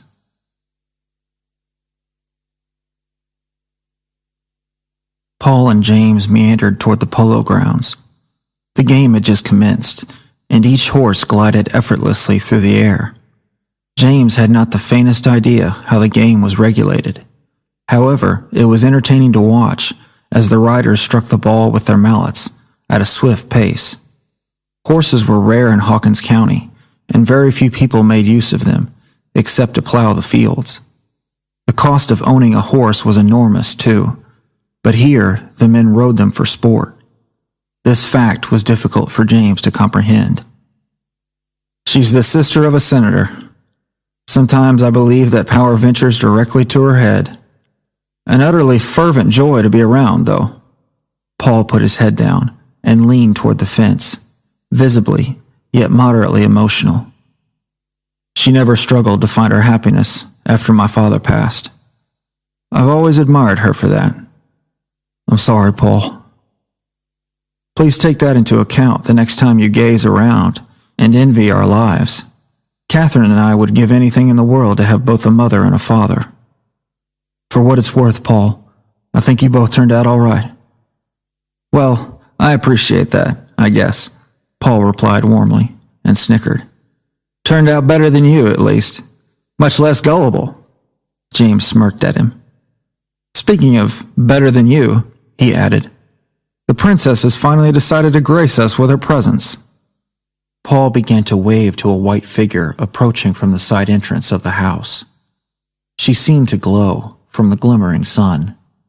James was here for her, and Catherine was here for him. At that particular moment, he was right where he needed to be. Paul made his way toward her and embraced her tightly. He lifted her up, and the two exclaimed with wild laughter, "You know, Catherine, I wish that I could marry you, so no other man could hug you the way I do. But, as I recall, that's mostly frowned upon in high society." "More or less odd, I reckon," replied James. "You greet me as if you've been gone for 100 years, Paul." "I sure do. But let me tell you, my cousin, in those 100 years, you've become hideous." She hit him playfully, as she had done 1,000 times before, and hoped to continue that tradition 1,000 times over. He was the closest resemblance to a brother that she could have ever imagined, and she had always admired his wisdom and demeanor. He was there when she needed him, and vice versa. Not unlike James and Maggie, minus the slight difference of around 900 miles. Catherine turned her attention to the soldier in uniform.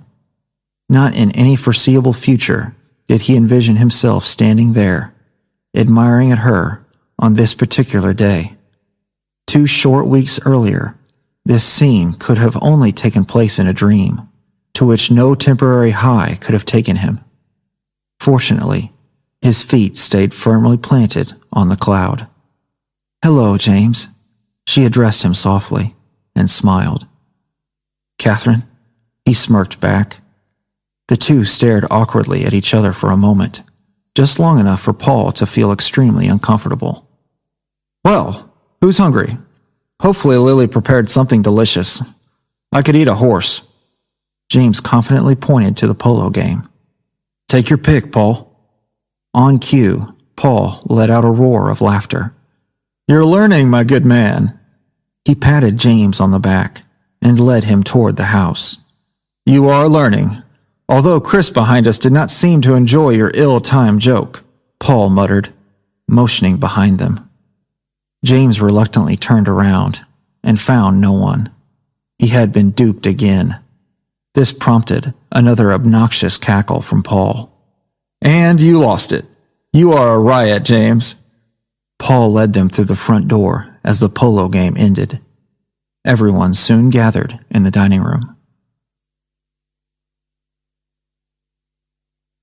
"Miss Lily, you're the prettiest woman that I've ever seen, but I'm sure you're already aware of that. Boy, you're going to be the ugliest boy I ever seen if you don't sit down with the rest of them." "Yes, ma'am," Paul answered the colored maid quickly, and led James and Catherine to their respective seats. The dining room filled up rather quickly, with around 20 guests, and all proceeded to sit around the long wooden table. The dining room seemed to rival his family's entire house in space, James thought. Paul motioned for him to put his napkin in his lap, as Miss Lily and the other servants brought in the first course, a Caesar salad. "Always start from the outside going in," noted Paul, alluding to the fork arrangements. James nodded. No, you're wrong, Paul. Hey, soldier, you have to eat the salad with a spoon. It's just the proper way." "Shut up, Michael," Catherine commanded sternly. James smiled at him and nodded as he grabbed the salad fork. He felt the blatant disrespect, but brushed it aside. "You're starting early, aren't you, Mike?" Paul commented wryly. "I simply felt that it was my duty to inform the officer of his wrongdoing, Paul. And since when do we invite strangers off the training block to Sunday brunch?" Catherine loudly placed her fork back onto her plate. "Michael Whitaker!" exclaimed Paul's mother. "Michael," Paul replied evenly. "This goes without saying, but James is my guest. I hope that you will treat him with the same courtesy that we show you, for you are a guest in my uncle's house as well." "That's fine, Paul. Aunt Caroline, that's fine. I just didn't know that you two were opening up a soup kitchen." "You can wash dishes for all I care," replied Miss Lily, as she placed the last plate at the end of the table. "Lily, you're the help. Shut your goddamn mouth." At that moment, the senator slammed his hand on the table, which silenced the room. His very presence commanded the room. "Nephew, what in the world is troubling you, son?" "Nothing, sir," Michael answered, trembling. He was visibly shaking. "Paul cannot even bring a guest to his own house without your approval?" "No, sir. I apologize, sir. He can't." "So you are giving your approval, then?" "Yes, sir," Michael nodded. He doesn't need it." "Doesn't need what, Michael?" "My approval, sir. He may bring whomever he chooses," he conceded, and the senator glared at him for some time. For James, this kind of arguing at the dinner table between his father and John constituted a normal evening meal. "Well, I'm glad. Aren't you glad, Paul?" "Always, sir." "Like a broken record," the senator replied. "Miss Lily, Michael also apologizes for his inappropriate outburst toward you." Michael nodded but failed to address or even glance up at her. His humiliation had been complete. "Well," Paul remarked, "I for one am famished, and my salad is getting cold." The whole table snickered, including the angered Michael Whitaker. The group started on the salad as the main course was being prepared in the kitchen. "Who came out ahead outside?" the senator asked Chris. "You all fought a good battle." Chris wiped his mouth. "Yes, sir. Thank you. But I'm afraid we stopped keeping tabs on the score after some time. Michael simply cannot fathom that I am a better rider than he. And with him being family and all, one could conjecture that he could practice here just a tad more often." Michael laughed off the comment. "You outperformed me on one day and called a victory. You're pathetic." "We watched them as well, sir," added Paul. "It was a close game. They both ride with the same grace as I remember from school." Chris wryly smiled.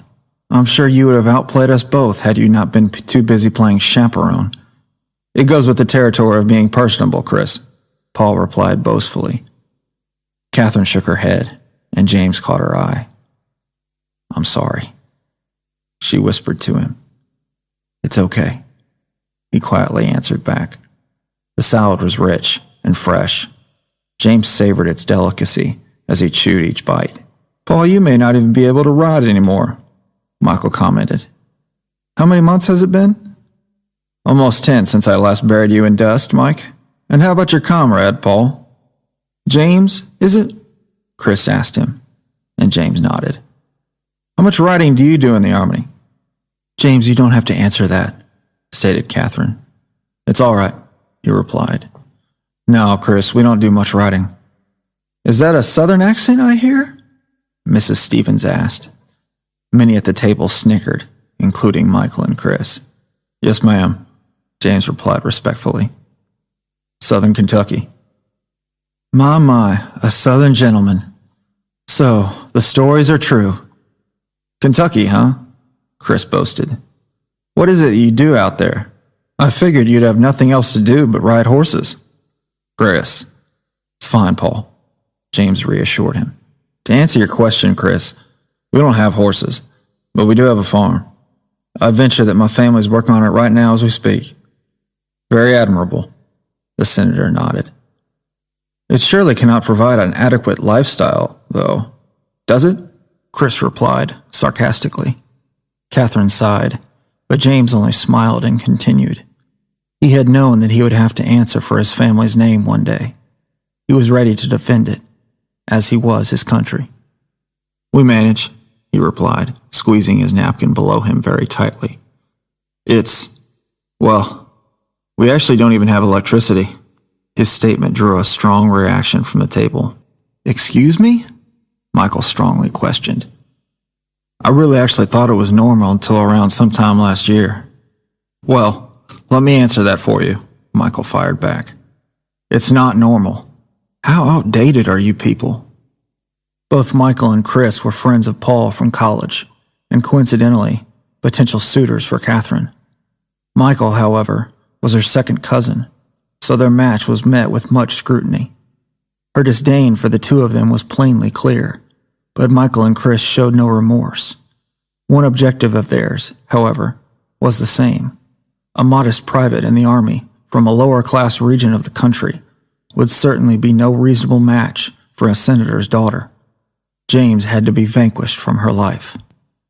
We're definitely outdated, that's for sure, James finally answered. But I think a farmer is as necessary as anyone, honestly. Some may not see their short-term use, but trust me, it's there. Chris shook his head in disdain. Well, I think what you do out there in Kentucky is very much appreciated by all, Mrs. Stevens replied kindly, and turning her attention to Michael, she added, or at least it should be, my dear cousin. He reluctantly nodded at her. Catherine had finally had enough of the bantering. I think that's enough questioning of our welcome guest for one day. Do you not all agree? Her commanding tone was immediately noticeable. Well, Chris sneered, letting his napkin fall onto his plate. Excuse us for speaking to your new beau. Oh, Mrs. Stevens cried. Now I see. Catherine panicked. She began, but when she glanced at her father, his look was one of stern judgment, a father shocked and unprepared. Catherine looked around the room wildly and settled her gaze on James and Paul for support. It's not. James, too, was completely lost as to how to reply. In his confusion, he stared back at Catherine. Paul clapped his hand on James' shoulder and broke the silence. My friend James here graciously accepted my invitation for brunch today, fully expecting a complete ambush. He glared at his two school friends. I expected two things: for you to be disrespectful, and for him to be calm under pressure. I was not disappointed. Paul, how do you even know? Furthermore, he continued with confidence, I also knew that I was not his sole reason for attending. He now directed his speech to everyone in the room, alternating his focus from individual to individual. For I am not the only one at the table who wished for him to attend brunch today. Catherine, noticeably embarrassed, glared at him. By deductive reasoning, I believe each of you has solved that conundrum. So the teasing and the ridicule that James has received can come to a close. Paul's friends looked upon him with disdain. He had thrown them to the wolves because a random soldier had decided to invade their private lives. In their minds, the two found good reason to be scornful toward a once loyal companion. Thank you, Paul, the senator remarked, leaning forward in his chair to address the table. He raised his brandy glass. To my dear nephew Paul, the consistent voice of reason. They all toasted Paul's never-ending fairness and continued with the meal. James was asked more questions by Chris, but his tone had changed drastically. The questions now were easier, asking about his childhood and the impending war. Michael shied away from any more confrontation. Even though Paul would predictably forgive him for his outbursts, his pride had taken a major hit, and he stayed relatively silent for the duration of the afternoon. My father's study. This was his sanctuary. I know mine would definitely be glad to see this, James mused, straining his neck to gaze at the bookshelves that towered above him. He and I read a lot. Just wish we had more time to do it. James nodded countless times, as if to approve of the well-stocked library. I certainly take it for granted, Paul replied humbly. James removed a novel from its place and opened the cover. Why'd you take up for me like you did? I'm a nobody to you. Those are your lifelong friends and family. Why anger them to defend somebody like me? Everyone deserves to be treated fairly. You and Miss Lily are no exception. But that's not why I defended you. Then why? Why? Because you're one of the most respectable young men that I have ever had the privilege of knowing. James, every day I'm surrounded by young men and women who are fortunate enough to come from wealth. And every day they remind me of it, as if I had somehow forgotten. You, my friend, take pride in your father's name. Paul, James replied. I joined up because I wanted to leave that life behind. There was nothing for me there, and I had long known it. This prompted a wide grin from Paul. James, there's no rule, in any handbook, anywhere, telling you that you had to stay. You saw a golden opportunity and took it. But promise me this.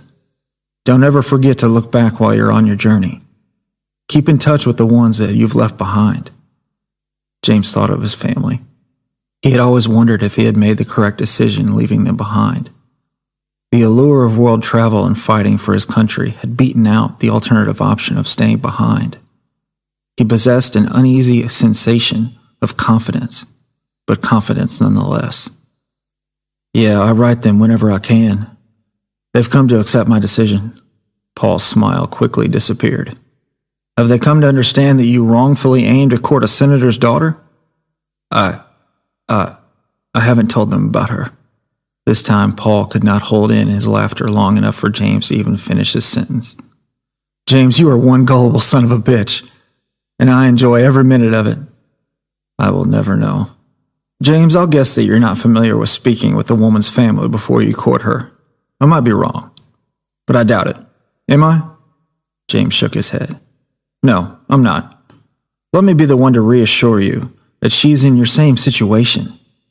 But don't take me for a fool. Catherine is not a girl that you court and let go. He approached James with his finger pointed.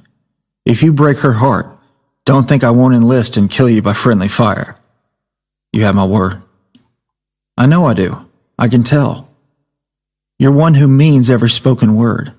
You don't waste your breath on meaningless banter, and you don't chase after a girl unless she has the appearance of an angel. But the difference here is that she is also my angel, and the senator's angel. She's everything to me, and I am everything to her. James could only nod in understanding. And I'm starting to recognize what she sees in you. What witchcraft you perform to win her over, I will never know. But you exude absolute sincerity. Paul smiled as he turned toward the doorway. You're the truest thing in her life, a lifestyle full of hypocrisy. She longs to escape it, as much as you wish to escape your world. I sense that you two were destined to meet in the middle. I leave it to you to take the reins from here. He concluded and walked out of the room and down the hallway. James shelved the book he was holding and peered out the window. A glowing white orb swung from a homemade swing set. An opportunity presented itself, and the clouds seemed to guide him out the door. Oh, my lord, she cried, clutching her chest. You startled me. He had awkwardly tried to get her attention without frightening her, but that was wishful thinking on his part. James' complexion turned bright red from embarrassment. I'm so sorry, Catherine. That was my last intention. It's all right. She quickly smiled but lowered her head to the ground. You've just interrupted me staring at the grass, contemplating how I should brutally harm those two blithering idiots. James laughed and moved slightly closer. The magnetism between the two tightened, and neither could do a thing about it, even if they had wanted to. Yeah, they were a little harsh on me, but I really didn't expect a warm welcome from everyone. I mean, I'm kind of an outsider, and frankly, I'm sure that a few people in my strange family wouldn't welcome someone from the Northeast with open arms either. James, my point is that you didn't deserve it. Part of that is definitely my fault as well. She sighed, lowering her head. He brushed off her comment. Deserve it or not, it happened. And for the record, none of that talk back there was or will ever be your fault, Catherine. She raised her head, and a few tears rolled down her cheek. James, I say it's my fault because I treated you in the same fashion when we first encountered each other. I can't sit here and act like I'm upset with Chris and Michael because I'm just as guilty. James shook his head vehemently and squatted down to her eye level. I agree that you were pretty cold to me in that one particular moment. But, he smiled, it didn't take long for you to apologize. Don't ever act like you got the same morals they do. Without Paul there to weather that storm, I would have lured you into a dead-end trap, and that was the absolute last intention I wished for today to pan out. Your cousin is a great man. The greatest I have ever known, she replied. And what about your father? Asked James, befuddled. Maybe if I knew him, she responded sternly, my opinion would be different. Lily knows me quite better than that man ever will. James now had a full understanding of the matter. As told by Paul during their drive, her mother had died at childbirth. Her father had buried himself in political agendas because he had no idea how to raise a newborn baby, let alone a little girl. Catherine had felt isolated from him as long as she could remember. This certainly had not been her father's intention, but the absence of a motherly attachment had strained their relationship from its starting point. James could not comprehend the feeling. So, Lily helped raise you? She did what she could. I will always love her for that. Although her time was very limited because she has 12 children of her own. James' eyes widened in astonishment, and Catherine huffed. Yet another reason Chris should be beaten with a polo stick. I can't tell you that I understand what you've been through, because I don't, he told her gently. The only thing I can say is that, with one look, anyone can easily tell that your father loves every bit of you. And I know you love him, even if you have your own way of showing it. He gently sat down beside her on the well-manicured lawn and stared into the distance. He had only spent 2 days with her so far, but that duration was already exponentially longer than he had ever spent with any other girl in his life. It was not his choice, however. He had not deliberately sought her out. He simply never believed that an opportunity such as this one would ever present itself. It had seemed to just fall into place, and he had only his brother, Paul, and a glass of water to thank for it. Why do you want to do this? She suddenly asked, grasping his arm. Her touch was gentle and warm, which instantly put him in a trance. To do what? To go over there and fight, not knowing if you'll ever return. What's your reasoning? Because the chance to see the world and the chance to be a part of something that matters was greater than staying put and always dreaming about what could have been. She sighed. It just sounds selfish to me. I don't see how one could risk his own life for such minuscule gains. Her glaring stare pierced his eyes. Please, correct me if I'm wrong. But she was not wrong. He was being selfish. He could reiterate to himself that going to war was all for the love of his country. But it was not the full truth. He had also done it for himself and his stubborn pride. He strongly believed that the rewards greatly outweighed the risks and had become closed-minded on the subject. You're not wrong, he told her truthfully. But had I not done this, I would have never met you and Paul." He turned his head from her and fixated on the vast landscape. The bright blue sky invigorated the cool breeze that washed over the countryside. James could close his eyes and almost pretend that he was home. "So these are your Sundays. Who could want anything else?" He turned back to her, and her expression lightened with a blissful smile. If his words sounded tacky or ignorant, she had failed to notice. Her love for every word that came out of his mouth was evident. "Will you walk with me?" she asked. He could only smile back.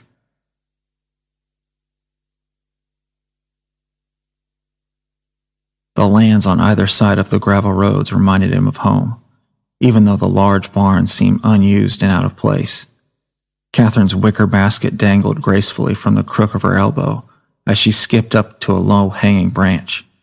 She took the basket in hand and filled it with the fruits of the tree. "The season's almost over, but these still look ripe. Do you like apples?" "Absolutely." She tossed him one, and without hesitation, he took a bite. The flavor burst in his mouth, and he savored it through and through. Of course, he thought, the apples from her orchard were like a small taste of heaven. Anything less would have been a fallacy. "Did you just eat that?" She stared at him in shock. He swallowed the bite nervously. "Yeah?" "You have to wash them off first, you goof." She laughed at him, and he joined in. He was either becoming a goof or quickly falling for her graceful demeanor. To him, they were beginning to be one and the same.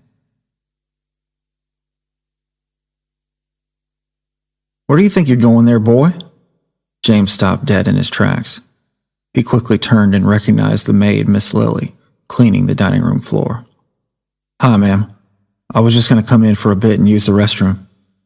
"You can't just march into any old house and make it your own without asking. I don't know how they do it in Kentucky, but we don't do it like that up here." James, reasonably shocked, quickly attempted to respond in a polite manner. "Ma'am, I do apologize. I asked Catherine before." "You think Miss Catherine let you come in here and call this home? I don't believe that vile hogwash for a minute. No, you just take your disrespecting self and run along outside and use the outhouse like everyone else." James, now helplessly staring at the floor, nodded and turned toward the door. "I apologize, ma'am. I really do," James softly replied. He had only half turned the knob of the dining room door before Miss Lily commented again. "My lord, boy." James turned around and found her smirking. She shook her head at him and continued. "Paul told me you were gullible, but I never thought it was going to be this bad." He let out a long exhale. James now understood how Paul had perfected his craft. The only difference between him and his predecessor was that Miss Lily remained stern, while Paul would have cackled loudly at his accomplishment. "Boy, don't ever let me or anyone tell you where to drop your drawers. Bathroom's right down the hallway on the left." "Thank you, ma'am.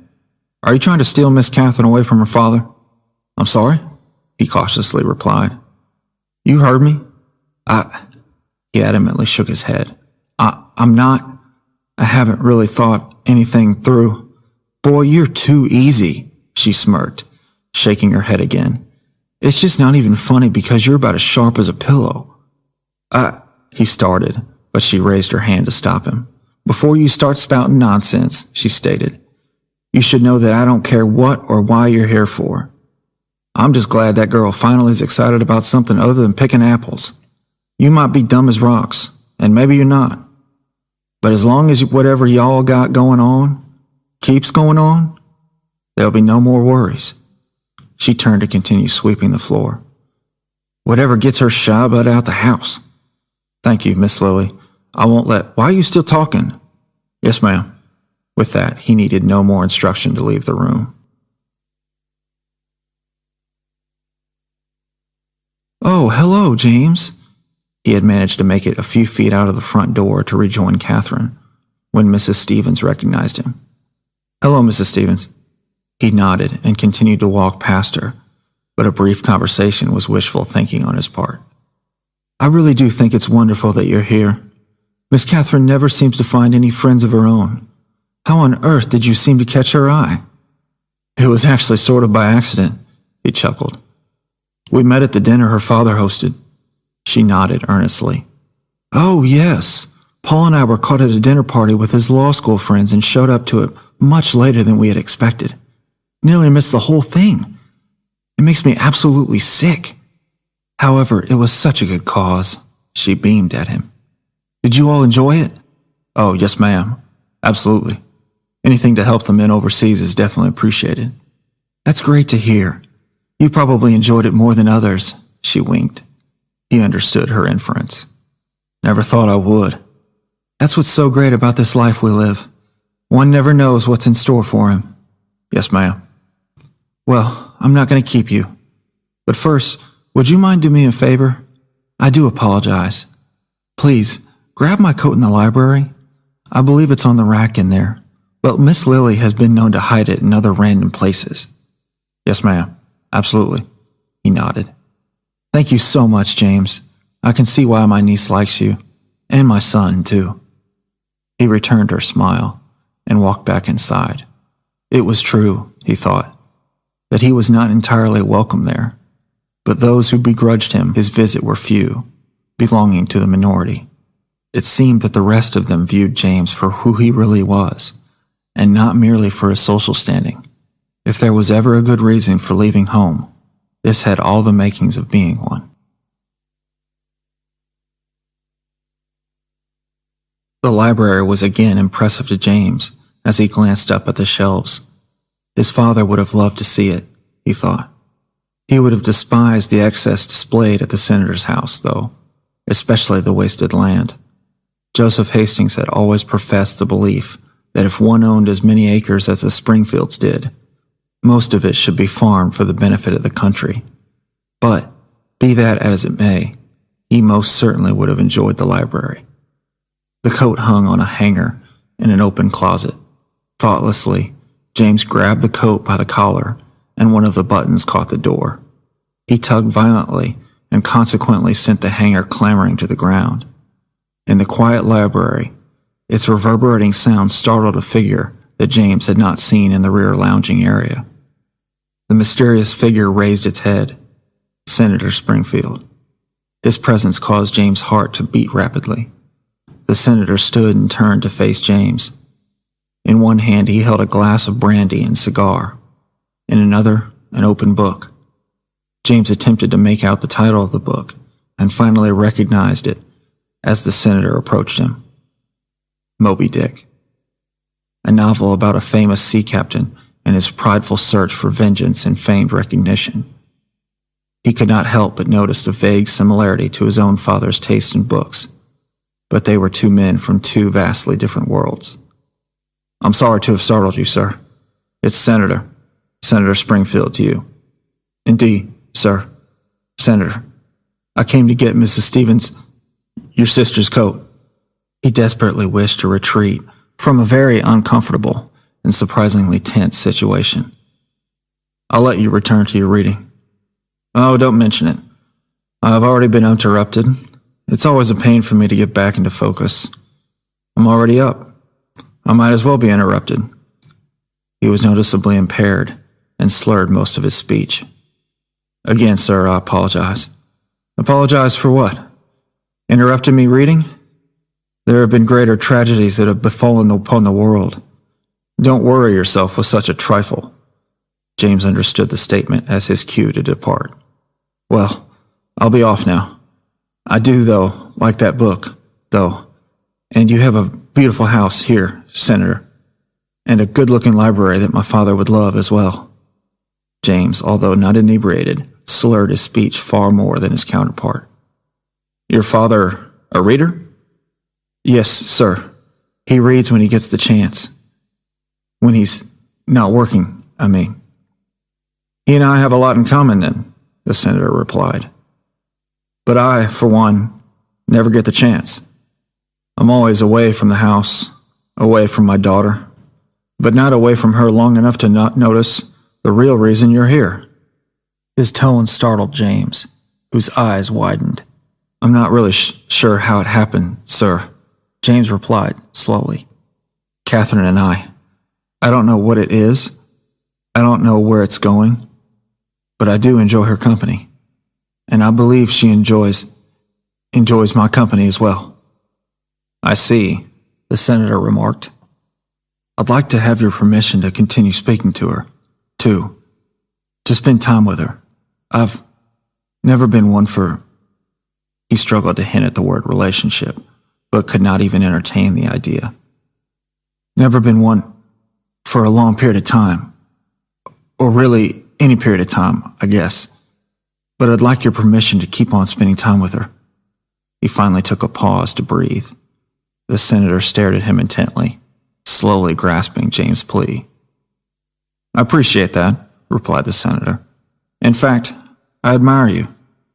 You're in war. Well, you're going to war. I also fought in a war, you know, the one that was supposed to be the end of all wars. I admire the reason you signed up, that you believe in the cause, and I admire your care for my daughter. I'd love to, in a perfect world, agree to it. He was visibly drunk, but as he spoke, he picked up momentum and began to assert himself. In a perfect world, I'd love to oblige you and give my blessing. But, as you know, we don't live in a fantasy land. We live in a world of privilege and prosperity, countered by poverty, disdain, and remorse. Catherine and I come from one side, you from another. For the life of me, I cannot understand why she is still unattached. But if I had it my way, if she were ever to try to start anything with you, I'd rather her live completely alone. Sir, I know Chris and the others. I'm sure that they've expressed interest in her, but I don't think she feels the same for any of them. I don't care if she has any interest in them or not. I don't care if she has any interest in you, James from Kentucky. This is just the way things are done on this side of the line. She marries someone that can provide for her.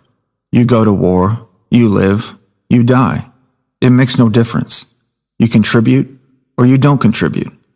I don't care. But you will do all of it without her in your life. James had expected backlash from someone. It had been inevitable, and he had anticipated it long before he had accepted Paul's invitation. The one detail he had not anticipated, however, was the disdain and careless speech of an individual who was well respected throughout the state. Although, James reasoned, he was trying to court his daughter. He had to keep that in mind. Sir, I didn't mean to quarrel with you, have words with you today. And I get your point of view, but I can't understand why you can't just let her choose. The senator slammed his drink on the table. His drunkenness was now fully displayed as he slumped against the bookshelf. His face filled with rage, and he raised his voice a great deal. You're not going to tell me what to do in my own house. You're not going to tell me what to do with my own daughter. You're about to leave for months, maybe years on end. Even if you were from good social standing, do you think I would allow this? I don't need to get to know you. I don't need to know what your family is or what your character is like. You and my daughter are nothing together. He leaned toward James, breathing heavily. It's obvious that she cares for you, Senator Springfield continued. She's sheltered, I would say. She's never really known much outside of her own little world, even though there are men out there that actually have money and social standing and will be there for her in a year, not melting on the ground with bullets in them, or sending her letters promising they'll come back but never will. So please spare me. I'm sorry, Senator. Sir, James interrupted. I'll leave you to your reading. He desperately tried to push past the senator, but to no avail. The tall bookshelves were like steel bars, and he was trapped. Hey, goddammit. Stay here and listen to me, goddammit. You will leave. You will leave my presence, but you will listen to what I have to say first. I'm sure that you listen to your commanding officer, and I am no fucking different. You will go out there, and I'm sure that you'll say some more heartwarming things to Catherine and to Paul, who really respects everyone. He paused and mused deeply. They don't make them like that anymore, the senator declared as he finished his drink. one of the best men I've ever known, so don't take his kindness as anything out of the ordinary. You're not special to him, and you will say your goodbyes to both of them. Neither of them benefit from your company. You bring nothing of any value to their lives. They know it, and I know that you know it." The senator repeatedly pointed to James' chest and thumped it. James sensed his exhaustion and stood firm. "You have to understand where you're from.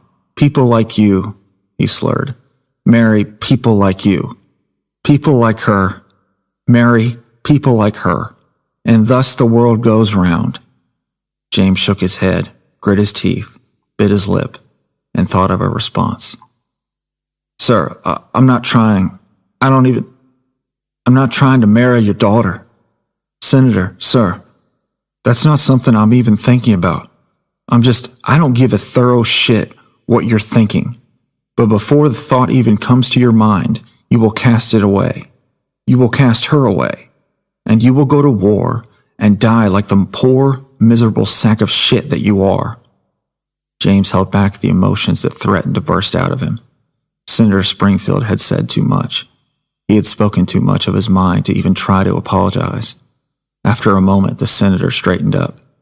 He had drunkenly ranted to James for quite some time, and James could only comply and listen silently.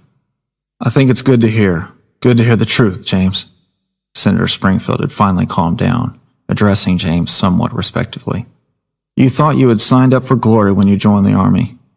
You thought you were going to come home to a Charles Lindbergh ticker-tape parade and have all the soldiers and citizens chanting your name in unison as you're led through the streets." He chuckled darkly. "You have no sense of what it'll be like over there. Our young boys die by the thousands every single day, and yet we still send them over. There's not much more to say to you because, honestly, I'm wasting my breath, conversing with a dead man." The senator opened the door and motioned for him to step outside. The air blew through James' uniform and chilled the sweat that had pooled on his lower back. James had begun to hastily walk away when the senator called out from behind him. "Make sure to write your parents before you head overseas. There's a good possibility you'll never see them again." And with that final insult, Senator Springfield took another drink, let the screen door slam, and shuffled away.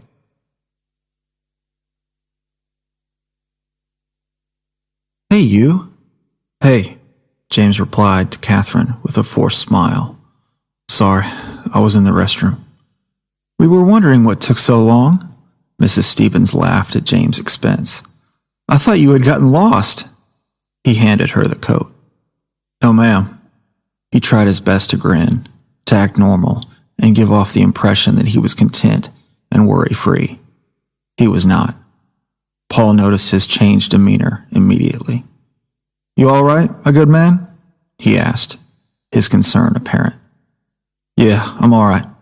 He stared blankly back at Paul. "We can talk in a short while," Paul assured him, quietly. "But now, let me show these overconfident fools how it's done," he cried, as he put on his helmet for the next polo match. James smiled.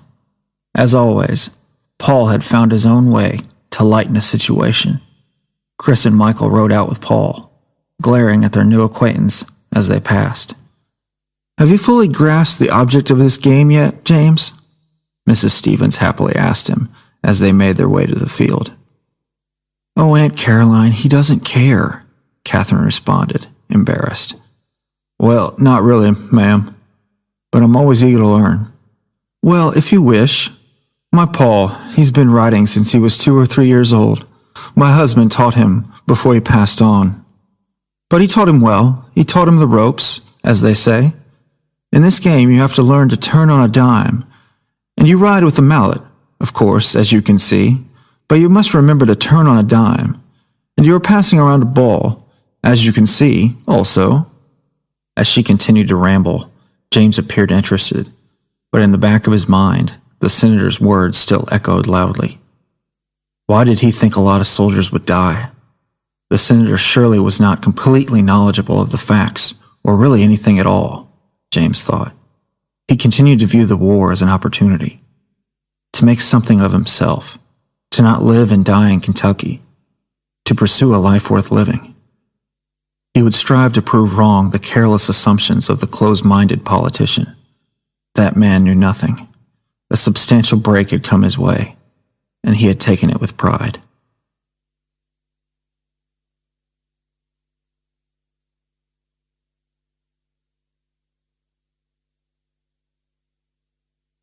Part 4. Paul's car maneuvered quickly through the Connecticut hills, back toward the barracks. The air was clear, and the signs of early winter had not yet come to fruition. Somehow, the landscape still intimated that spring was on the horizon. A time of rebirth, life in full view, for all to see its timeless beauty. Okay, James. Honestly now, give me your full impression. My family, how far off the rocking chair are they really? They were fine, James laughed. They were everything that I expected them to be. Catherine leaned up from the back seat. Again, I have to apologize for Chris and Michael. I have to apologize for their actions and for their words. But I hope you can see them for what they really are. A bunch of disrespectful and arrogant scoundrels. Catherine, it's all right. I'm an outsider. I'm walking into, not their house, but I'm intruding on their lives and, yeah, you can say it. Paul nudged him. You're courting their girl. Catherine, who was embarrassed, chuckled and blushed mildly. James was too uncomfortable to discuss the matter. I don't know what we're doing, but I guess they sense what I'm doing. I hate to be a burden on everyone. You're not being a burden. They're just pricks, Paul replied. Let's not sugarcoat the situation, shall we? They are condescending pricks, and you handled yourself with class. My father definitely found some respect in you for that, Catherine remarked proudly. James and Paul exchanged worried glances. They understood each other.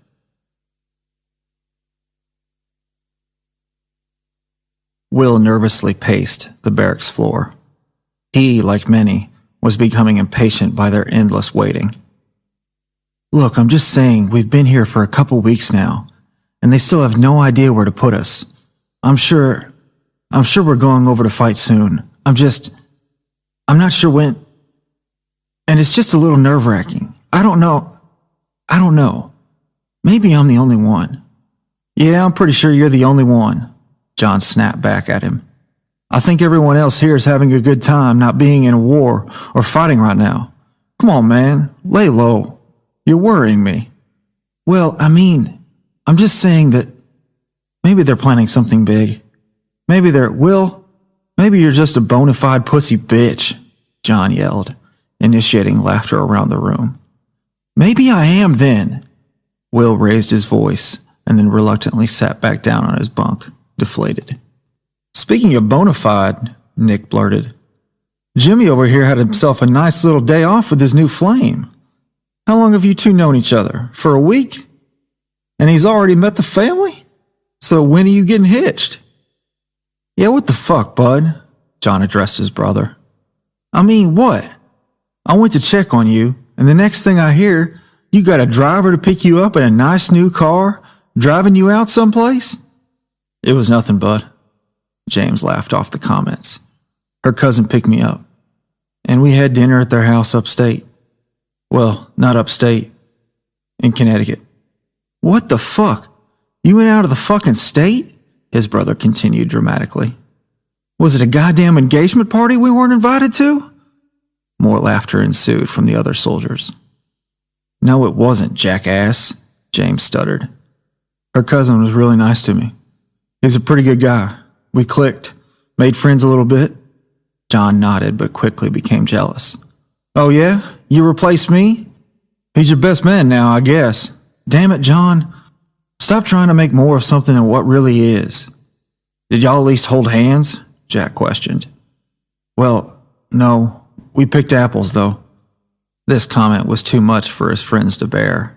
Their laughter became loud and uncontrollable. Is picking apples code for something? Will's confusion was apparent. Hell no, you damn idiot. Picking apples for my brother is just how it sounds. They were picking apples. That's how far his ass got. I'm sure he tried and failed to sweet talk her too. You gotta let me meet this dame again, Jimmy, and make this right. I know you're messing this up. You gotta let me jump in and make this right. Shit, he met this girl without your damn help, John, Trenton retorted.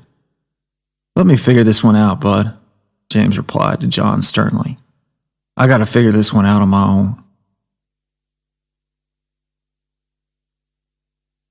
The snow flurried down, but the temperature remained moderately comfortable.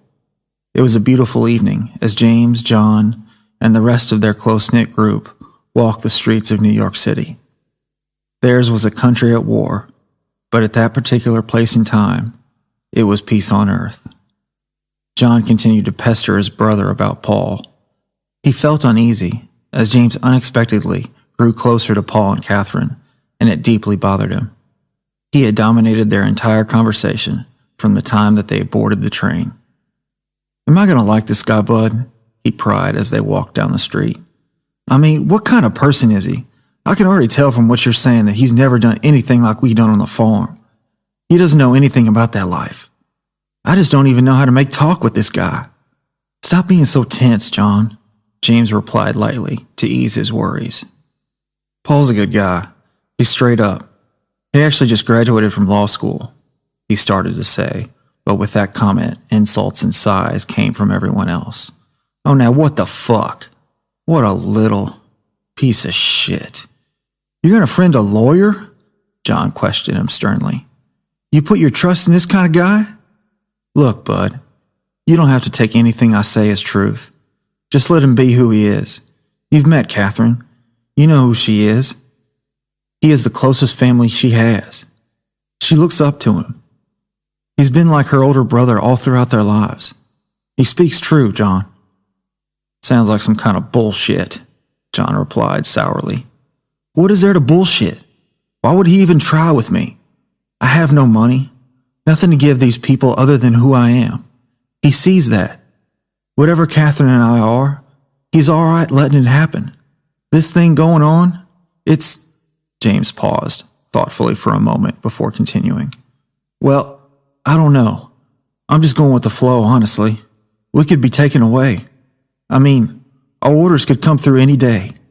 Again, I'm just going with the flow here. It feels right. Just please. James stopped in front of the restaurant door and looked at his brother intently. Try to have my back. Bud, you know we got your back. All the way. I know she's beautiful. I don't know how you bagged her. I'm just trying to look out for you. Jack opened the door for everyone, and Paul immediately stood up at their reserved table. Catherine was glowing next to him. Ah, James, everyone. Good to finally see you. Please, have a seat.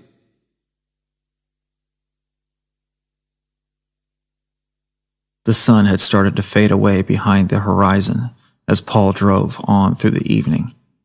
They were nearing the turnoff to West Point. So, when do your orders come through? Paul asked, changing the subject. You know, I really have no idea, James responded truthfully. They could come in 6 months. They could come in tomorrow. We really have no idea. We drill every day in anticipation of those orders. And it does get sort of tiresome sometimes waiting for them, you know. But we'll be ready when the time comes, I guess. Let's hope that's still a long way away, Catherine strongly replied. Well, it's funny, James commented with a sheepish grin. Because 2 weeks ago, I would have jumped at the chance to go to Europe and start in on the fight. But now, I'm almost having mixed feelings about it. I gotta say, meeting you all was a really good thing. Whenever the orders come in, it'll be hard to go. Well, what you men are doing, I must admit that it's admirable, Paul remarked proudly. You make it seem almost enticing to serve our country. We definitely take for granted our comfortable lives sometimes. We forget the honest truth that soldiers half a world away are fighting for our very safety. Please, Catherine interrupted. Can we turn the subject away from the war now? James, thank you again for coming to brunch. You'll let us know the next time you have leave, right? James quickly turned to meet her eyes. You'll be the first to know. Her white dress ruffled with the passing wind, but her hair seemed to lie motionless. He was certain that he was gazing upon a dream, He had finally stayed asleep long enough for it to take place.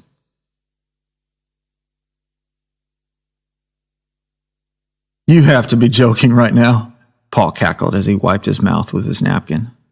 The meal had recently commenced. "I really wish I was," cried Sam. "I was running right in front of him. This idiot mouths off to the lieutenant running right beside us. And I swear, right then and there, I started to hate the guy. I mean, it was Jimmy, honestly. At the time, we hadn't even met each other. It was Jimmy to thank for not letting me choke his brother half to death, to tell you the truth." "Okay, so let me get this straight," Paul continued. "It's pouring down outside. It's cold.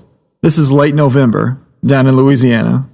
And you're running an extra, I don't know how many miles, and doing God knows how many push-ups, just because of John here?" Paul could not contain his laughter. "Just because John won't shut up." "Exactly," exclaimed Sam. "We should have dug a hole right then, beat the shit out of him, and then bury the son of a bitch alive. But no, Jimmy's brotherly love had to come out and save his sorry ass." "So you all hit the ground running right off the bus, huh?" Paul asked, still laughing obnoxiously. "Yeah," Jack chimed in animatedly. "We hit the ground running and just started running all to hell. And the push-ups, oh my God. It was one of the worst nights of my life. And definitely, yeah, John definitely made things so much worse. Well, I bet that it was complete hell." Paul finally controlled himself. "But now you have to laugh at it." "Good God, I almost killed him," Jack responded loudly. "Oh man, we should have gotten pneumonia from that night." "Let me finish my story," Sam interrupted. "So, the captain, he's a mean son of a bitch. He gets John up and says, 'You're doing 200 push-ups,' right after all of us are dead tired, and we just did 100 earlier. And John, he fails right after 50. You bet they were going to kick him out of the camp. But, of course, you know who comes flying in to save the day." He grins, roughly shaking James, who was now red in the face. "Jimmy here picks him up," continued Sam. "Gives John new life, really. They do the rest of the push-ups together, and it saves him from getting kicked out on the first day. I gotta tell you," he finished looking at James, "I found respect for this guy. I gotta tell you." The whole table had focused their ridicule exclusively at John, and his embarrassment was visible. He was completely fed up with being the butt of the joke. "Sure," he observed. "Let's all laugh at my expense. But let's not forget that we all wouldn't be here now if I hadn't convinced Snow White over there to dance with my stupid brother." "Why, you wretched—" Catherine started angrily, and the soldiers quickly switched the direction of their laughter to her. "I most certainly would have," she cried, blushing deeply. "Catherine, I sincerely doubt that," Paul giggled. "You were not. Don't even start," John continued, digging into her. Catherine uttered a sentence softly under her breath, which was unrecognizable. "Oh, tell another lie. You're more shy than my brother, which I didn't think was damn near possible. So you must be the matchmaker." Paul directed his attention toward John. "Who asked you to talk?" John glared at him. "John, shut up," James whispered loudly to him. "He's paying our bill." The laughter at the table reached its peak. John did his best to not crack a smile and stood firm. "You know, that's another thing," John remarked, rounding on Paul. "Who are you? Really, who are you? You're a little too good to be true here, Paul. What do you want from my brother, huh? You bring around beautiful broads and cars and other things. I'm not a broad." Catherine defended herself through the laughter, but her statement fell on deaf ears. "Trying to blind my innocent brother?" John continued over her. "So, what do you want? What's your angle? He don't have any money. I don't know what you're trying to steal from him." "What in the hell's your deal?" James loudly interrupted his brother. Paul, who sat motionless with his arms crossed, watched John and desperately tried to wrap his mind around John as a reasonable human being. He could not do it, so he leaned forward and smiled mockingly at him. "Is there an order to your madness, or do you just not like a person based on preordained opinions?" "Preordained?" John whispered to himself. "Preordained?" He struggled to understand the meaning of the word. James rested his hand on John's shoulder as the table giggled at his brother's foolishness. "I'm gonna fucking kill him," John whispered in his ear. Are you kidding me? His father yelled at the two of them. You have got to be kidding me. Where have I failed? Where have I failed with the both of you? Joseph Hastings was disgusted with his sons for once again disrespecting the law. But this most recent occurrence had sent him over the edge. Sir, we're sorry. John tried to respond, but his father refused to listen. Shut up. Shut your mouth. For once in your life, shut your mouth. Get your ass outside and keep digging those post holes until I say otherwise. Sorry, sir. Outside. Joseph Hastings aggressively pointed to the door. He slammed it after John had slowly trudged out. He then turned to James with darkened eyes. I expected this. I expected this from that boy. You can't discipline him. You can't do anything with him. But I never would have expected this from you. What in God's name were you thinking? We weren't thinking, sir, James replied, finally raising his cowering head. I'm sorry. I just can't understand why Burnsley was disrespecting you like that. In front of all of us. I mean, sir, what right did he have? Never mind him. You cannot be this stupid. The sheriff's office? What did you think you were trying to prove? Sir, we weren't proving anything. We just can't understand why he singles you out all the time. You get his worst wrath, and I don't understand why. Again, sir, I'm sorry. Just go. Just go. I don't know. I don't know what to do. I don't know anymore. Go. Yes, sir. James obeyed and moved toward the door, but he stopped at the doorway and turned around. He could not help himself. Sir, did something happen between you and the sheriff that we just don't know about? Not right now, boy. His father stared up at the ceiling, trying not to go into a full rage. But the questions struck at the man's heart, and James could sense that his father wished to answer them. Just go. So where are you with this girl? Trenton asked. Are y'all courting? I have no idea, James replied, sitting on his bunk. I don't really know what she sees in me, or what the hell courting is for that matter. But she sees something. He's got those birds in his eyes, Jack blurted out, laughing at him. I know what he is. This broad is seeing right through him, remarked John in amazement. I don't know what it is, guys, James told them. Maybe I'm getting played on a string, I don't know. But let me tell you, it's like, every time I see her, it's like I haven't seen her in 20 years. She just gives off this thing, and well, I don't know what it is. I don't know what it is, he mumbled to himself. This sounds stupid. It's not stupid, Jack replied encouragingly. I mean, to others, yeah, it's a bit stupid. But I know what you're talking about. James stood up. He couldn't stay seated on his bunk any longer and began to pace. Maybe she is. Maybe she's blinding me and playing me for a fool, for her own dumb enjoyment, I guess. But even so, I'm just happy to be along for the ride. That is, this is just too good to be true, you know? I hope it's real. I hope it is. I feel like it is. I know that it's real. I don't know. I just feel like everything's just too good right now. Well, shit, John commented after his brother's speech. You gonna write her a damn sonnet or something? How dost yonder sun hit thy limbs? What wondrous beauty it makes! A mix of laughter echoed from everyone, and John patted his brother on the back. Well, you know me, bud. I'm happy for you. I'm just hoping she gets to wet your willy before we go, that's all. You're a fucking lost cause, Nick scoffed. Sweat and rain dripped down James' face as he made his way toward the house. The plow had gotten the best of him that day, and he had struggled to breathe correctly.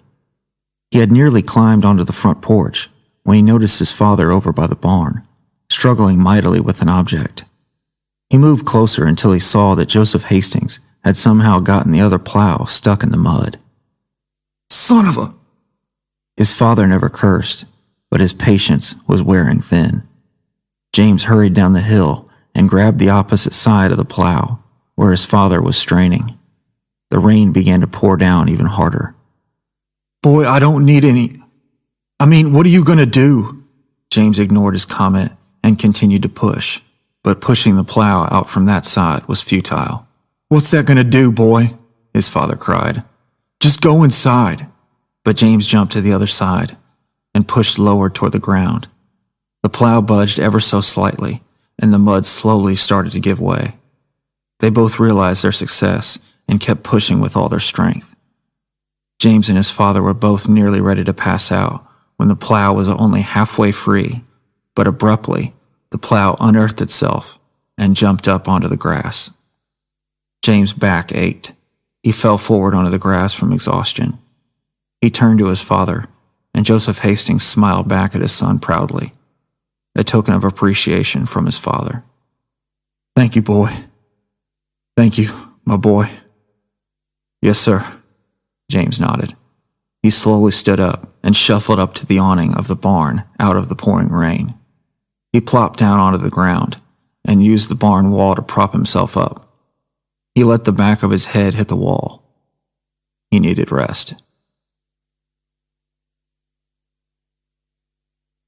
I take it that the meeting with my uncle didn't go too well. James was rinsing the soap off of his hands when Paul entered the restroom behind him. His comment froze James to stone. James' eyes widened, and he sighed and peered down at the sink. So, he told you? No, he didn't. I saw it in your eyes. It was in your eyes, right afterward. Plain as day, Paul flushed the toilet and paced over to the adjacent sink. All of this is a mistake, isn't it? James still kept his head lowered. I wouldn't say that, Paul replied encouragingly as he began washing his hands. It all seems a little bit too preordained to be a mistake. They both smiled at each other. Let me tell you, James, I know my uncle more than most, and I knew that's how he would respond to you as a potential suitor for his daughter. I knew it to be true. And I know his rhetoric. He's an honorable man. But I'll be frank with you. He's not one to shy away from one-on-one confrontation. That's his true specialty. He's a lawyer, like I am. You cannot win that battle. It was a full frontal assault, James sulked. I wasn't even remotely prepared. Let me guess. He boasted that Chris and Michael were better suitors, correct? Obviously. Yes, well, let me advise you, my good man. Even those two aren't good enough for Catherine in his book.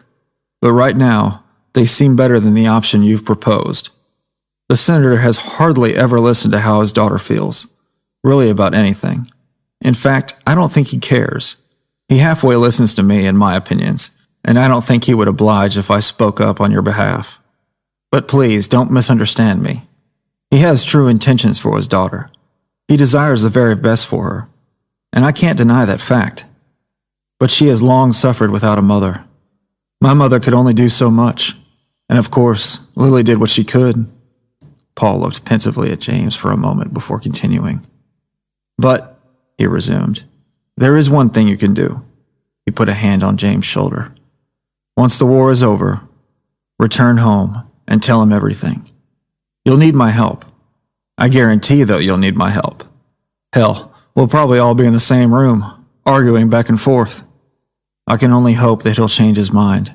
Once he sees what his daughter truly wants, he'll hopefully understand. Thank you, Paul, James replied gratefully. That means a lot. Of course, my good man, Paul smiled, but he seemed to be thinking of something else.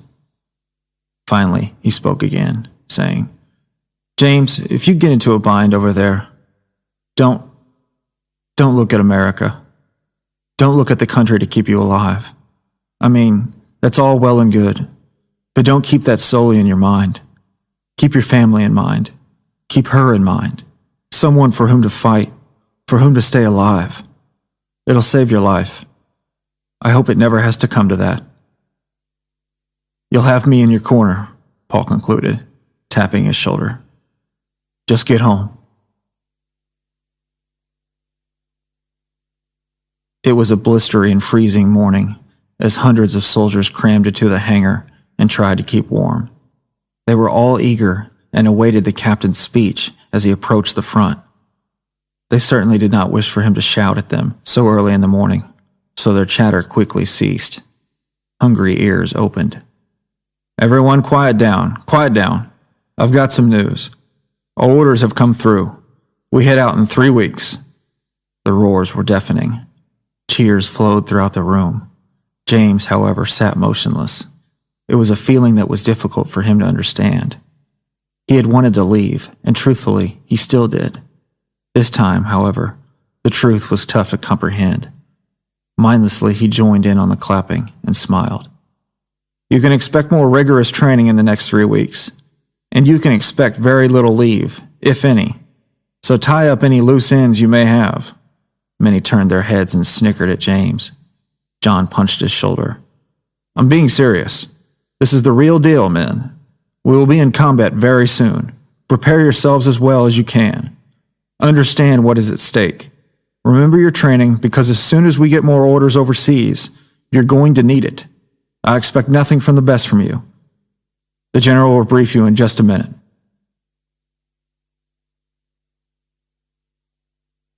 The group waited together on the sidewalk as Paul paid the restaurant bill. James and Catherine stepped away so they could finally be alone. "I hope my friends haven't scared you away yet." "It's okay," Catherine responded, giggling. "They're a delight. I really like them. They're really great people from totally different places. It's just so entertaining to hear their stories." Suddenly, Will came up behind them, nervously stepping in to assist James. "You know, James is a really good guy," Will stuttered. He takes charge in everything. He's just a really good guy. He's really nice, really handsome." "Good God!" James shook his head and pushed Will away. "I didn't mean it in that way. He's really nice. A real genuine, stand-up guy. You should really like him." Will glanced over at James, who was glaring threateningly. "I've said too much."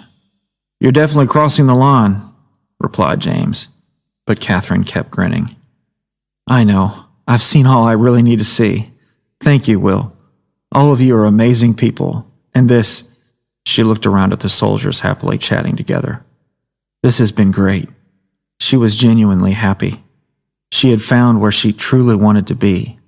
Of all the suitors that her father had desperately tried to force upon her, none but James had seemed remotely sincere in his intentions.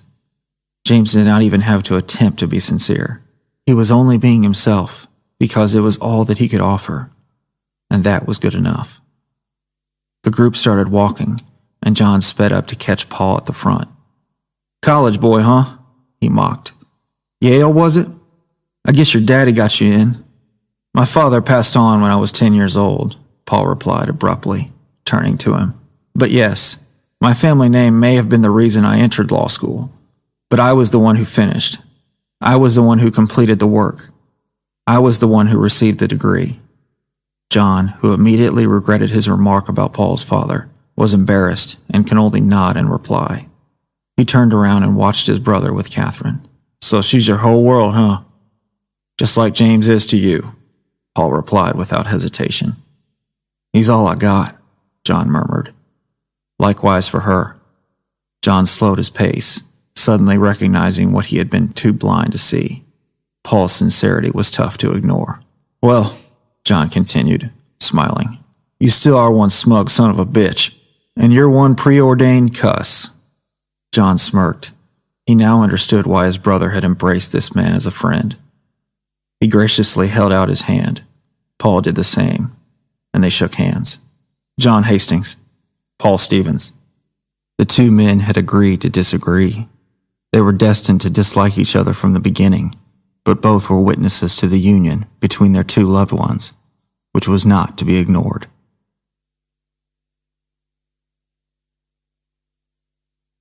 James felt a presence next to him and opened his eyes. His father leaned against the barn next to him. He was also out of breath, but stayed upright. The rain poured heavily as his father began to speak. "We thought we'd tell you this one day when you were mature enough to handle it. We knew if you weren't, you'd tell everyone that would listen. but now I know you'll keep it to yourself.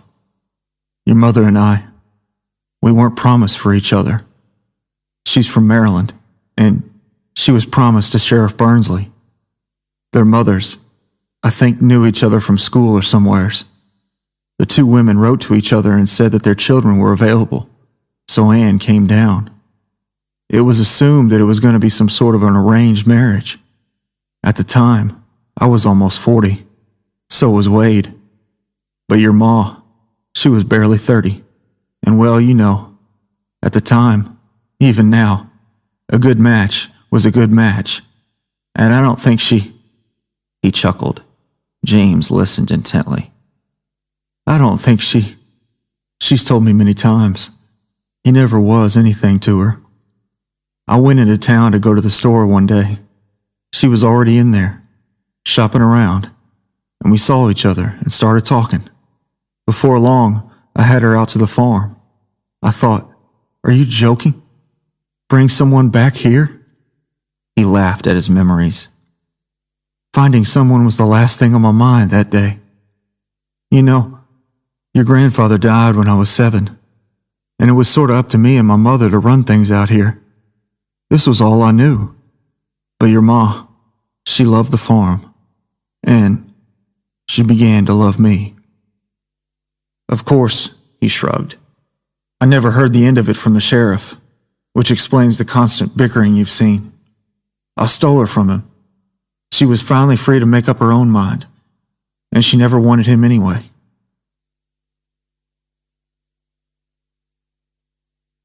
The general finally entered the room and was met with thunderous applause.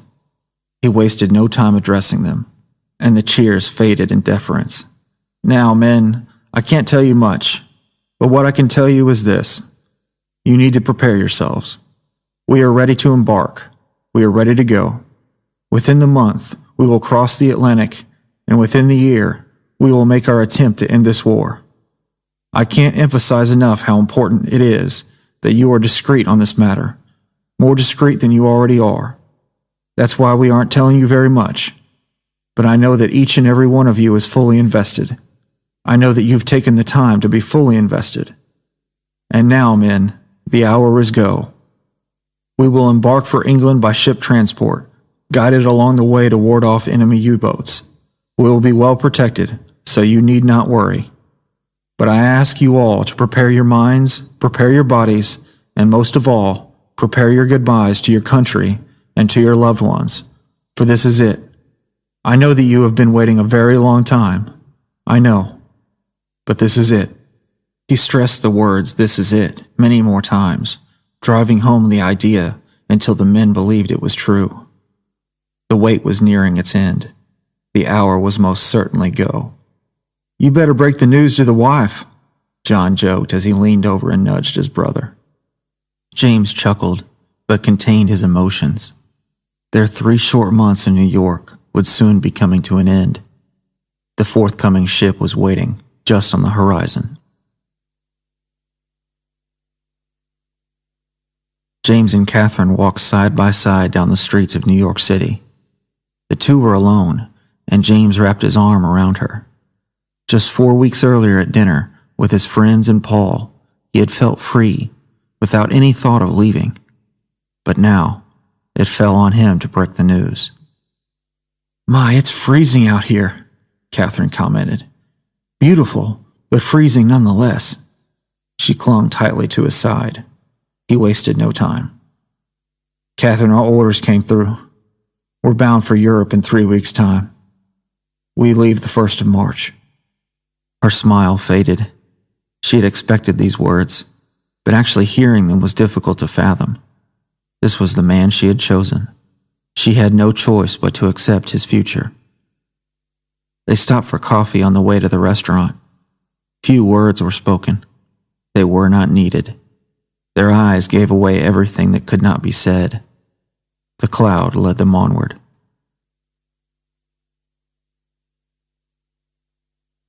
"I left the following year for the war.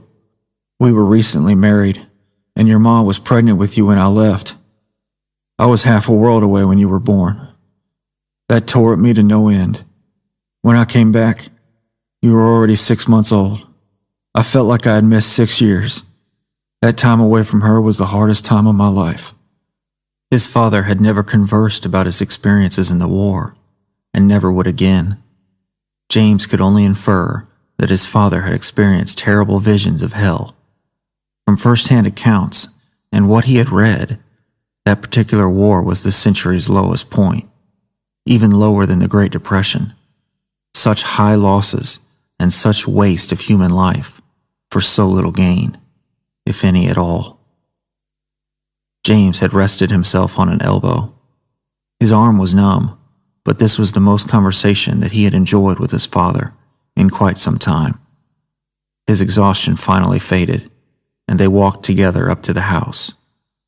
"Looking back," continued his father gravely, "I have to say that if I didn't have your mother, and you to come home to, I would probably still be over there, lifeless on some field, without anything to live for." The time spent conversing with his father was a distant memory, but it now bore a much greater meaning.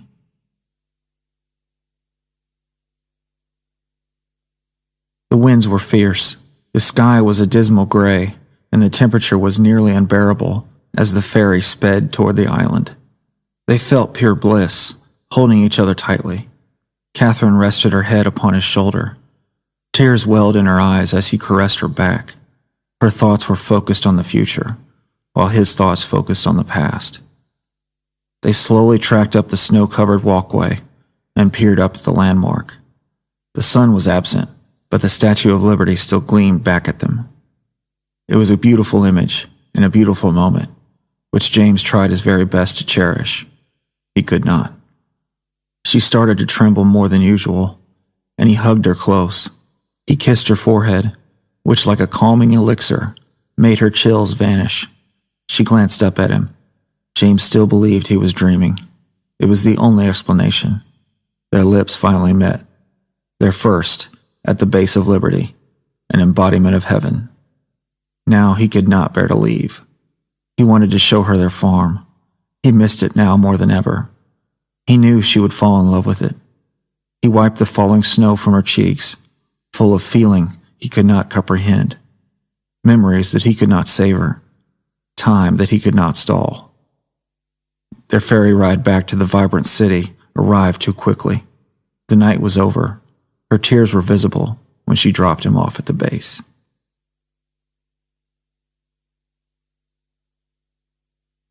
The ship was massive. It seemed to stretch down the entire harbor. The soldiers filed onto it by the hundreds, and James maneuvered through the chaos. "You see them yet?" he asked nervously. "Damn it, Jimmy," his brother replied. "I'm looking as hard as you are." The crowds were disorganized, spreading out into one large, jumbled state of disarray. James jumped in the air multiple times to attempt to catch a glimpse of Paul and Catherine over the crowd. It seemed nearly impossible to find them, and he began to wonder if they would not show. "Guys, I won't lie to you. My heart's beating out my chest." Will alerted them. James muttered some words in reply, but they were faint and distant. He too was nervous, not of the ship, but of the thought of not seeing her before departure. Fortunately, Catherine's white dress and waving hand were visible for a moment through the crowd, and James sprinted toward her. The rest of the soldiers failed to keep up.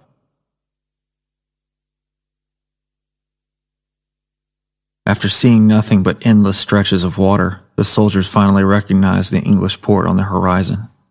The moonlight beamed down from the night sky as they filed down the ramp to the dock. Will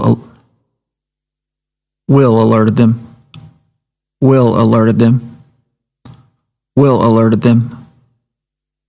Will alerted them. They soon settled in for the night in their bunks, which were housed in the remains of a hospital. The city had been a target of German bombing only 1 year earlier. The repulsive smell of melted rock and ash still lingered in the air. The smiles that once were no more.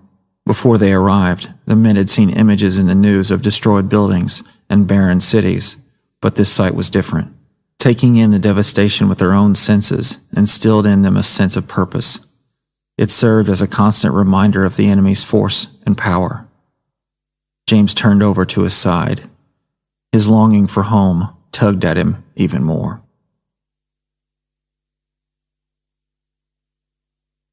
Catherine could barely contain her excitement. She rushed to him, and they embraced each other tightly.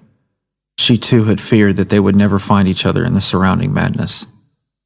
"Lucky I saw you all," James smiled enthusiastically when Paul walked up. "We wouldn't miss it for the world, my good man," Paul replied, embracing him. "I have to say," he continued, looking around at the spectacle, "I'm truly jealous. This is a special day." "Don't be," James responded. "That ship scares the hell out of me." "Please make sure to give me your address when you get settled in," Catherine cried as she held his arms. "James, you don't know what you've signed up for," Paul laughed. "You'll get a 5-page letter twice a week." "Oh, shut up," Catherine told him. "It won't be that frequently, but I will want to write to you." "I'll write you when I can," James assured her. "Don't you worry. I'll be sure to add a couple lines as well." "Thank you, Paul," James smiled. It felt as though he had acquired a second family, and now he was forced to let them go.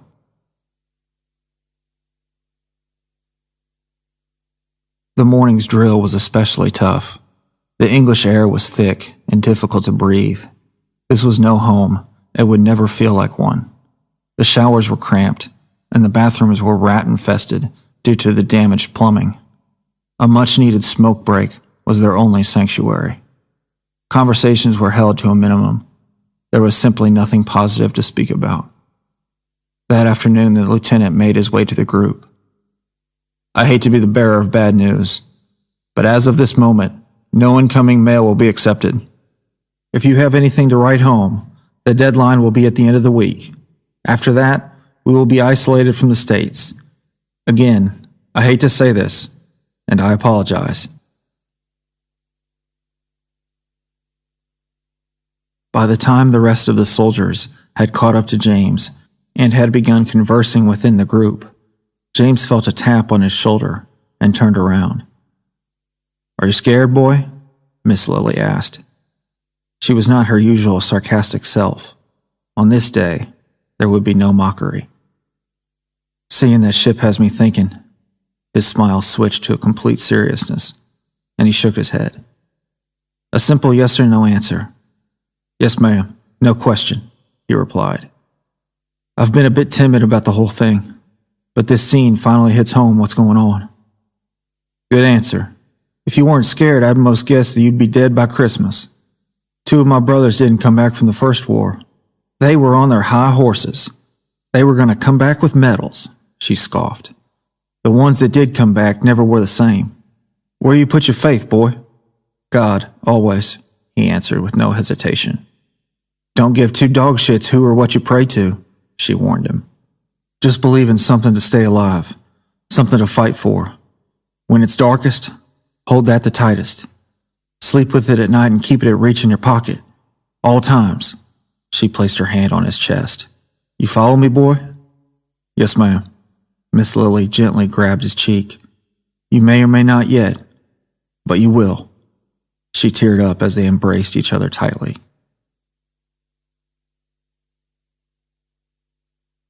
To all, I can't begin to tell you how nervous we all are.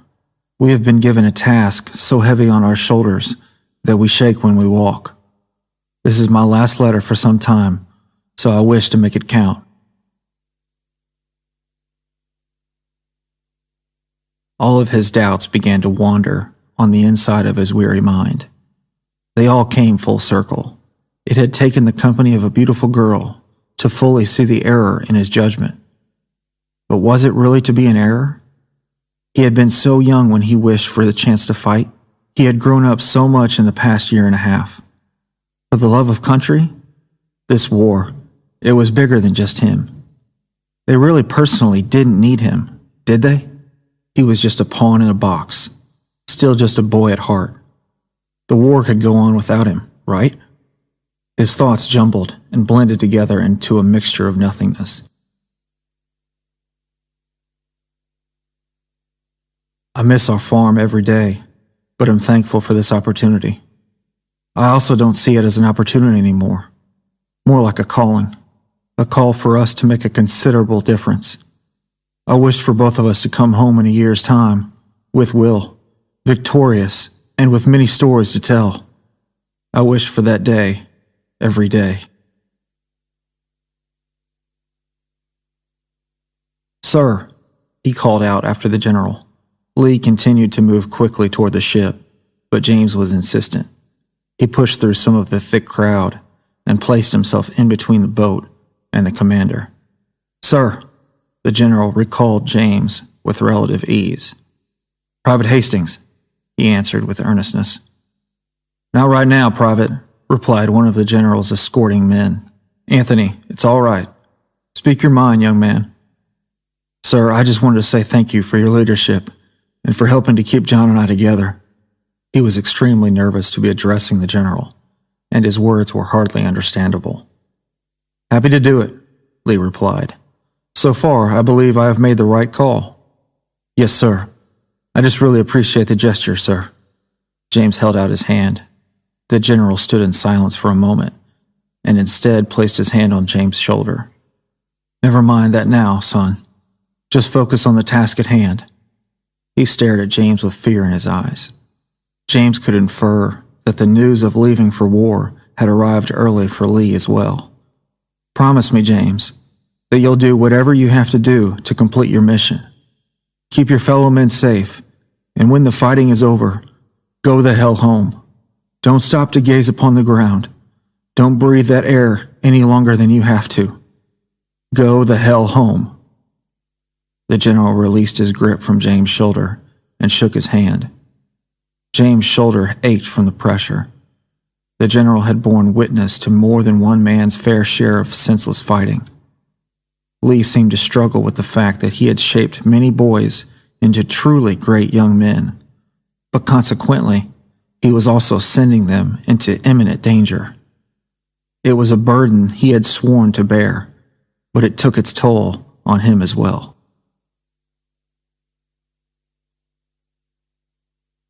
The men were tired and worn out from another long day in a foreign land.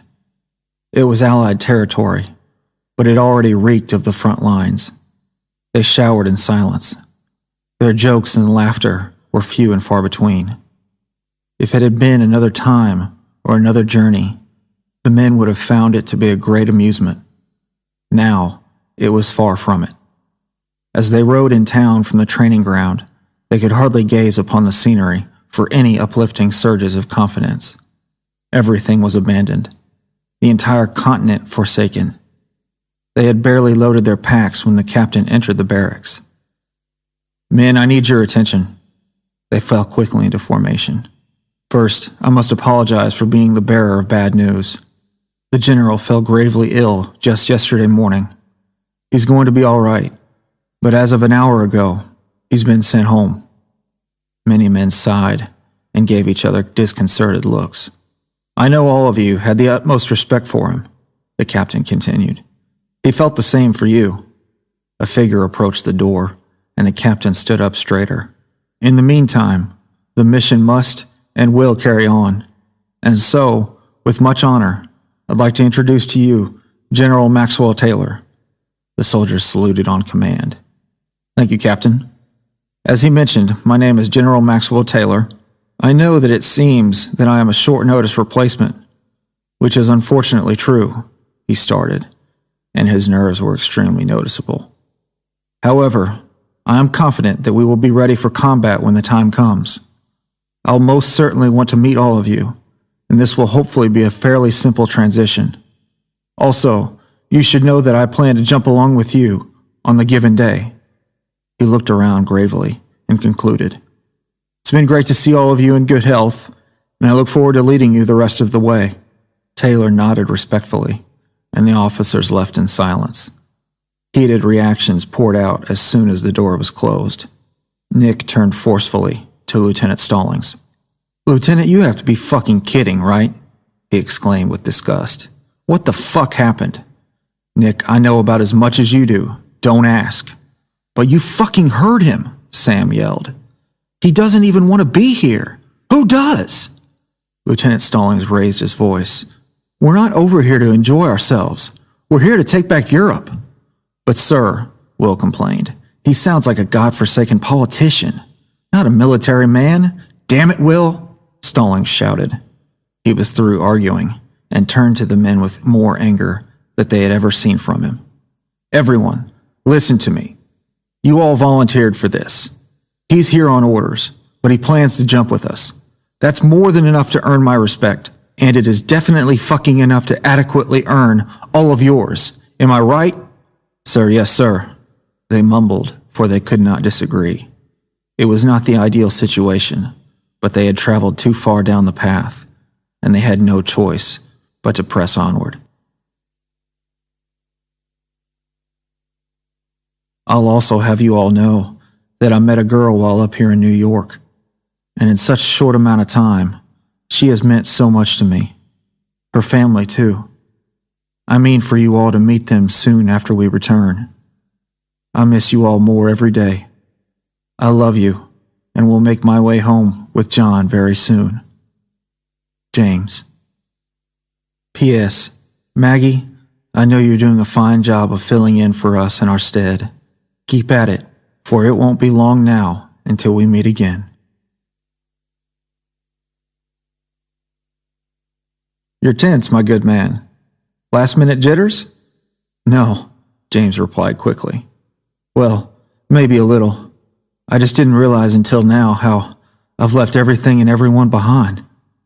Oh, but you're wrong, Paul retorted. You've left them all in good hands. You have your neighbors' cousins to help at the farm. And for better or for worse, you've left Catherine with me, James chuckled. You've always had my back since we met, Paul. I thank you for that. Well, James, I've told you many times that I envy your position, fighting for a just cause, a real cause. There is nothing for you to ever lower your head. You'll have to teach me how to play that polo game when I get back. Yes, I shall, Paul cackled. I sure will. You'll first have to learn how to ride, but you're a persistent fellow. I know you'll get it down. The two embraced. Once strangers, they were now brothers from worlds apart, closer than ever before. James caught Catherine staring at them. She was conversing with the lieutenant, Miss Lily, and the rest of his friends, but she never took her eyes off of him. Her gaze could end wars, he thought. Everything about her was his weakness. Her white dress glistened in the gray light that shined from the skies. 3 months accompanying her had seemed like mere hours. Time truly had a way of passing by rather quickly when it overlapped with enjoyment. She glided over to him, cutting short Will's conversation, which was most likely of no importance. James smiled as he felt his familiar cloud situated below him. She possessed a certain aura. It surrounded her and radiated with overwhelming magnetic warmth. To Catherine. We have been told to only write one last time before we depart, but since this is my first letter, I must allow it to be the defining one. I have to confess that the idea of meeting someone like you seems so far-fetched from my reality now, especially since we've spent such a short time together. At first glance, one would never suspect that a bond had formed between us. Constantly, I am reminded of the water glass that brought us together, the dance we shared, which was pressured on by my brother, the poorly timed military award, and our evening walk on the beach. For me, they all blur together in harmony as an unforgettable night.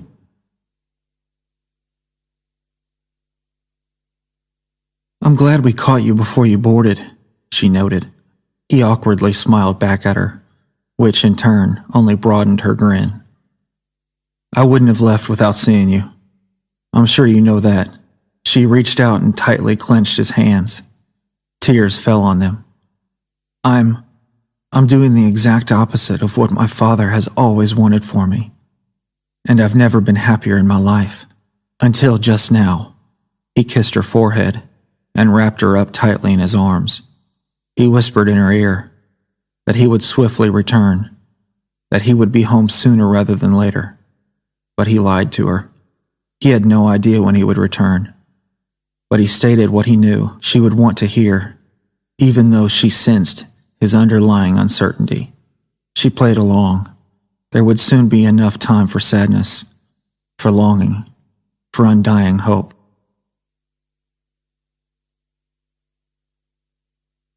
But in reality, every moment that followed in those short months overshadowed the one before it, and so on, until that final time when I boarded.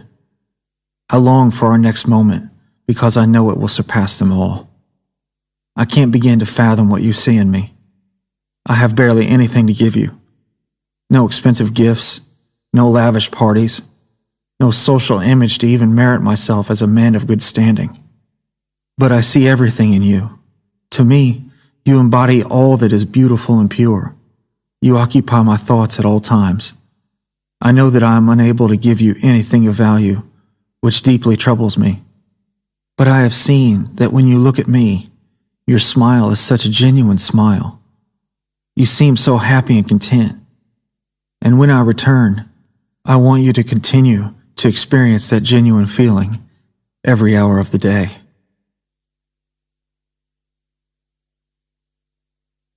He continued to embrace her tightly as her tears fell uncontrollably. For the longest time, he told her, I couldn't wait for a chance to leave home, fight for my country, and see the world. It's such a funny feeling, you see, because as much as I might regret doing it, I'm always reminded that it brought me right here. I know. I just don't know how I'm going to make it without worrying about you, she scoffed. Every damn day. The concept of a beautiful girl worrying about him, it seemed foreign and the furthest from the truth. But it was no gimmick, no parable. It was true, and it stood in front of him, continuously beating and very much alive. I'll make sure she doesn't go insane. Paul stepped in to rub her back. Oh, shut up, Paul, she scowled. You'll ruin it.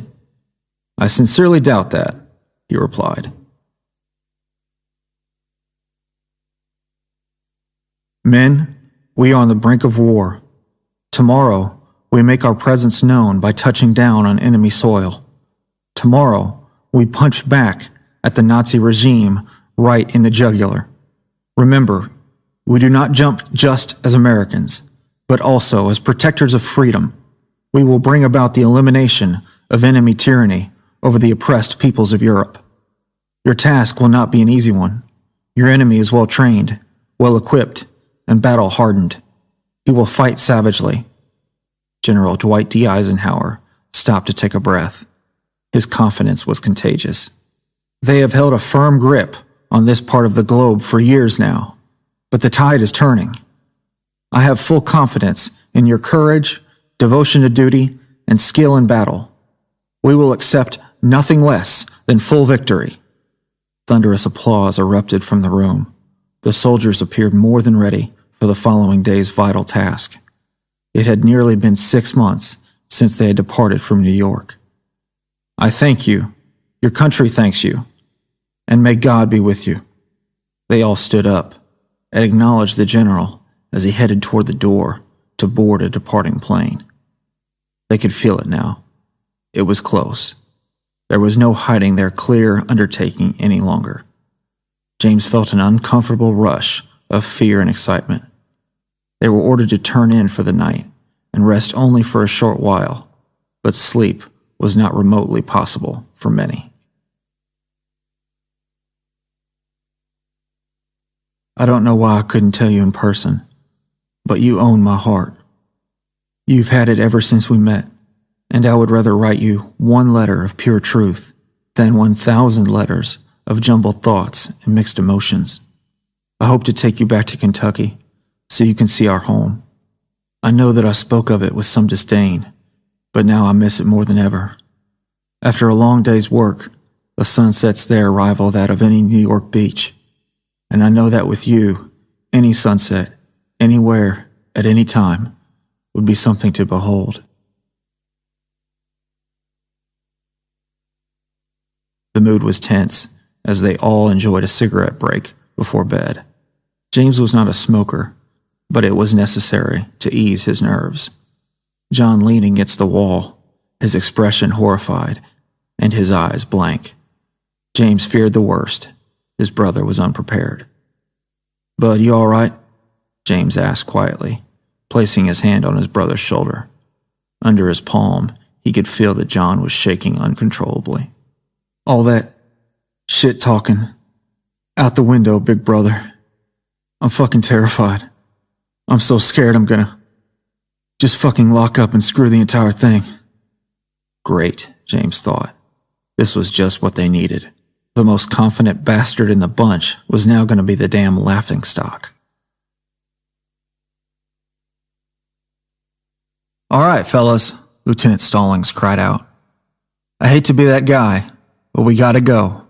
Say your goodbyes now." Stallings exaggerated a few coughs and peered over at James, embarrassing him. The couple passionately held each other for the last time. "Remember what I told you, my good man." Paul grasped both of their shoulders. James nodded and gazed into her eyes. A final glance. He did not feel the tears fall from his face, but they were present for all to see. He tightly kissed her forehead. "All right. You had better," she whimpered back. James quickly turned his back, and the group departed in silence. They conformed amongst the masses, and his head spun as they boarded the ship. Sickness from the sea or sickness from leaving home. The two were balanced hand in hand. He scanned the crowd a few times from the deck railing before spotting her again. His watery eyes intently stared at her as the ship's horn sounded. He never lost focus. Her bright white dress helped him keep his gaze. The fog rolled in, but would not deter him. "You should have laid one on her, bud." "No, Bill," John replied bleakly. "He wouldn't be on the boat if he had." Distance was now James' enemy, and it would prevail. The white dress was lost in the abyss between the gloomy sky and the murky water. "Come on, bud," John urged, laying a hand on his brother's shoulder and leading him below deck. There would be nothing white nor bright where they were headed, only dark, barren lands, red painted on a canvas of death. "The last image that I have of you is one that will never leave me. You disappeared into the fog, but the picture has never faded. You look so beautiful, and if I had kissed you, I would have never boarded that ship, a decision that I have pondered every minute since. I must now say goodbye until we meet again. Catherine, you are the best thing that has ever happened to me. What we lack in time and distance, we make up with hope and belief, and that's really all one needs. Yours, James." "I don't know, bud," John sighed. "I guess I'm just thinking about everything right now. I mean, what do I got? I didn't finish school. Of course, neither did you. But I don't know half of what you know. I used Jane. I did have a thing for her, but I used her. Hell, I've used every girl I've come across. You still have Ma and Pa and Maggie. Don't think they're not wishing you well right now." James was frustrated. He became visibly angry. "Why now, John? You waited the whole damn time until mere hours before it all. You selfish bastard," he thought. "Why now?" "Damn it, that's not what I mean," John continued. "You got a dame who thinks the world of you, got her family, and you got the guts to be whatever you want to be. And yet, what do I got? We don't have time for this shit," James snapped back. "You're still young, goddammit. Got the whole world ahead of you. Now you gotta man up. Tomorrow I want to see you fucking ready. You got that?" "I'm gonna need your help." John slowly shook his head. "Always happy to give it, bud." James put his arm around him, and together they shuffled inside. Not a word would be mentioned to the captain, or to anyone for that matter. John was ready, even if that belief was the furthest from the truth. James would take it upon himself to help and protect him. It was his life's creed. It would not stop now.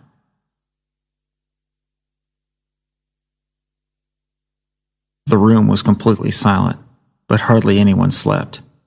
Monday evening, June 5th, 1944. James lay on his side. He faced the wall and imagined it was a mirror. In it, countless memories merged in unison, all gasping to be heard once again, perhaps for the final time. We are nothing without family. He remembered Nelson and his haunting last words. They shouted at James with an overwhelming clarity. "The enemy will not wait for you," the captain had shouted in his deaf ear. "He is not a stationary fucking target. It is a moving, breathing, living, goddamn nightmare that wants to wipe out your entire fucking family. Y'all are cut from the same cloth. He'll go anywhere you go, and you are responsible for him. I need you to watch over him."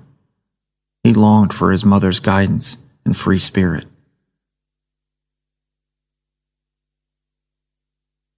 They watched the Kentucky sunset as they climbed the neighboring hill, the same way they had done 1,000 times over. He playfully punched his brother in the arm, and they raced each other home. It had been such a short distance then. He had truly taken it for granted. "I dream every night of teaching you, little girl," he consoled his crying sister. "Before you know it, I'll be home again." His grasp on her would never be loosened as he still clung on to his once dull life. He was thankful that he had held on. They held hands as they skipped along the beach. Another sunset, another memory, only to be faded with time. "You live, you die. It makes no difference." He still recalled the aroma of brandy from the library. "We're doing the right thing," he kept assuring himself. "We're taking back France on eagle's wings." There was no right or wrong anymore, only what must be done for the sake of humanity. The lake was the perfect temperature. He readjusted the bait on Maggie's rod as she learned to cast for the first time. Her expression of pure joy was still etched perfectly in his mind. Paul glided on his horse as if he were an apparition. He floated effortlessly. James promised himself that he would learn how to ride. It seemed to be the thrill of a lifetime. He realized he hadn't prayed. His mother would surely be ashamed of him. That was one of her main creeds. She had taught her children so much. They could not begin to repay her. He longed for his mother's guidance and free spirit. Better late than never, he presumed. He began to pray. "Lord, please keep our company." The general's final words before the ship departed continued to haunt him. He would go the hell home. He smiled because he was confident that Lee had returned to his. "Once the war is over, return home and tell him everything. You'll need my help. I guarantee you that you'll need my help. Once he sees what his daughter truly wants, he'll begin to understand." That eventual reunion terrified James, but Paul's presence would surely ease his worry. "You follow me, boy?" "Yes, ma'am," he replied. "You may or may not yet, but you will." Sweat pooled under his aching back. He was scared, like they all were. The mission itself was too massive in scale, too important for them not to be nervous. "We should have dug a hole right then, beat the shit out of him, and buried the son of a bitch alive. But no, Jimmy's brotherly love had to come out and save his sorry ass." He recalled Sam's comical story with a grin. It seemed as if it had only transpired a few days before. They were all so happy then, still together and alive in spirit. He had not danced one day in his life, yet he magically performed that feat without much resistance. What stars had aligned for that miracle to happen? She continued to pick apples. He ate his without washing it. She laughed. He was home. Please don't end up like your sister being a dropout. You gotta make something of this life before it's too late. He wondered if Mary had taken his advice to heart. It's not stupid. Jack had known exactly how James felt about this girl. I mean, to others, yeah, it's a bit stupid, but I know what you're talking about. If how he was feeling was to be considered foolish, James reveled in that apparent incompetence. Incompetent? Have you the slightest notion what that word even means? She had scolded herself for that utterance. It was before she knew him, and it all was forgiven. I have to say that if I didn't have your mother and you to come home to, I would probably still be over there, lifeless on some field, without anything to live for. He regretted making her cry. He hated to say goodbye. Sure, she was comforted by her cousin and Miss Lily, but no embrace could patch her heart. He could not run from this, nor could he abandon his brother. But her gaze, her dress, his cloud. Eisenhower expected full victory. They could not risk letting him down. The general had strolled away from them with full confidence in their abilities, and they retained full confidence for him in return.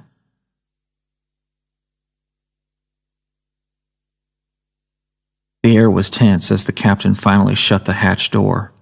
The sound startled them. They were seated side by side, number after number, together as brothers, bonded by the dirt, the sea. They would return the same way from which they came. The fuselage rattled, and the sound of whirling pistons commenced. They would soon leave behind innocence and youth. If they returned, they would return as broken men, once whole, pieces left behind. They were lifted by the air, rising from the earth.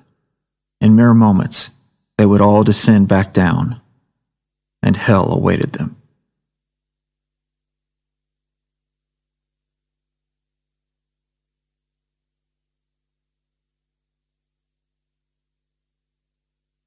Part 5. He couldn't stop shaking. His knees twitched uncontrollably.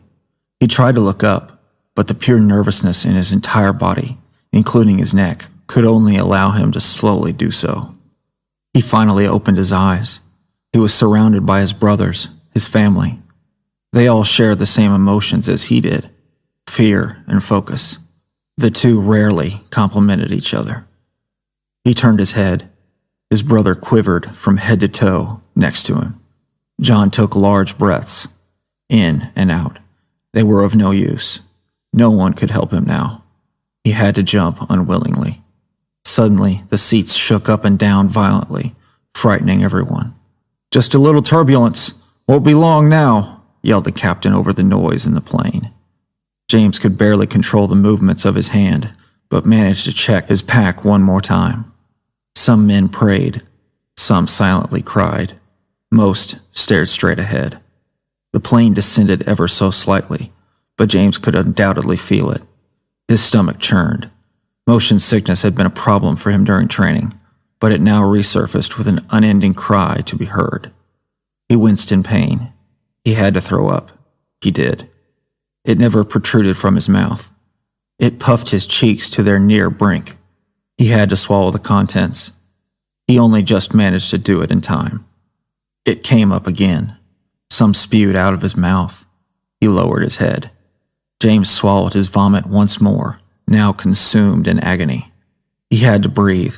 In and out. His sickness was soon controlled. Many others were not so lucky. How many test flights had they performed? Too many to count. But they had only performed trial runs.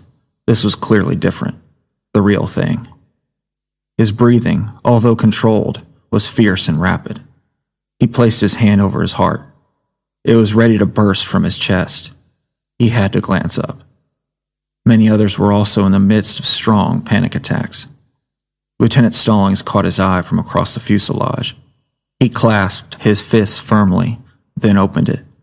He closed it. He opened it. He closed it. James finally realized that the lieutenant was trying to help him to breathe. A closed fist meant inhale, an open palm, exhale. He concentrated on breathing again. In, out, in and out. The lieutenant nodded. It was working. He opened his fist. He closed it. He opened it. He closed it. James' breathing was under control. However, his heart kept beating rapidly. The lieutenant had no cure for that. The whole plane shook violently once again, and after several seconds, it finally calmed. James' irregular breathing returned, and he looked down at his own fists as he opened and closed them. He slowly looked up toward the top of the cabin, then closed his eyes and whispered one more silent prayer. I know that I am but a wayfaring stranger. Please continue to watch over us. He turned back to his brother, still shaking, still afraid. John couldn't jump on his own. God damn it, James muttered, shaking his head with disappointment. He's gonna make this, or I'm gonna have to make him jump myself. But no matter what, even if hell freezes over, I'm gonna guide him off this damn plane. He nudged his brother. John slowly picked his head up. We're gonna make it, John. Don't know, bud. Tears were flowing down his face, but he did his best to keep quiet. I wish I was home with Mom and Pa. They're asleep, bud, James whispered. They're safe, and they're praying for us. I know we'll make it. The two brothers took each other's hand to hold. John continued to weep silently. It wouldn't be long now. James peered around the fuselage at the other men. Jack rocked back and forth uncontrollably. He clutched his wooden cross necklace and whispered to himself. He was praying intensely. Please keep Jack safe, James prayed. He's got a good thing going back home. He has Nancy. They'll have a family. Jack would undoubtedly be just fine. He moved on down the line. Sam took one last gulp of water. The two men caught each other's gaze. Sam calmly smiled back at James and pumped his fist in the air. He was confident and ready, even as nerves crept over them all. James did his best to smile back. Trent had jammed his fingers in his ears because they wouldn't stop popping. The men had endured countless hours of jumps and drills, and not once had he experienced ear pain, until now. James was confident that Trent would be fine. He seemed to possess the most courage and brass of the entire outfit. He continued to turn his head. Carnera was seated next to the lieutenant. He, too, was teary-eyed. As a New Yorker, he was born tough.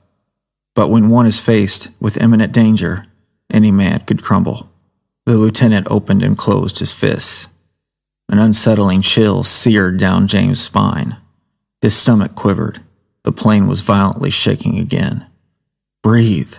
In, out, in and out. It wouldn't be long now. He stared at Will, sitting directly opposite of him. Will stared back and confidently nodded. He was a foolish kid, but this was his proudest moment. His youthful body remained firm and motionless, ready to take on the world. Fucking hell! Faint explosions were heard farther ahead. They frightened everyone. They turned their attention to the captain. France beckons for us, men! The sounds of explosions hit the men like punches in the gut. The war, it was here, and it had announced itself loud and clear. 3 minutes! James bit his lip hard enough to taste blood. John continued to grasp his brother's hand tightly. James felt as if his wrist and hand were broken. I can't, Jimmy. I can't. John's voice was hoarse. Not now, you selfish son of a bitch, James replied. We're all fucking terrified, you spineless bastard. He couldn't bear his brother's cowardice. Can you at least say your number? He asked, attempting to come across as supportive. But, John murmured. "I don't even think I can stand." Explosions echoed again in the nearing distance. They were closer than before. It wouldn't be long now. The plane's cabin was warm, but his extremities felt frozen, as if it were the dead of winter. His body quivered as his dripping sweat cooled. James had to think quickly. He had to transport himself and John safely to the ground. A spur-of-the-moment plan came to mind. "John, when they call for us, I'll stand you up. We'll check our packs, and we'll be ready.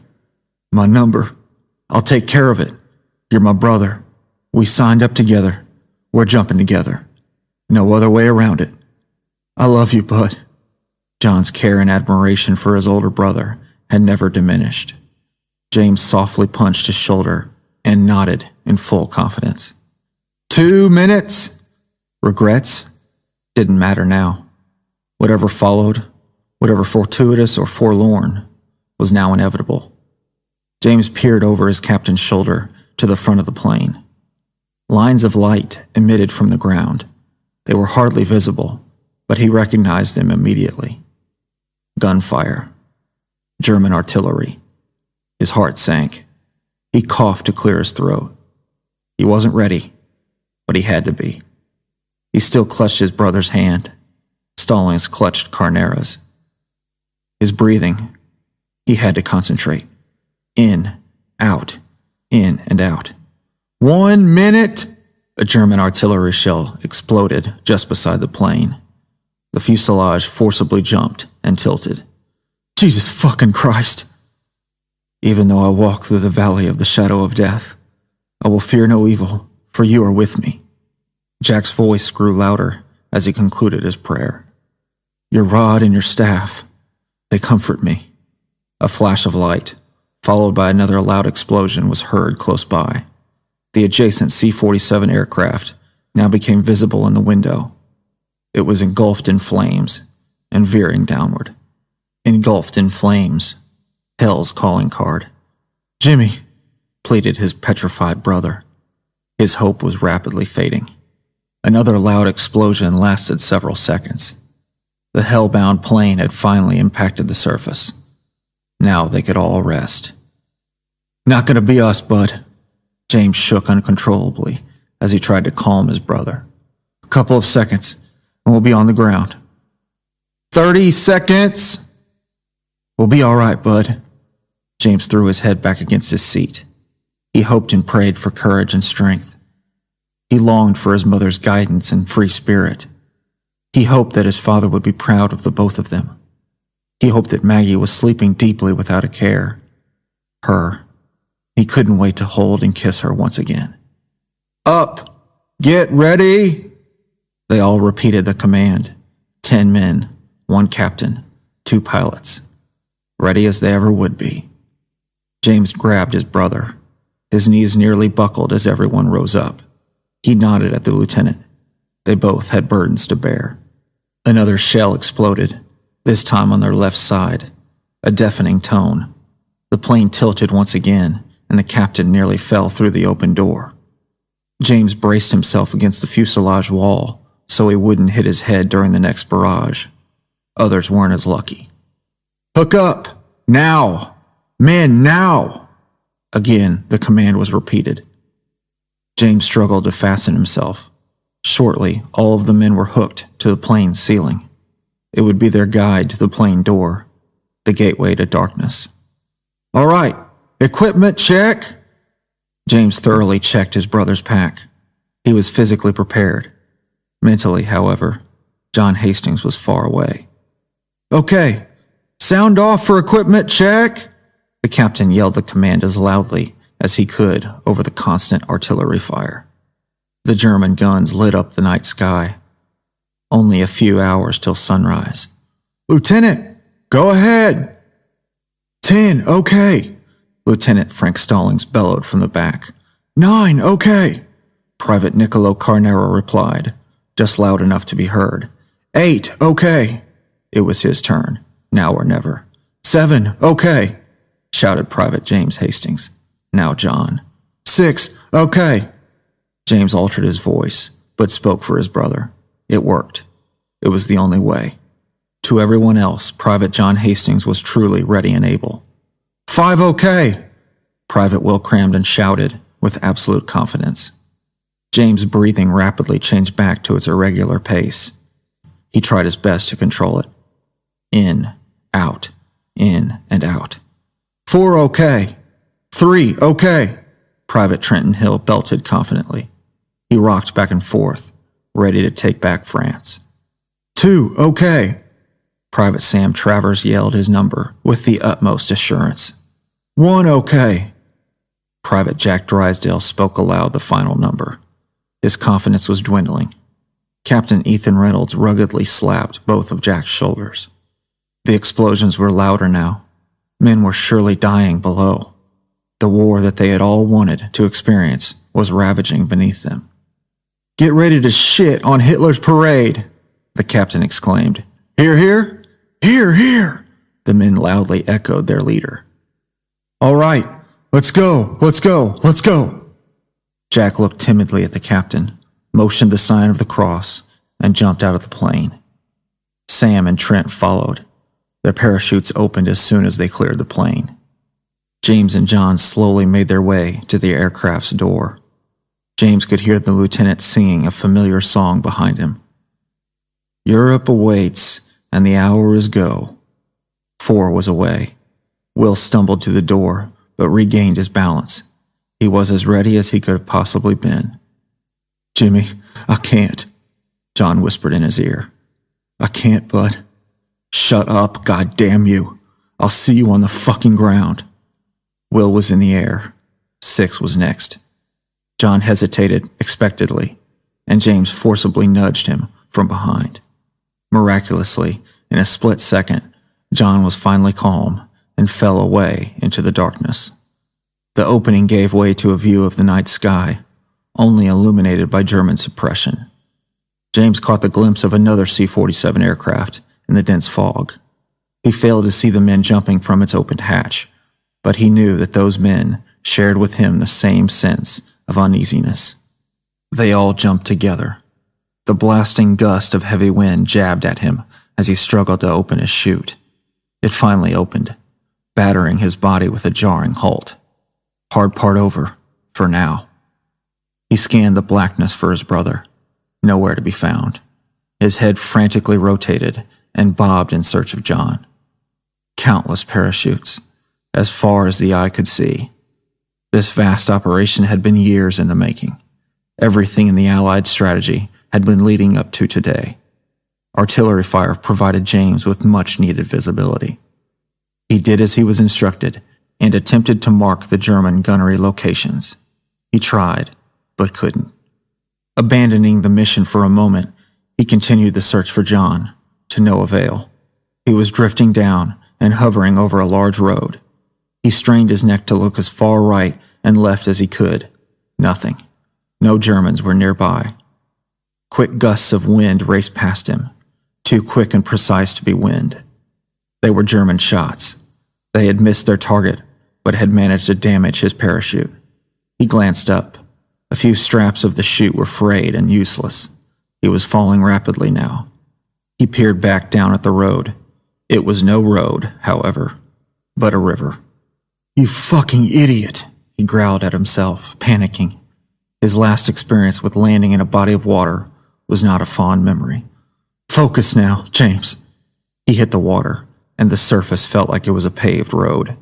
He drew a long breath before going under. His M1 Garand rifle tangled with the parachute as he struggled to resurface. His ankle radiated with pain, but he cast the sensation aside. He couldn't afford for his rifle to take on more water. He finally surfaced.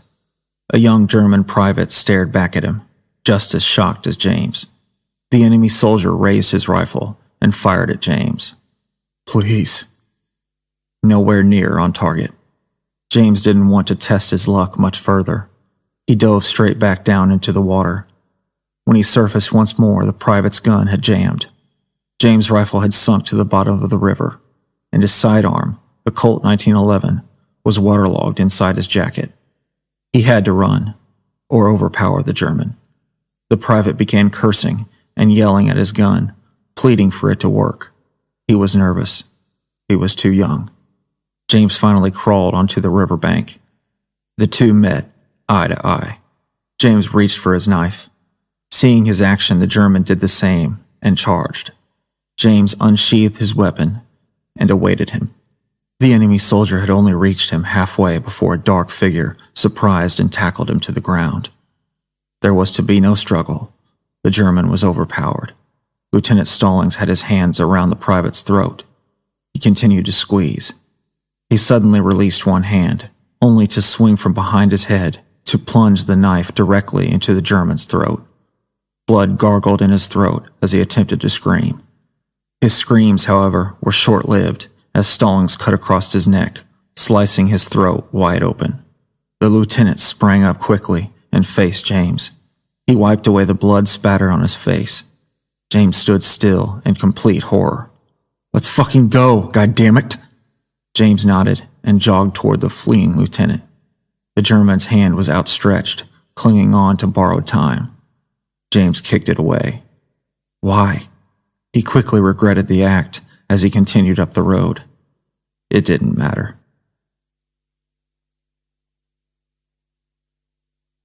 John's breathing was controlled as he focused on his eventual landing spot, a small clearing. He was in luck. In, out, in and out.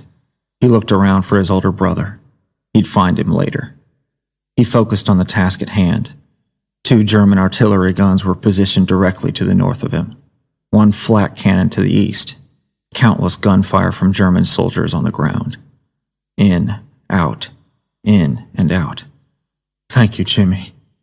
Artillery fire provided him another clear look at his landing. He was on course toward the open field. More gunfire revealed a patch of trees just before the clearing. He might collide with them. He continued to plummet and felt sure that he was going to impact the trees directly. Son of a bitch! Inexplicably, the parachute stalled in the wind, and he floated straight down into the treetops.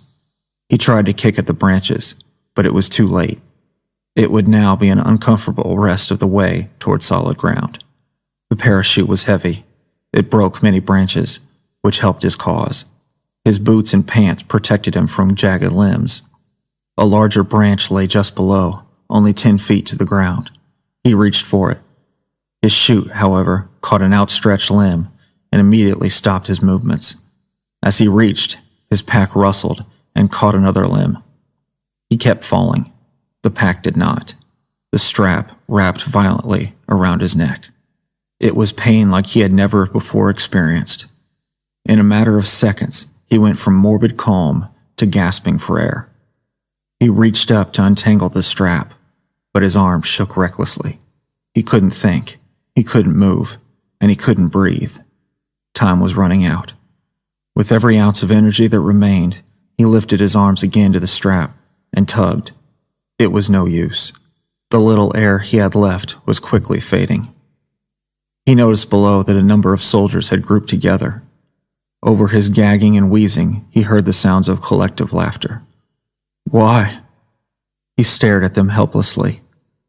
Why me? His eyes began to roll backward. His head was heavy from the overwhelming strain. He had to rest. 3 quick, loud sounds rattled in his ears, and the laughter quickly ceased. The sounds were a joy to his ears, his saving grace.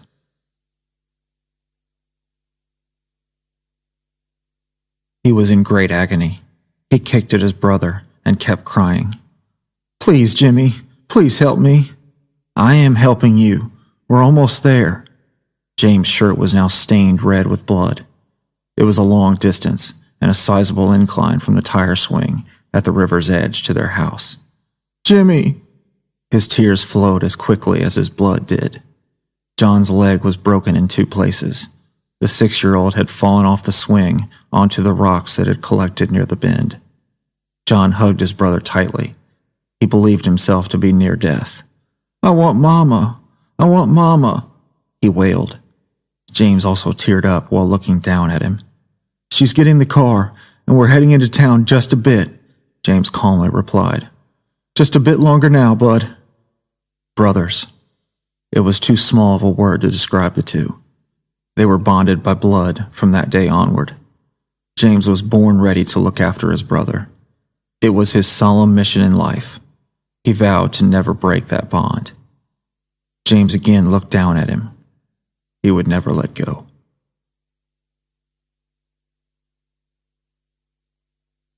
"Quit fucking stalling, you pieces of shit!"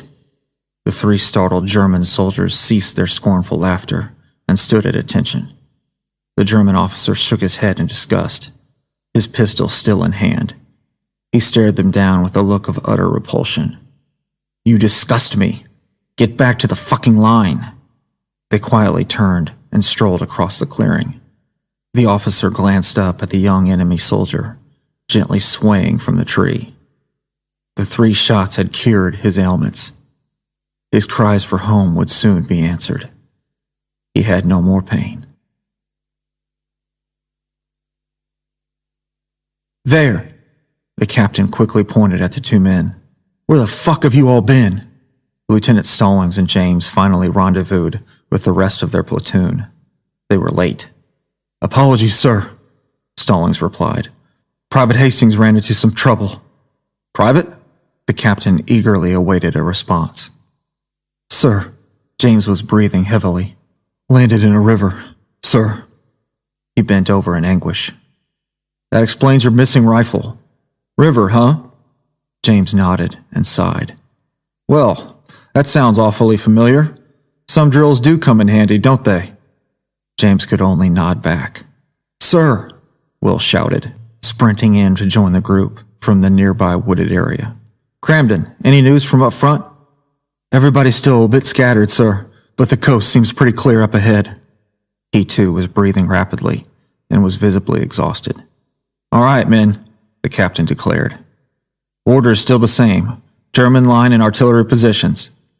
The men nodded, and some reloaded their rifles. James was still without any form of weapon. "Let's concentrate on the artillery just to the north. That 88's been a pain in our ass. Let's take it out to help our boys in the morning. Hear, hear?" "Sir, yes, sir." "Hear, hear." "Travers?" "Yes, sir." "You and Cramden take point," Reynolds commanded. "The rest of you keep watch on our—" The shelling surprised them. One exploded near the group. A soldier's leg liquefied from the thigh down. He writhed in pain. His cries were loud, but fell on deaf ears as they all scurried toward the nearby trees. Machine gun fire followed, and a medic who was trying to drag the wounded soldier was riddled with bullets. James quickly made his way to the tree line and lay prone. He caught the eye of the medic. He had taken several shots to the lower torso and legs, but his neck wound proved nearly fatal. The medic's blood dampened the ground as he abandoned the now dead soldier and slowly began crawling for the trees. His arm was outstretched, longing for James, longing for someone. The young German's haunting spirit lived on. The medic gravely attempted to yell at James, but only faint and distant echoes were heard. And every time he tried, gushes of blood protruded from the bullet's exit wound on the side of his neck. "Don't even fucking think about it," the lieutenant warned.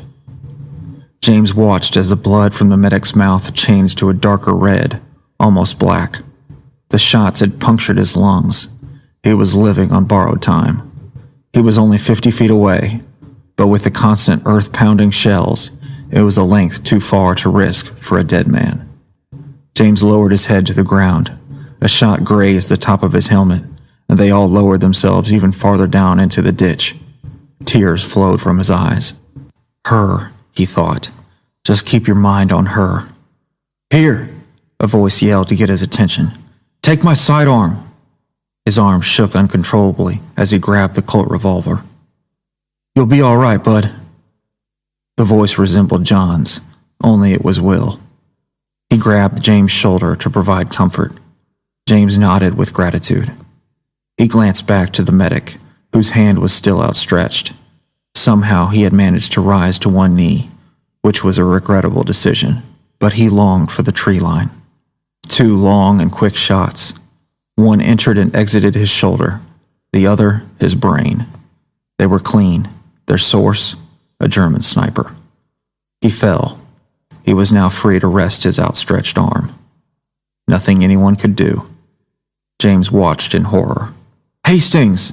James turned quickly up the line. Carnera faced him from afar. "The captain! He wants you! Hurry!" He quickly moved to the lowest part of the ditch. "Get prone, you son of a bitch!" Stallings shouted over the gunfire. "Stay low!" He crawled slowly past the soldiers who lay face down. He heard the whistling sounds of the German machine gun fire directly above him. For now, he was too low and out of their range. For now. "Come on, Hastings! Let's go!" He sped up and finally reached the captain. "Yes, sir." "Damn it," snapped Captain Reynolds. "Get your slow ass to Trent. He's at the front of the line. Hurry and take out their fucking sniper." Machine gun fire opened up on their position. They all burrowed down as the ditch provided temporary cover. "Go, now, god damn it!" James quickly lowered himself to the ground again and shimmied along the bottom of the swale. He recognized Trent's hand waving in the distance. "Stop waving, you fool!" James shouted as he crawled to him. "Get your fucking arm down!" "My fault, Jimmy, but this fucker needs to go. I'd get him myself, but I can't see a damn thing right now." James took a hold of his sniper rifle and meticulously aimed through the scope. He identified nothing but a mixture of gray and black. "Where the fuck is he?" "The barn, I think," Trent replied. "Do you even see it?" He scoured the opposite clearing for anything resembling the outline of a building. Nothing. "Nothing, Trent. Keep on it. I know he's there." Where was his brother? Where was this fucking piece of shit sniper? James had grown impatient. A flash of artillery fire revealed a faint outline. Finally. "I see it. I see it. You got eyes on him?" Trent pressed adamantly. "Not yet." He needed more cannon fire. It came. A small rifle outline was visible in the barn loft. It was him. "That fucker's in the loft." "Yes," Trent exclaimed. "Take him. I need another burst from the 88s, and that German fuck is done for." It would have to be precise. Had to be clean. He was well trained. This was his time. The 88 fired toward the tree line, not on target. For a split second, the light exposed a helmet. James took the shot. A rifle fell from the loft onto the ground below. "Got him. Nice, brother. Got eyes on that gun nest?" The German machine gun nest was farther across the clearing, but clearly visible with its constant rate of fire. James shot again. The gunner was clearly injured. The two enemy soldiers retreated up the road. They would still have to evade the unseen 88s, but the gunfire stalled for a short time. This was their window. "Good shooting, Hastings," the captain remarked. The soldiers rose to their knees. "All right, we're free of gunfire for now, but we gotta move. Only a matter of time before those shells hit the tree line again. Lieutenant, you take point. You know the drill." "Yes, sir." Stallings marched past James to the lead. "All right, on my count," Stallings ordered. "We're hightailing it to that barn. Not another minute stuck here. You follow?" "Here, here," they bellowed. The captain stood up slowly and waited. The shelling had stopped for the time being. He took his time. Not one soldier was visible in the distance. Something was awry. "Go, go," the lieutenant shouted. They all rose up and sprinted across the field. The barn was now clearly visible. James could see the blood spattered on the windowsill and the abandoned rifle on the ground. He had ended a man's life. The reality had not quite set in yet. They came upon the barn, and a shell fired on their position, hitting the middle of the clearing. It just missed the last of the platoon. They took cover on the side of the hill, just below the barn. "Cramden, Travers," the captain ordered. "Follow the lieutenant into the barn." The three men were already stationed at the top of the hill. They slowly guided the men to the barn door. The shelling had ceased again. The enemy was regrouping. The three took cover at the door by the sniper rifle. Kill confirmed. "Sam, you take point," Lieutenant Stallings ordered. "Will, let's get this door opened." Sam readied his Thompson machine gun. Additionally, he brandished a fragmentation grenade. Ready, sir, Travers confirmed to the lieutenant. Okay, on 3. 1, 2, 3. Will and Lieutenant Stallings quickly threw open the door. Sam removed the safety pin from the grenade and threw it inside. Frag out, he shouted. They quickly shut the door and all took cover. The blast was deafening. It shook the ground below all 3 men and caused dirt and debris to fill the outside air. They were temporarily blinded. Open, the lieutenant commanded. He and Will slid the door open once again. The inside was dark, and the air was thick with dust and dirt. The explosion had damaged some of the columns, but the solid barn structure remained intact. Travers scanned the room and saw nothing. He stepped inside. The dense air had distorted his vision, and when it began to clear, he saw his surroundings more clearly. Impossible! The grenade had failed to clear the room.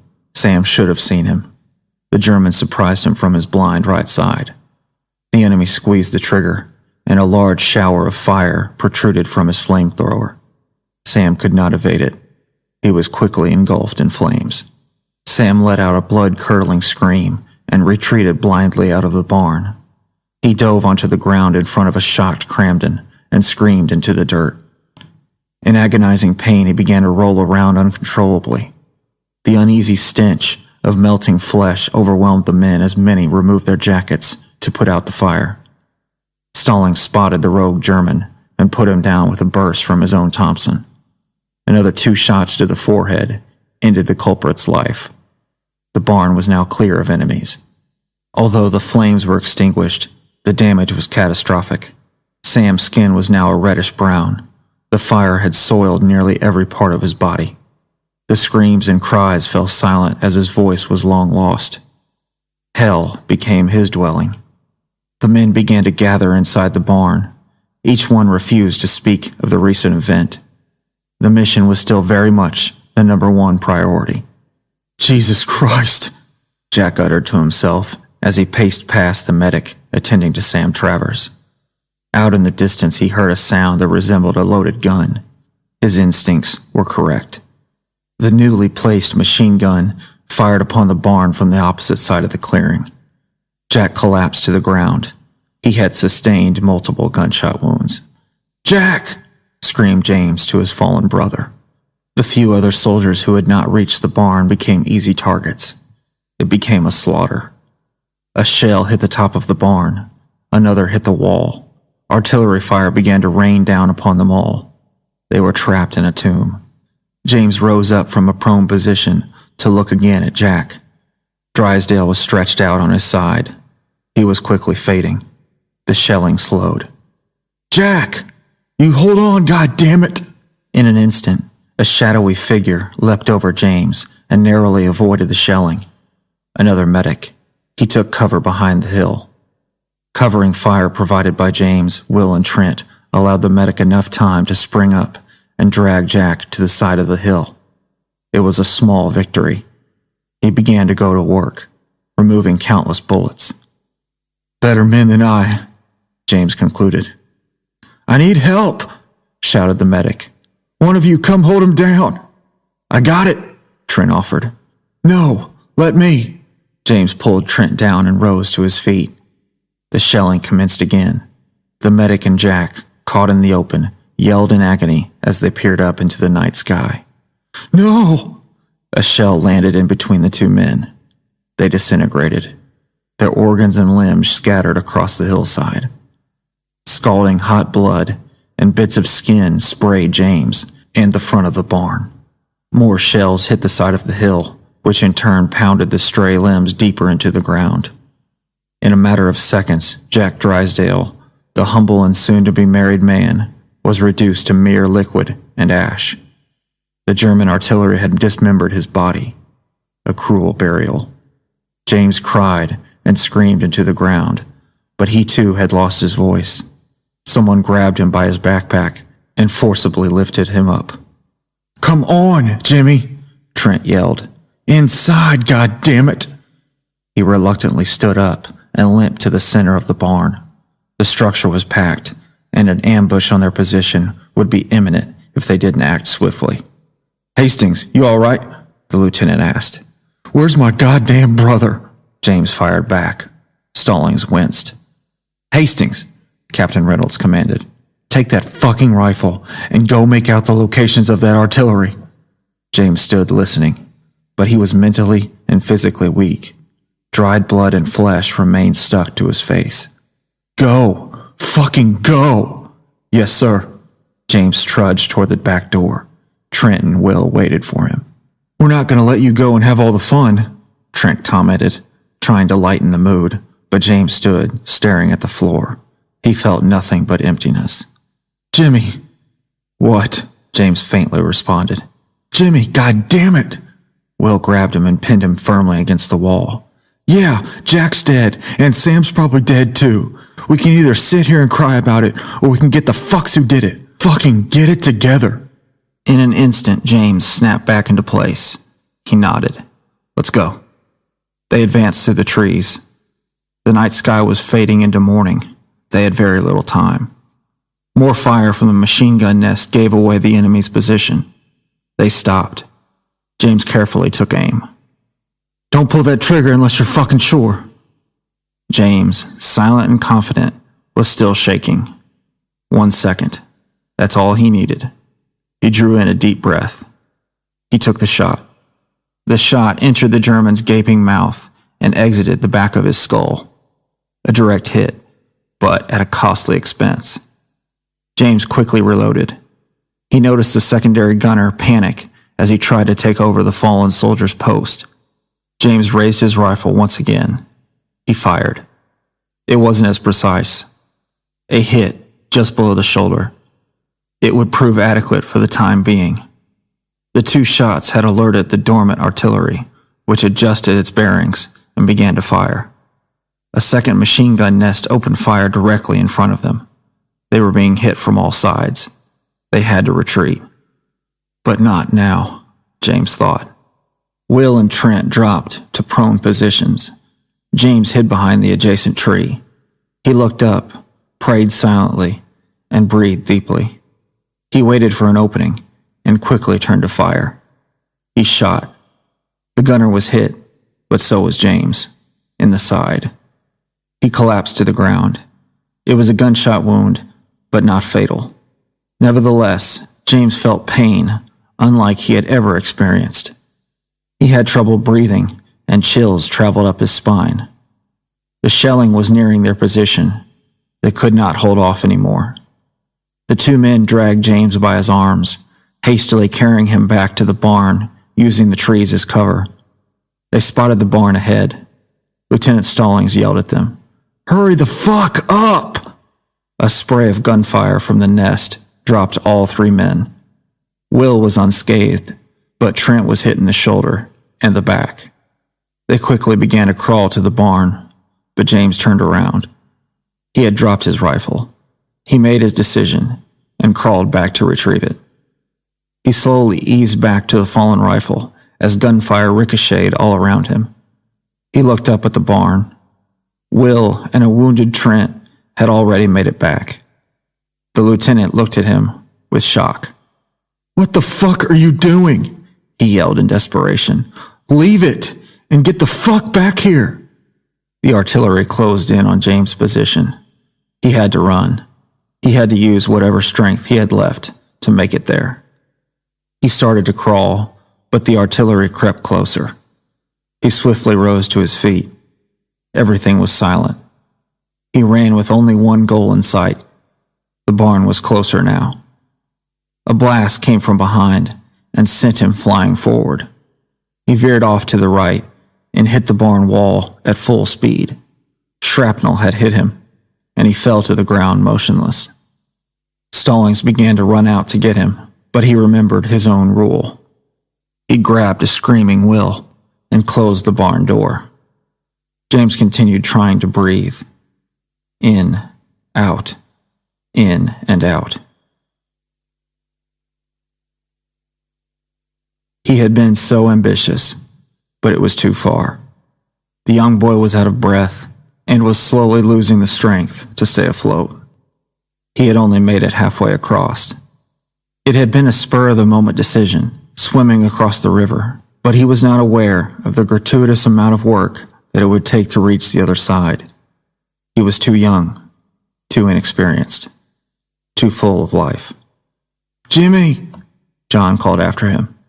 A pregnant Ann Hastings dropped the picnic basket and screamed at Joseph, who was packing the truck. Joseph Hastings shouted after his son to swim back as he ran into the river after him. James gasped for air. The waters were overwhelming. His arms ached. What little air that he had left was quickly fading. Why? Why me? His eyes began to roll backward. His head was heavy from the overwhelming strain. He had to rest. Soon it would be over. He would be free. The men shut the door to regroup. The lieutenant carried Trent to rest on the barn floor. Will accompanied them closely from behind. "You're hit, son," Captain Reynolds remarked. "Let's rest for a bit, all right?" "Fuck it," a resilient Trenton Hill replied. "We gotta hit that fucking gunner. Anybody got eyes on that fucking artillery yet?" "No, not yet," Carnero replied. "It's still out of our view." "Fuck, come on," Will ordered as he and Nick climbed up to the loft. Cramden took control of the sniper rifle and peered out of the loft. He remembered the location of the gunners, but in the darkness, they were hardly recognizable. "You sure that's the location?" Carnera asked. "No, but we gotta fire and pray now." Will caught just a glimpse of a gun barrel. He aimed a foot higher and fired. A body bent and keeled over the gun.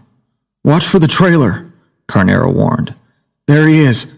The secondary gunner pushed the dead body aside, but Will put him down with a shot to the chest. These shots, however, spurred artillery fire once again. One hit the side of the loft. It would most likely be destroyed soon. They had to jump down. They both hit the floor, but Nick landed awkwardly on his ankle, which split on impact. He screeched at the sight of its projected bone. The loft endured more shelling and caved in. The men cowered to avoid the debris. The barn was temporarily left intact, but exposed. Will lay prone on the ground next to a gravely injured Trenton Hill. His exit wounds were covered with makeshift bandages. "You're gonna be all right, bud," Will consoled him. "Definitely," Trent nodded as if he were unscathed. His spirit was intact. Will shook his head at the situation, but when he heard the captain yelling at him, he immediately regained his focus. His thoughts, however, still remained with his lost brothers. "We gotta send another party to get that artillery," the captain shouted. "Are you sure you got those gunners?"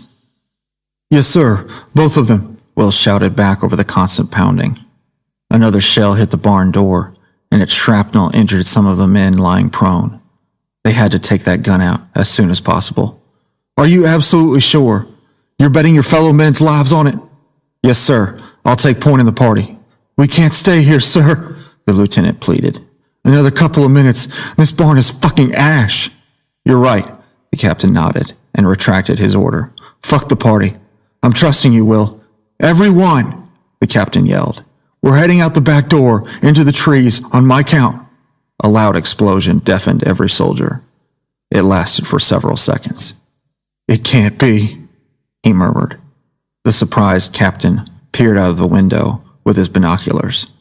The rest sprinted out of the back door to look down the clearing. The sole remaining 88. It had exploded and burned to the joy of all. Loud cheers and yelling echoed through the trees. The men were saved. All right. Lieutenant, take point. We're not out of the trenches yet, men. Stay focused. Let's keep going. Hear, hear?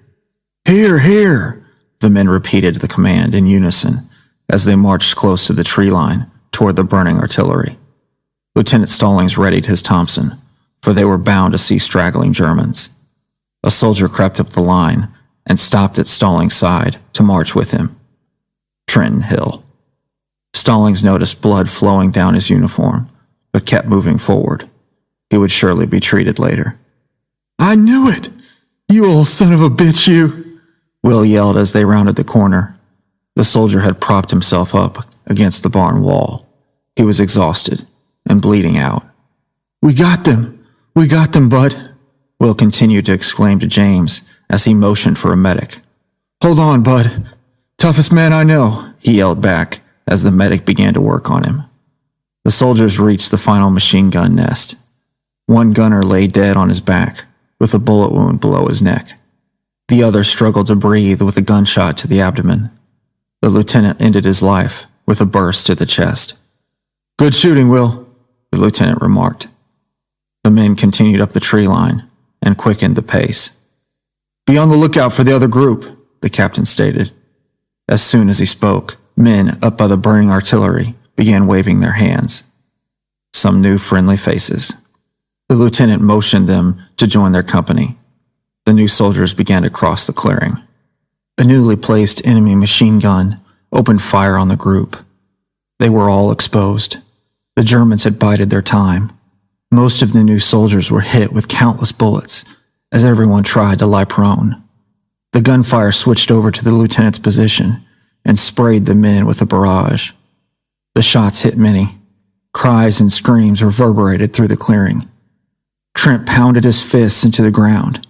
He had seen and experienced too much. He wanted it all to end. No, not again. No. The German onslaught hit him multiple times, and he fell again to the ground. Fucking stay down, Trent! That's an order! An order that he would defiantly disobey. He crawled forward, leaving a large trail of blood behind him. He waited for a window when the gunners would most likely pause. He rose to one knee and shot with his rifle. His shot pierced the German's shoulder blade and exited out the back. He was down. Trent couldn't see the trailer and the nest, but knew that he was surely there. He got up and ran toward the tree line. The secondary gunner fired a burst before Trent could take cover. He took multiple hits down the side of his failing body. He fell again at the tree. He also had to reload his rifle, but had no time. He dropped it and took out his Colt revolver. The machine gun alternated its fire to the front of his tree and to the rest of the men. Trent tried to look around the tree to fire, but it was no use. He took multiple shots blindly in the gunner's general direction. One of the stray bullets hit the German in the arm. Trent knew this was his only chance. He charged at the gunner. The gunner regained his composure and fired many bursts into Trent, but they proved ineffective. Trent leaped into the nest and tackled the gunner to the ground. He had him pinned to the ground, but could only push into him. After being hit with scattered gunfire, he had lost feeling in his arms. He had to find the strength by some other means. Panicked, the gunner fumbled for his knife and forced it into Trent's side. He took it out and plunged it in again. He stabbed him for a third time. Blood dripped from Trent's mouth onto the enemy soldier's face. Trent could only look into the eyes of the gunner. He fixated upon them. He finally possessed enough strength to lift his arm. He lifted his gun up to the side of the German's head and fired. The bullet entered and exited the gunner's temple in an instant, scattering its contents onto the ground. Trent again pulled the trigger, this time below the cheek. The man's skull was now an unrecognizable pile of skin, bone, and blood. He squeezed the trigger again, but it was out of ammunition. It didn't matter. He kept pulling the trigger. Captain Reynolds finally reached the nest. The injured primary gunner had rested against a rock and raised his pistol to Reynolds. He was met with a stream of gunfire from the captain's Thompson.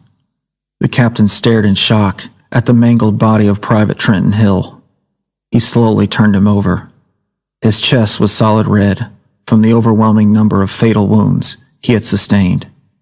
He held him as Trent slowly raised his hand. The captain slowly took his hand, and Trent blankly stared back at him. Then he grinned slightly and let go. He was gone. The captain began to cry. The inconceivable amount of lost lives under his command would haunt him for eternity. More soldiers would arrive in a few hours from the sea. Heavy loss of life was sure to follow. James fell over onto his side. They had taken the field.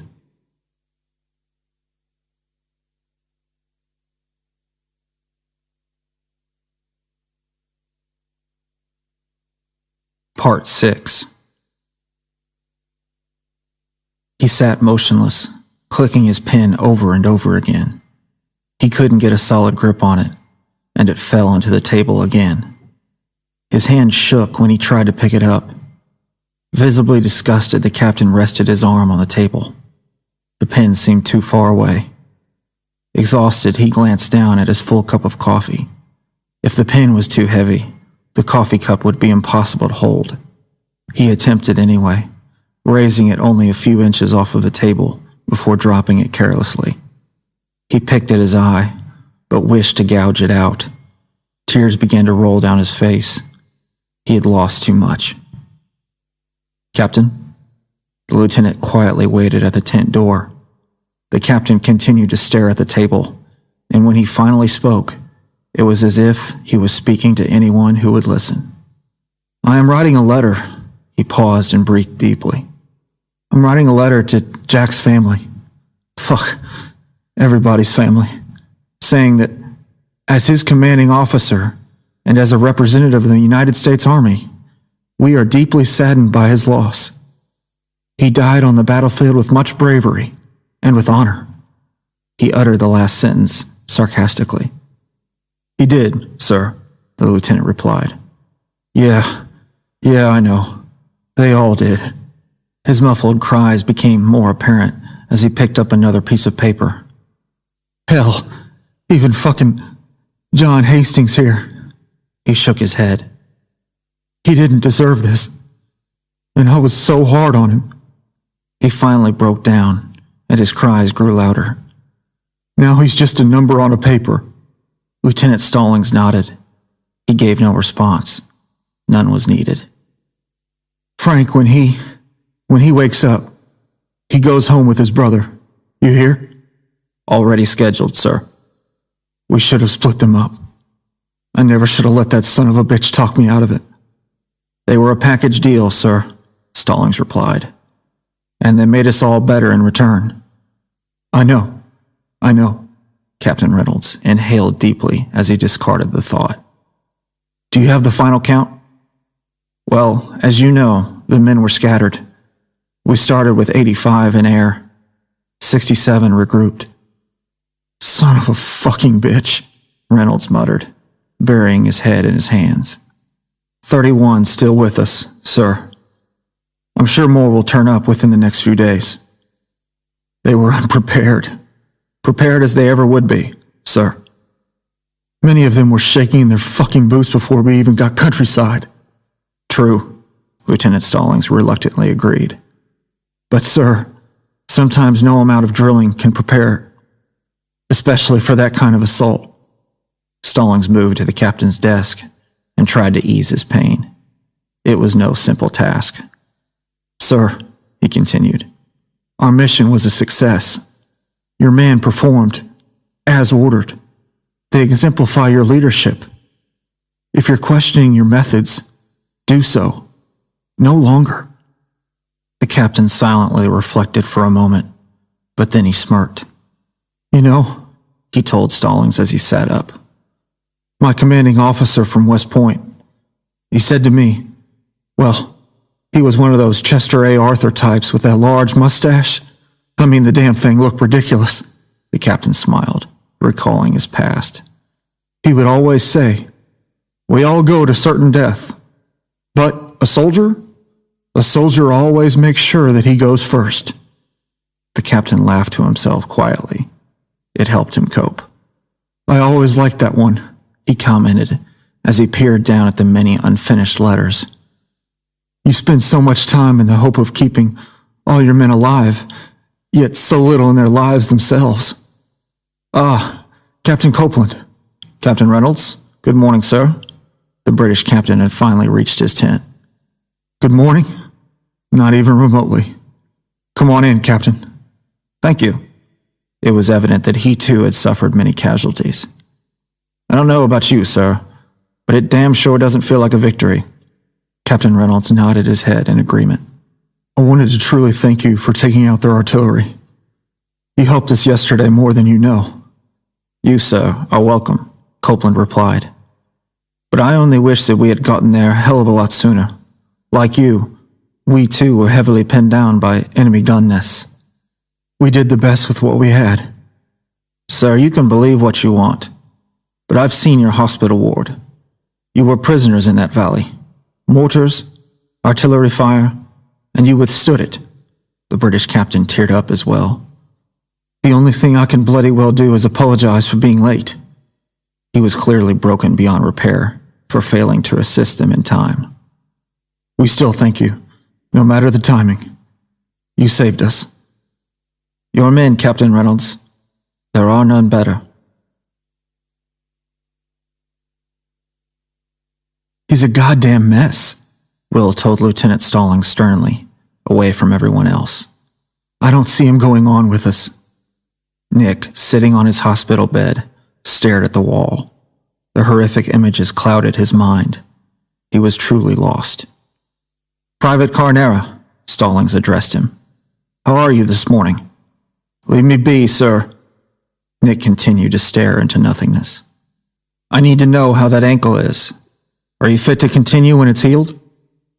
The initial assumption by Nick, and many around him, was that he had broken his ankle when he jumped from the barn loft onto the ground during a barrage of heavy artillery fire. He had not. It had only been an ankle sprain. His mind had conjectured the protruding bone. He could most definitely walk with his physical injury. However, his mind had not yet recovered. The emotional strain had taken its toll. I have two constant images in my head, sir, Nick replied slowly. One brother on fire, the other in 1,000 pieces. They blend into each other as if they were one picture of death. He finally glanced up at the lieutenant. With all due respect, sir, you don't want me carrying a gun right now. Lieutenant Stallings almost began to lecture Nick on the urgency of the next mission, but Will quickly pulled him aside to avoid conflict. He'll fight soon enough. He's just in shock, like all of us. Some are just taking more time than others. Well, Stallings replied. We're still a couple of days away. Cramden nodded. Heard we sent Sam back to London for intensive care. What, if I might ask, is his best case? It's very bleak, but we hold out hope. Suddenly, aggressive shouting originated from the other side of the ward. Will and the lieutenant ran over to the source of the commotion, where the sight of a livid James Hastings sobered them instantly. Where? God damn it! Where? James screamed at the doctor. Son of a bitch, Will addressed the doctor. I told you to let me know when he woke up, not 5 fucking minutes later. Now get the fuck out of his sight. Will, you better fucking tell me. God damn it. Jimmy, lie back down or you'll lose more blood. Stallings desperately tried to calm him. I want to know where. I'm not asking you, the lieutenant bellowed. I'm ordering you. Lie the fuck back down. Fuck you. James could sense everyone's sworn secrecy. Not before I'm told about John. Which bed is he? He's obviously hurt, or you fucks wouldn't be silent. Which is he? Fucking listen to Stallings, Jimmy, Will cried. You'll see your brother after you get some rest. End of story. A young nurse came by with a plate of food. The two men started to walk away. However, James had seen their faces, and they could not hide their overwhelming grief. James felt deeply betrayed by his own men. Why they would not tell him of his brother's condition was too difficult for him to comprehend. He rose from the bed. Sir, please sit back down and eat, the nurse pleaded, trying to subdue him, but her words fell on deaf ears. Ma'am, please get out of my fucking way. He gently shoved her, but it was enough to knock the plate of food to the ground. Will and the lieutenant turned around. Will!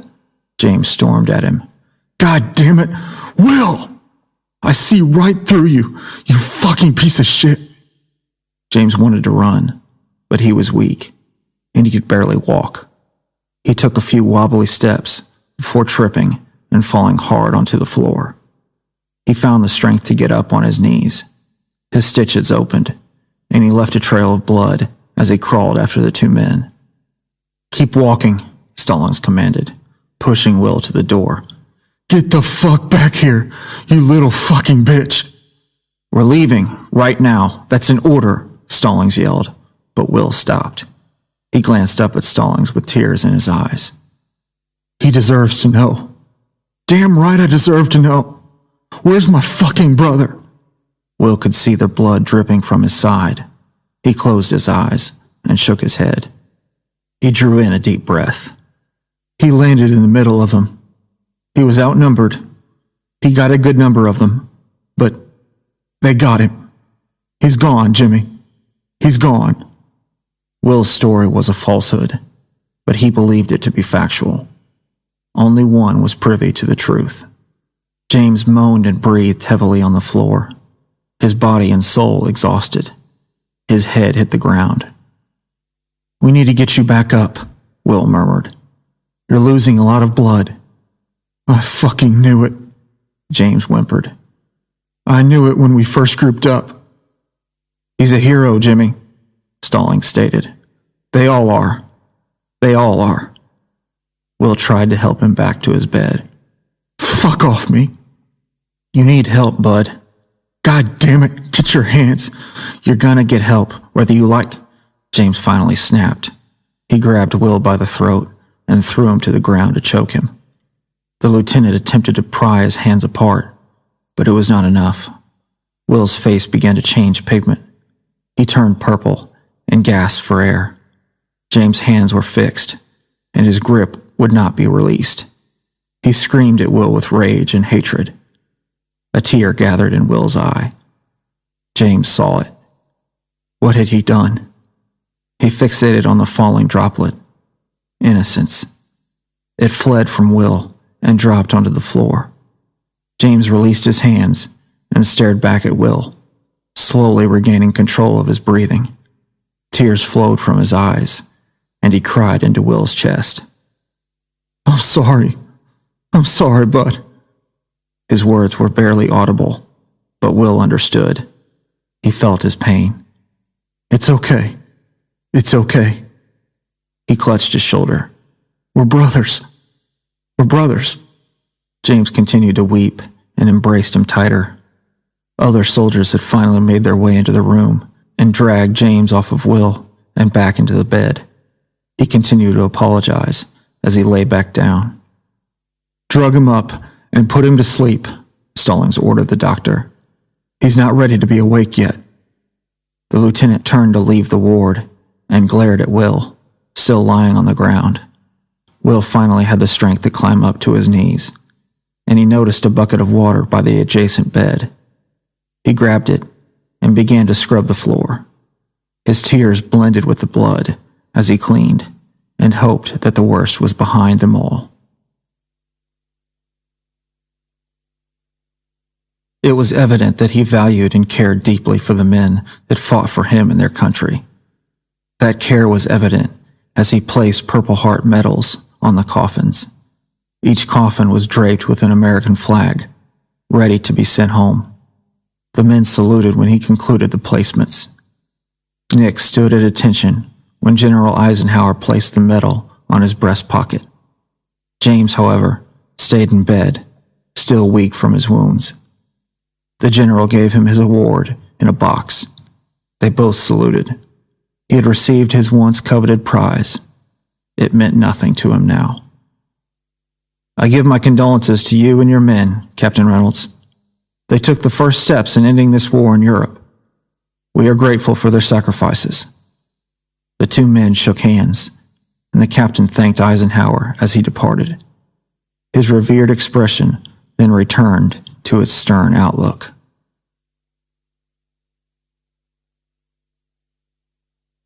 He leaned against the hospital wall, heavily smoking. It was a habit that he had recently picked up, but it helped him to calm his nerves and concentrate on something else entirely, if only for a moment. He savored every inhalation. He was mentally dead. Only his heartbeat proved that he possessed anything resembling existence. Blankness covered his face. Fuck this war. He recalled Nelson Purdy preaching about the unnecessary toll that the war would have on everyone. At the time, he had barely listened to the man. How could he? He had been a dreamer and still full of life. But the old man had been right all along, and he had been young and ignorant. His dreams had consequences. He understood that now. He should have kept his dreams hidden. He should have stayed home. Hell, he should have stayed with Catherine and fled with her. He had felt a yearning for home long before they had boarded that fateful ship. Why had he not listened to it? Instead, he had killed his brother by leading him straight to his death. A lamb to the slaughter. They were all lambs, he thought, being used only for their wool. It burdened him to no end, this load that he could not help but carry. But he would carry it from now on, and he would never be happy. Never again. Not even the capacity to smile. There was no point anymore. Looks good on you. Stallings pointed to the medal on his chest. James only glared back. I, though, remain unscathed, the lieutenant continued. My time will surely come.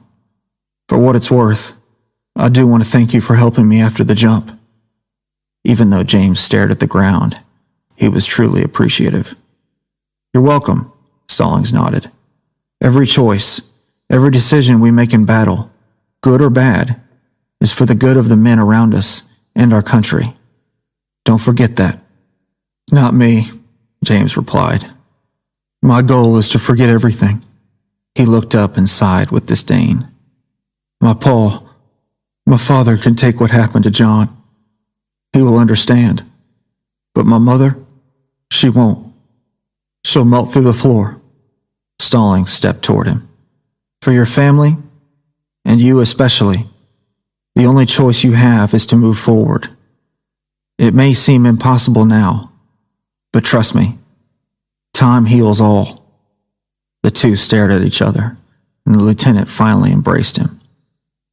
Remember the lost, but treasure the found. James nodded to Stallings' final wish. The lieutenant gently slapped his arm as he walked away. I hope that if we meet again, it will be on brighter days. The captain insisted on driving him to the airport. James had pleaded with him not to send him home, but ultimately, he knew that it was the right decision. Will was the last one to see him off. What I did to you, I most definitely didn't mean it, James told him as they walked to the transport car. I was out of it. I already told you, Jimmy.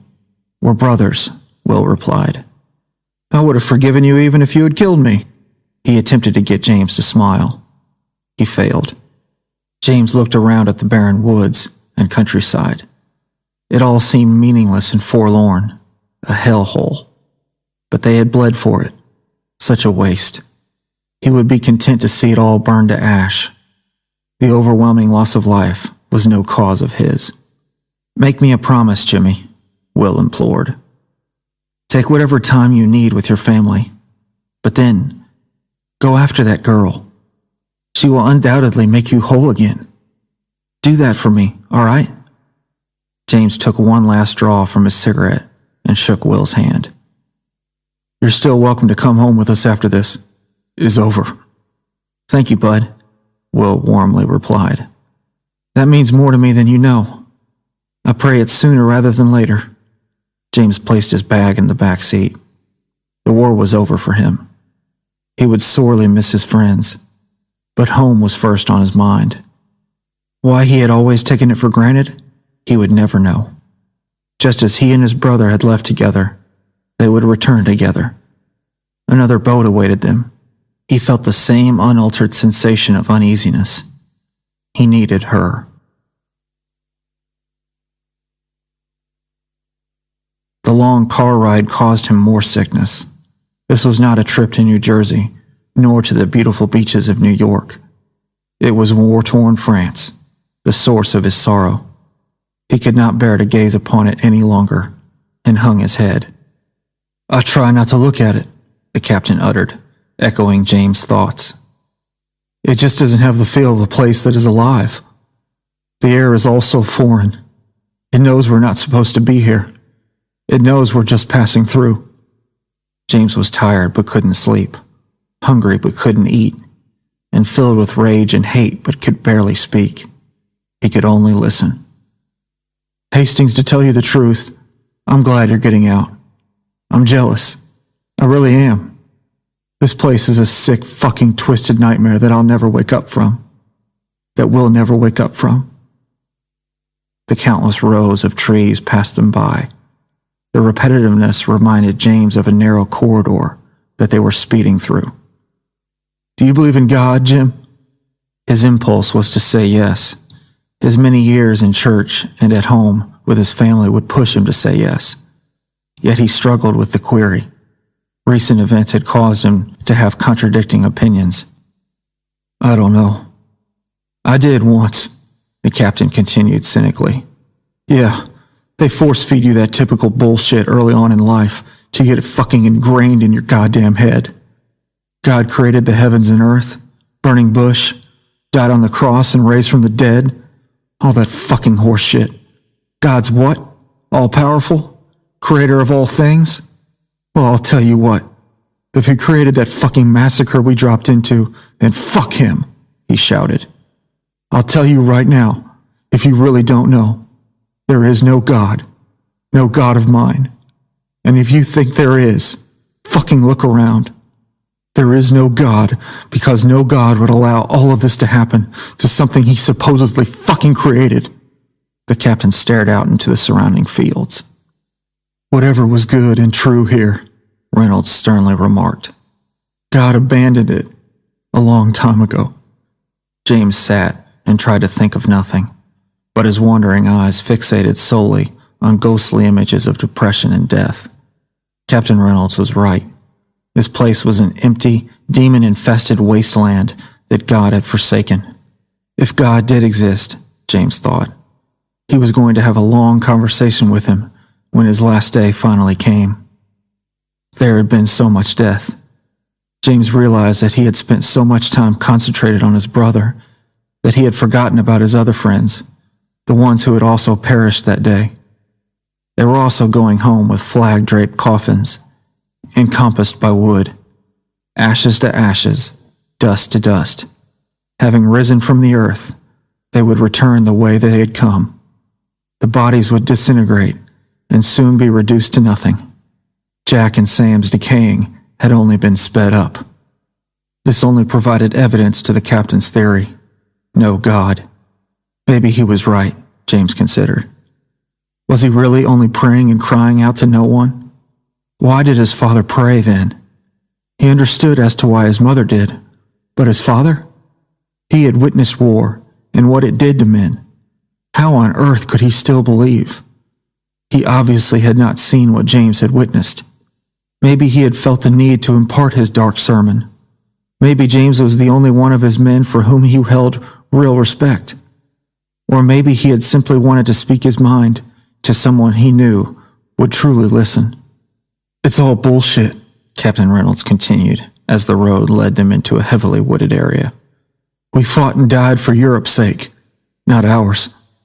Fuck, we've already been over here once, not 30 years ago. What the hell? Second time around, we'll get 'em this time. We're just pawns in a game bigger than ourselves, being used for no goddamn reason at all." The captain continued to ramble as James noticed something dark on the road ahead. He tried to grab the wheel, but it was too late. The explosive detonated.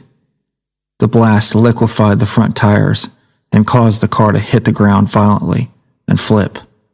Both men were ejected.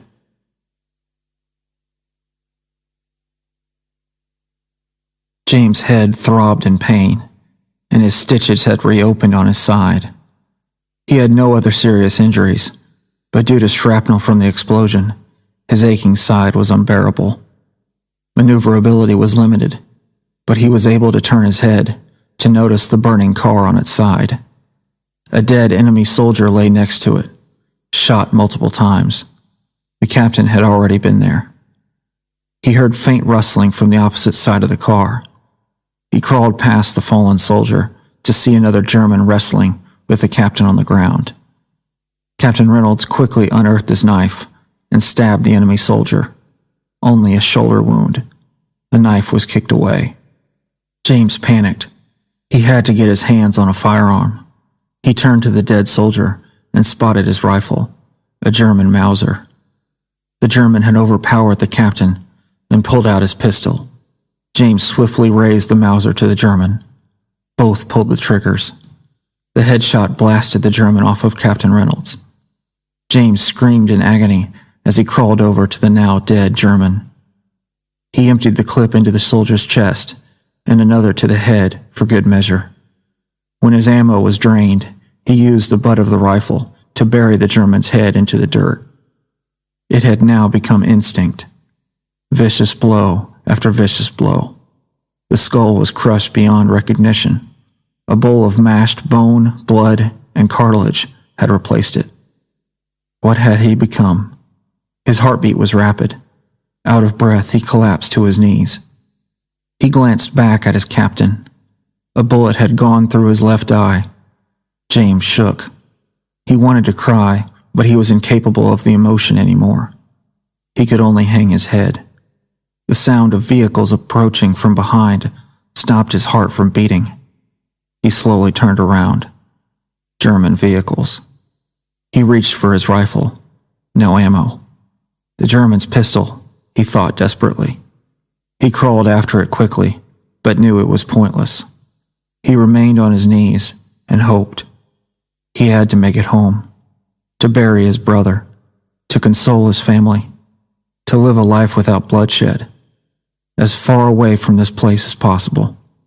The German rifle butt to his head knocked him to the ground, a much-needed rest, an act of mercy.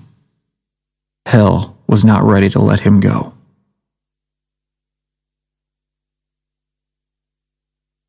Images of her and his brother drifted in and out of his mind. They prevented him from slipping away. His stitches were still open, and his pain was excruciating. He sat alone against the fence as wind gusts hurled at his open wounds.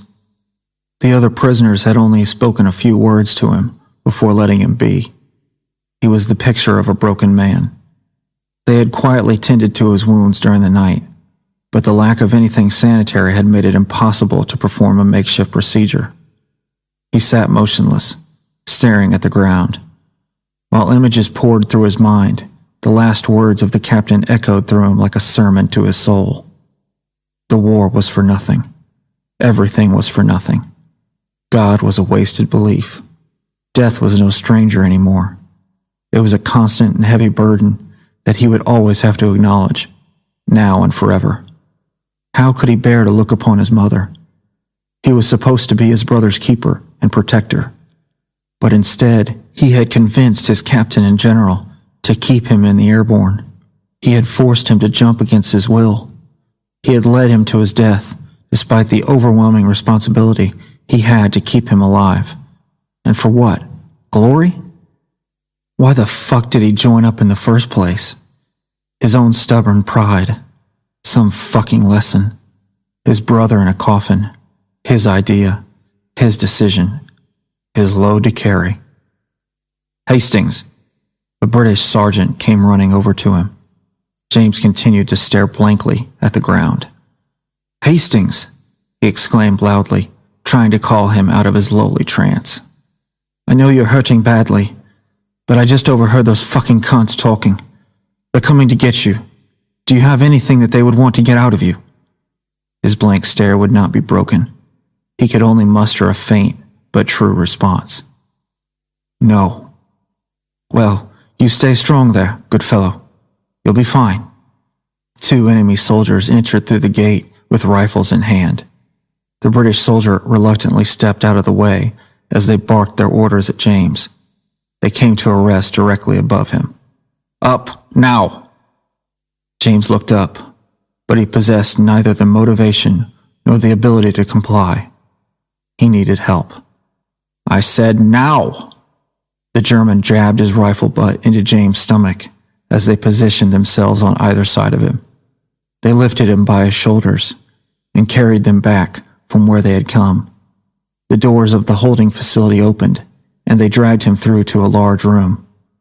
The room was black, except for the faint silhouette of a man fiddling with tools on a dimly lit table.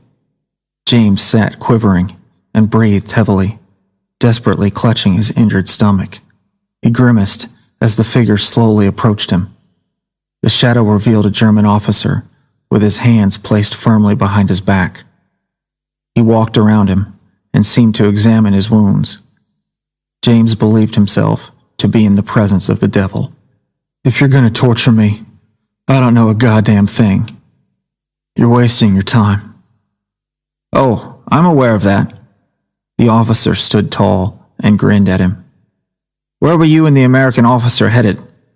"Sending me home." "And where is home, my son?" "Kentucky." "Ah, I see. That is so far away." The officer chuckled. Why had he told him the truth? He had no earthly clue as to why. What would it hurt? And why were they questioning him? "My fellow officers have informed me of the fact that your brother was killed in the invasion. I am deeply saddened for your loss." James sat in silence. The German could not break him more than he had already been broken. "James, is it?"